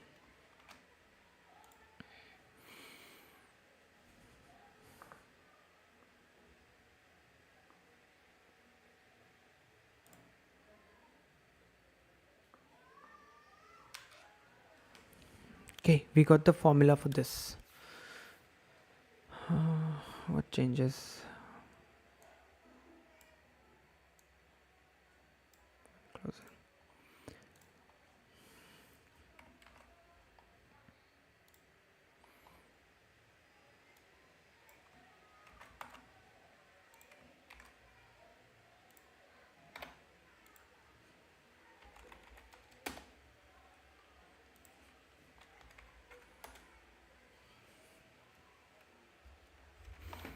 Now it's something how efficiently we can find the permutation. So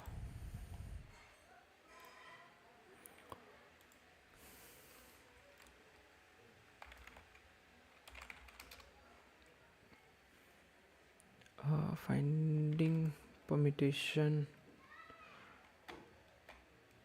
NPR C++.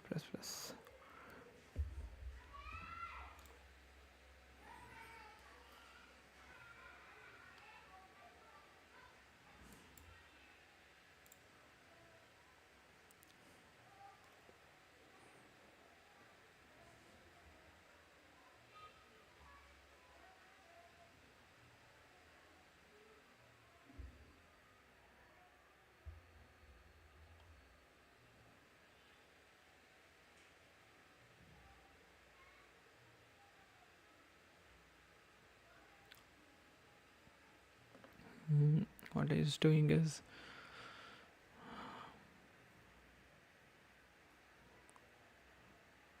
factorial of n divided by factorial of n minus r. So factorial of n is calculating over here.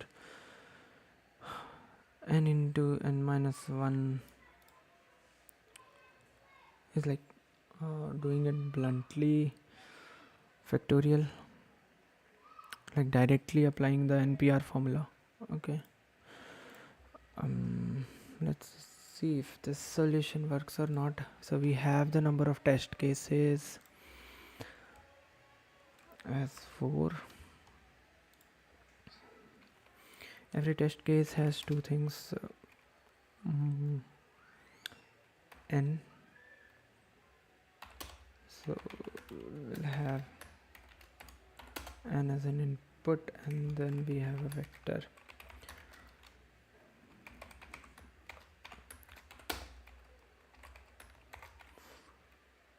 For autonum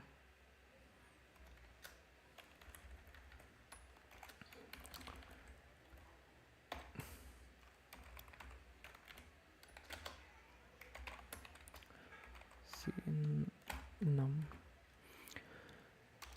After this we need to print out, right? Solve nums and comma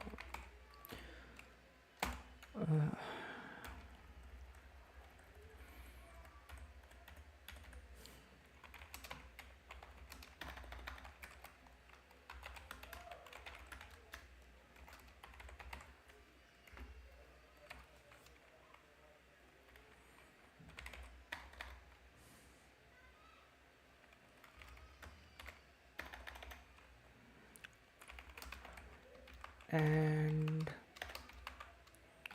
val.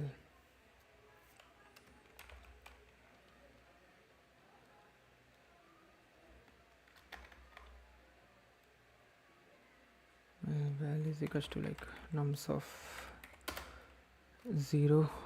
Alex, hi. Hey, hi Alex, long time no see, bro. How are you?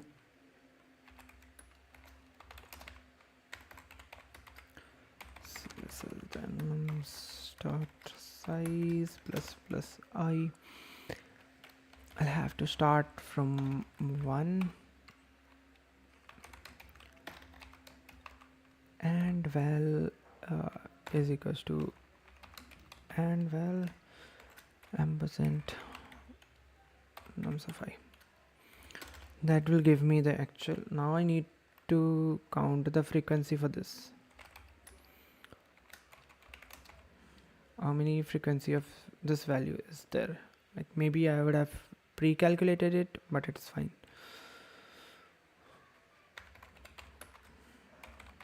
That will not hamper my time complexity if like int count of that number. So if nums of I is equals to and val, my count will increase.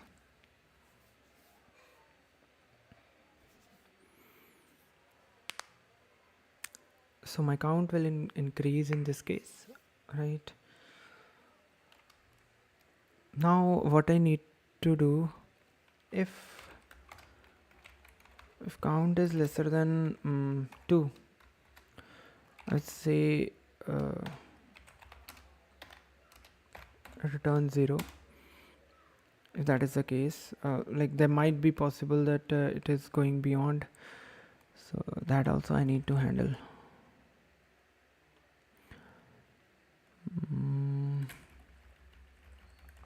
Maybe I should be changing it, right? The 64T, I don't remember it. Okay, fine, let me make it long.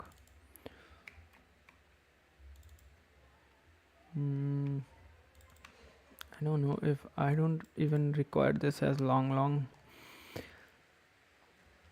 Fine, I need answer. Now what I need to do, I need to calculate the total count P2. So NPR, this is the formula which will return me some kind of like answer will be updated with this NPR, where I will be passing n as my count, r as 2. Now after giving me this from my NPR, what I need to do is rest of the space, how much rest space is left, I need to permutate it.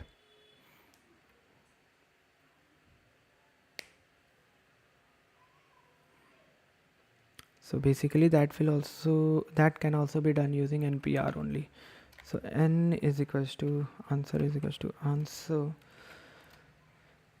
multiplied by NPR.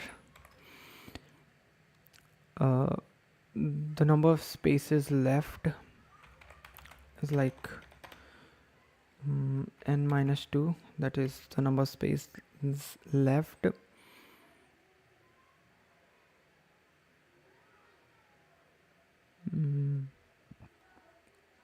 And r is something at minus 2 only. I can pass both the same.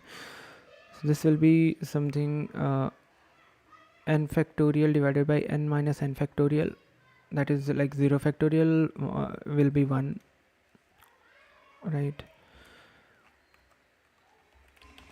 And one thing that I need to mod this modulo mod, let me define it. Maybe long. Shit, I already defined it long. Mod is equal to 1 1e 9 plus 7 I need NPR.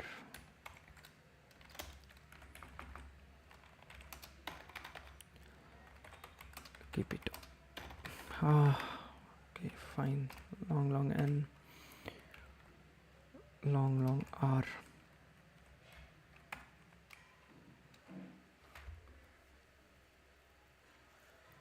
Hadid.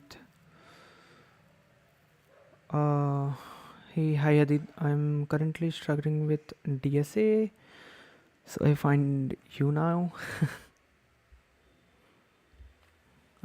Hey, thanks very much, Hadid. I, I like at least you are getting motivated from me.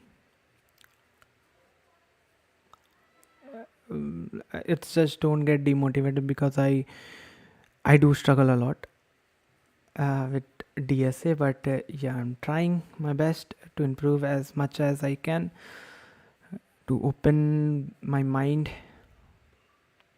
whatever, how much possible.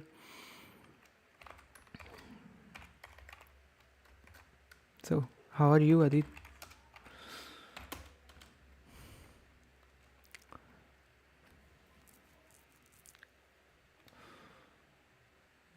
Hmm.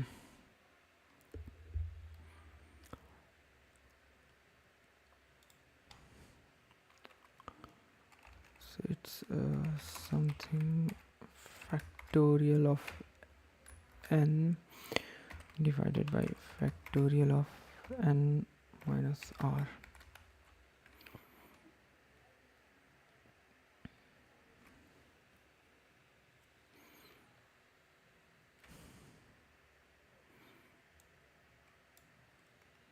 And this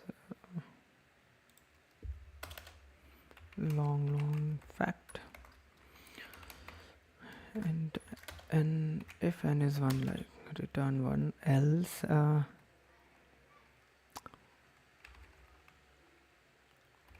return n multiplied by factorial of n minus 1. Now I need this to be moduloed because I don't want it to go beyond range. Everywhere I should be like doing the modulo part.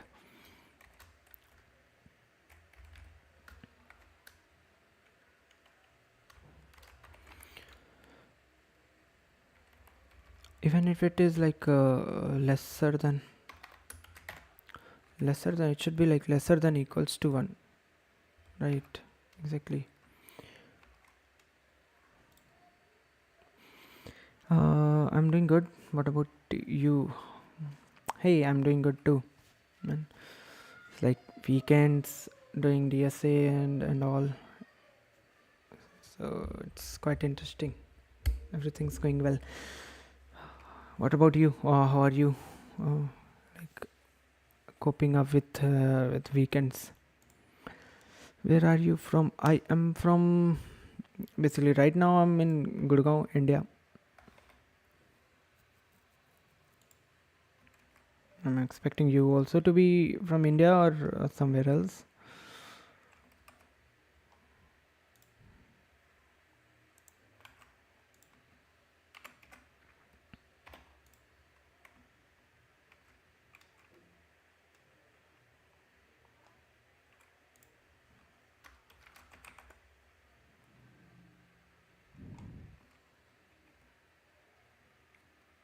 6036 4 60 36 and 4, correct. This is what I wanted. Let's try.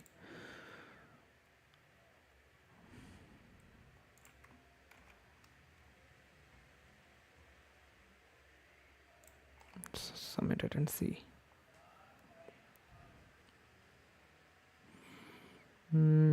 Guess. Okay. I'm not sure, bro. Like maybe I like just trying to just a random guess. Maybe you are also from India only. Runtime error. What is this?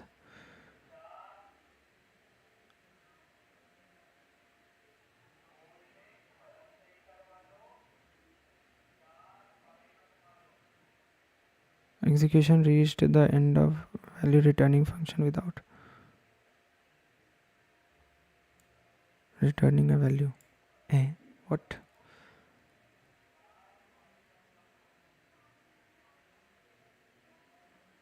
Oh, did I? I did not return. So how it printed?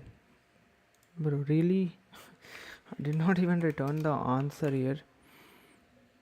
And I don't know, the solve printed.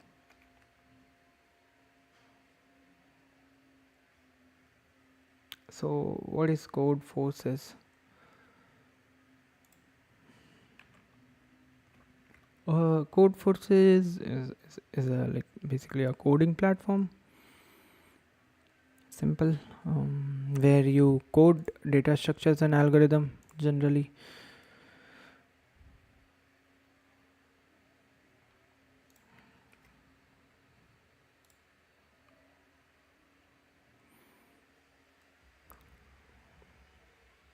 So yeah, this is like code forces, lead code. There are lots of platform where you can do coding.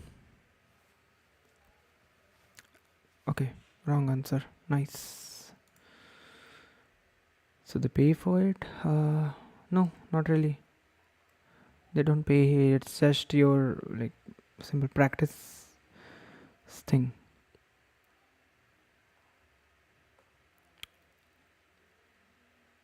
7897414546, and my answer is this.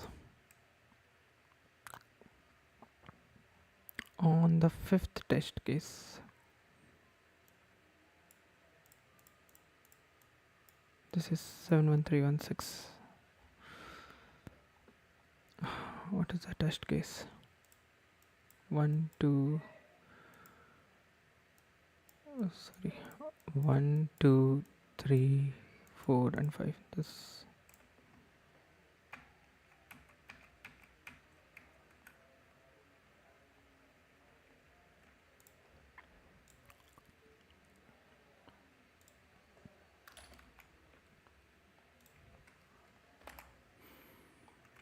So आप कब से coding कर रहे हैं?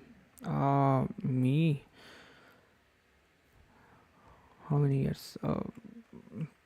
Probably like approx 1.5 years, something like. It happens like in between. I pause it and then I resume it. It depends, kind of.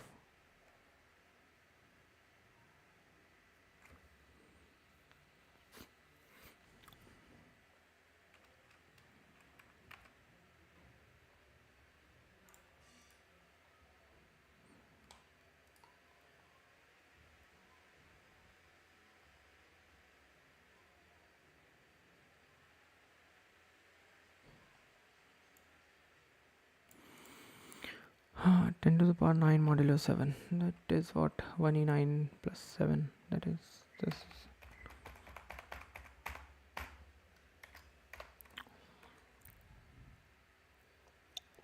Now there is something wrong.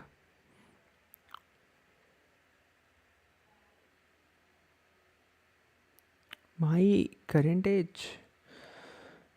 My current age is like 25. What's your age? Are you a college student or somewhere working professionally or something?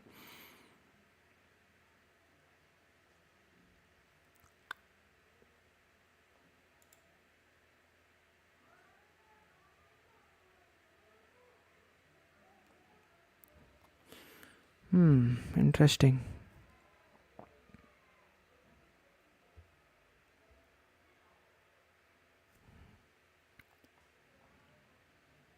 For 111, it was correct. For 1717, these many, how and why it failed.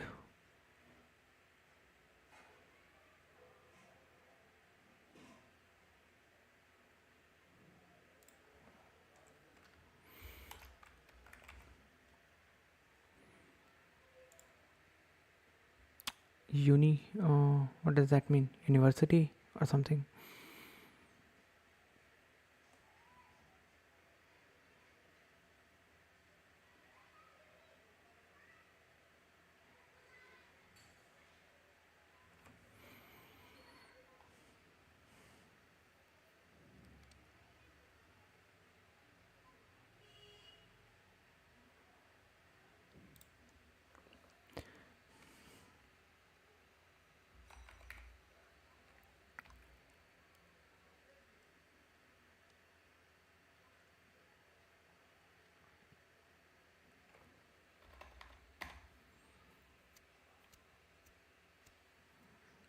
Okay, which university are you from?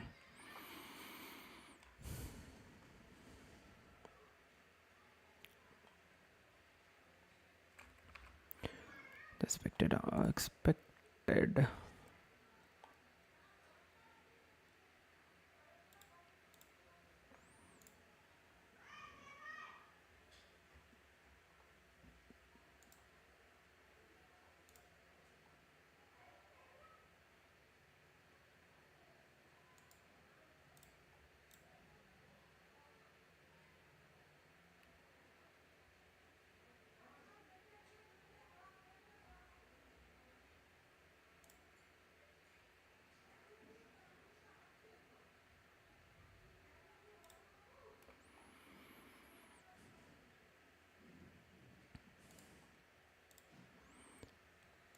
So you do any job or just solving lead code?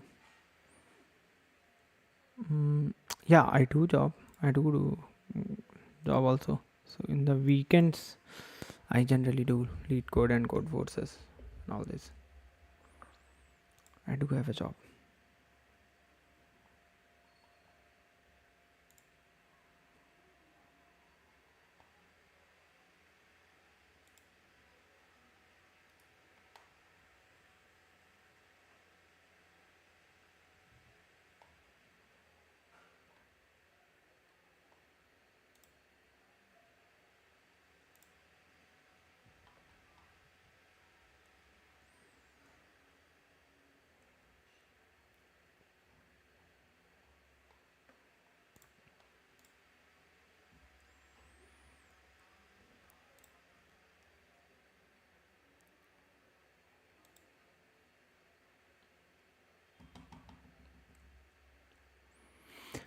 Ah, it shouldn't have failed. Why it failed?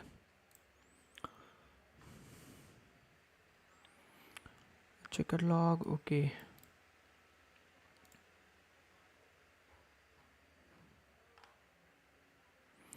For this, it should be 789 741 546. Am I doing anything uh, wrong over here?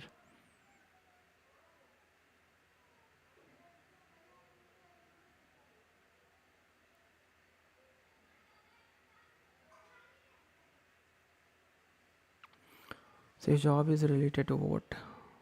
Development or DSA? It's related to development only. DSA is just for like your brain opening thing, or I just love it. Love solving DSA questions. That basically opens my mind. That's why I generally do data structures.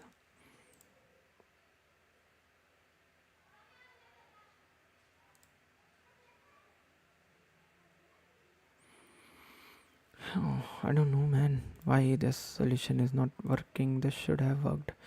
Is there anything that I'm missing?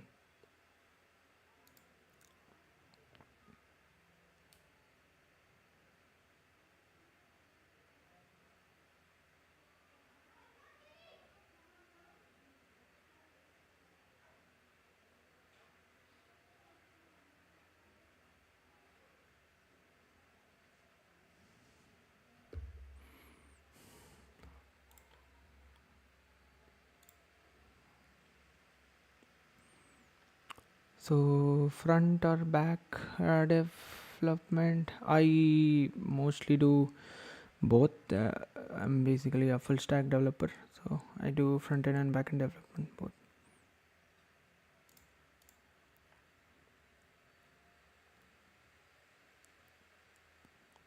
We can solve this using 1D DP. Oh, okay. Sorry, not this one. Oh, no, this one. Consider an arbitrary sequence this and the array and prefix and suffix of length and where and prefix is this. According to the definition of good sequence, and prefix and suffix, which means b is equals to b1 is equals to b2 till bn, and now and prefix 2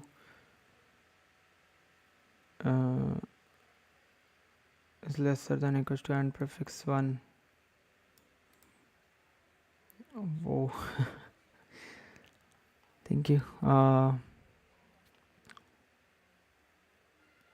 So what do you study in your university, Adit? Like, is it BTech that you are currently pursuing or something else?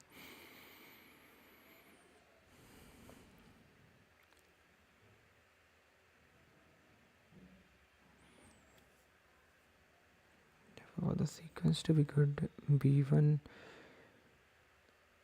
Therefore, for the sequence to be okay, and prefix 1 and suffix 2, which means b1 should be equals to b2 till bn, and prefix 2 should be lesser than or equals to and prefix 1.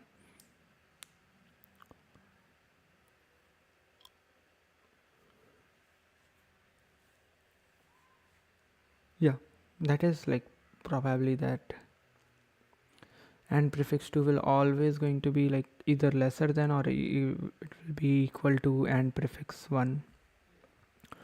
Similarly, and suffix 2 will always going to be lesser than or equals to and suffix 3. According to the definition of good subsequence, and prefix 2 should be equal to and suffix 3. This means that b1 is equals to and prefix 2 and suffix 3. Similarly, for I from 1 to n, we get and prefix 1 is b1 and suffix I is equals to b1. Therefore, for the sequence to be good, b1 is equals to bn, and the bi must be a supermask. Bi must be a supermask of b1 for all I from 2 to n minus 1. An array a1 to an, let the minimum value among these elements be x. Let the number of elements that have the value of x be count. Let the minimum among these elements be x. Let the number of elements that the value of x be count. In order to rearrange the elements of a1, a2 till an of good subsequence, we need to have count is greater than equals to 2 exactly, and remaining elements need to be a supermask of x. If we don't meet this criteria, then the answer is 0. Elsewhere, else the answer will be like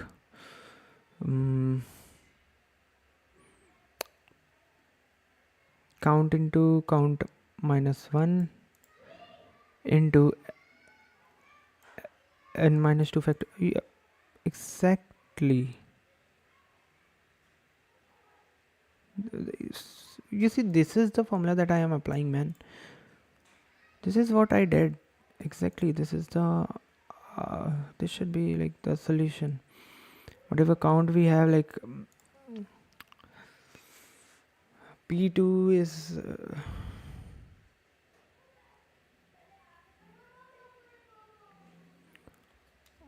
what's n p2? 5 p2 is what? 5 factorial minus 5 minus 2 factorial. Okay, that is going to reduce it. I don't want this.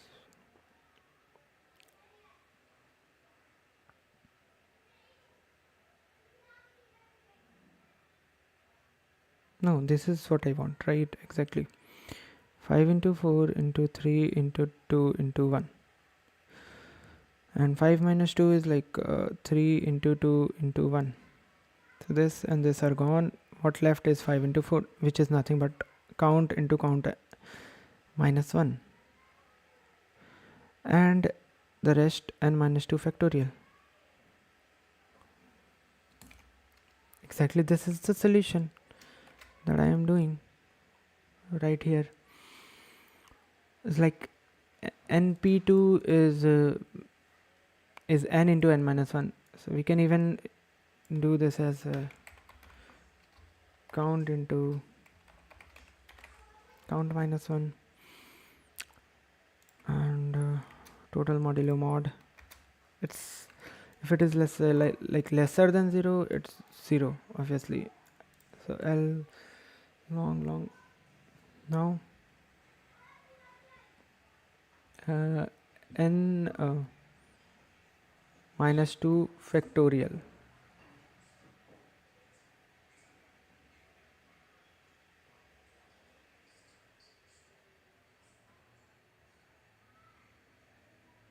So let it be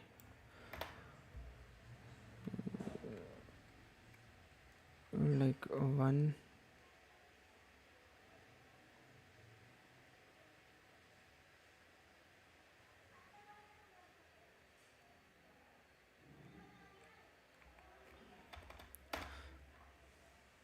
something like this. I don't even require r in this case. Let it be. Oh, it got in. So there was some mistake in calculating the factorial. Okay, factorial solution was something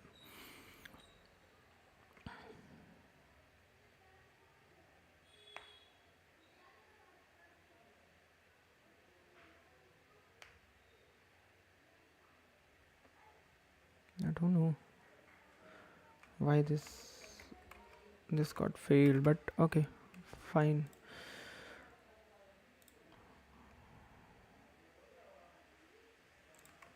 Let's submit this solution.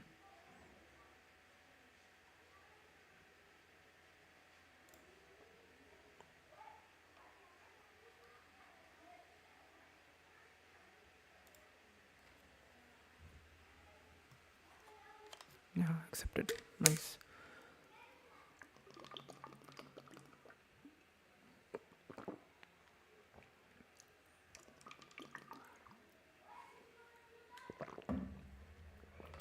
Today, like I'd say we finally reached 102 views. This is the first time I'm getting this much views here. So thank you very much, everyone.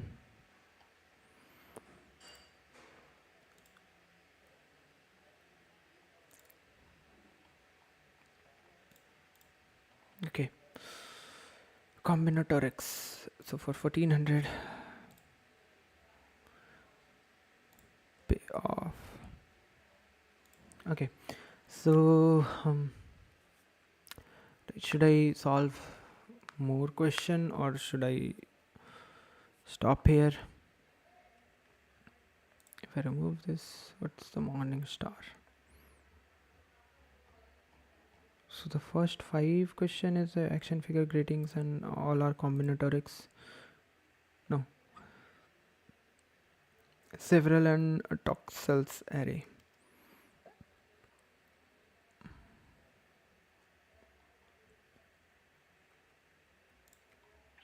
Maybe we can start from serval and talk cells array.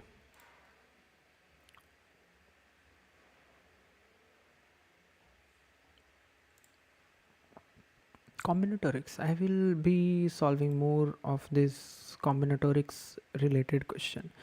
This will help me build like more idea. I'll be solving this suffix and prefix. Like these are the questions where I get stuck a lot. So I need to have this combinatorics, this string suffix, prefix, suffix question, math related mathy question, greedy, hashing, graph matching. I don't know graph matching, and I don't know FFT. What is this? What is this? Okay, there's nothing related to FT. Fen victory. Maybe. Okay, no problem. I think I'll stop here because we have a contest also today. Is it? We have a contest, right? I'll try today to give the contest. Come on, go back. Yeah, starts in 5 or 10 minutes. I'll take some rest. I'll solve more combinatorics related questions from here, and then hopefully today I did this stream, and probably I will not be able to stream a lot uh, because of New Year. I'm going home, so after coming back from home, I will be solving more. I'll be streaming a lot. I'll try to solve questions when I'll be at my home. So let's see how many questions I'll be able to solve, but I will try. I also have some kind of lecture which I say as Bible for code forces, where I see a lot of 1800 rated questions, and those are really amazing questions and needs a lot of attention to solve those questions. So I'll be watching those videos, solving those questions also. So yeah, so I think that is it from today. We did amazing. I would say like we did amazing job today. We learned a lot of things. We got to know rolling hash implementation at least. We got we solved the combinatorics by our own. Maybe there was some silly mistake with not with my logic but with my implementation that I'll be taking more care about from next time, that implementation should not be wrong. But yeah, okay, thanks a lot for watching. See you probably next year. Happy New Year, Happy Christmas, Merry Christmas, Happy New Year, and see you in New Year.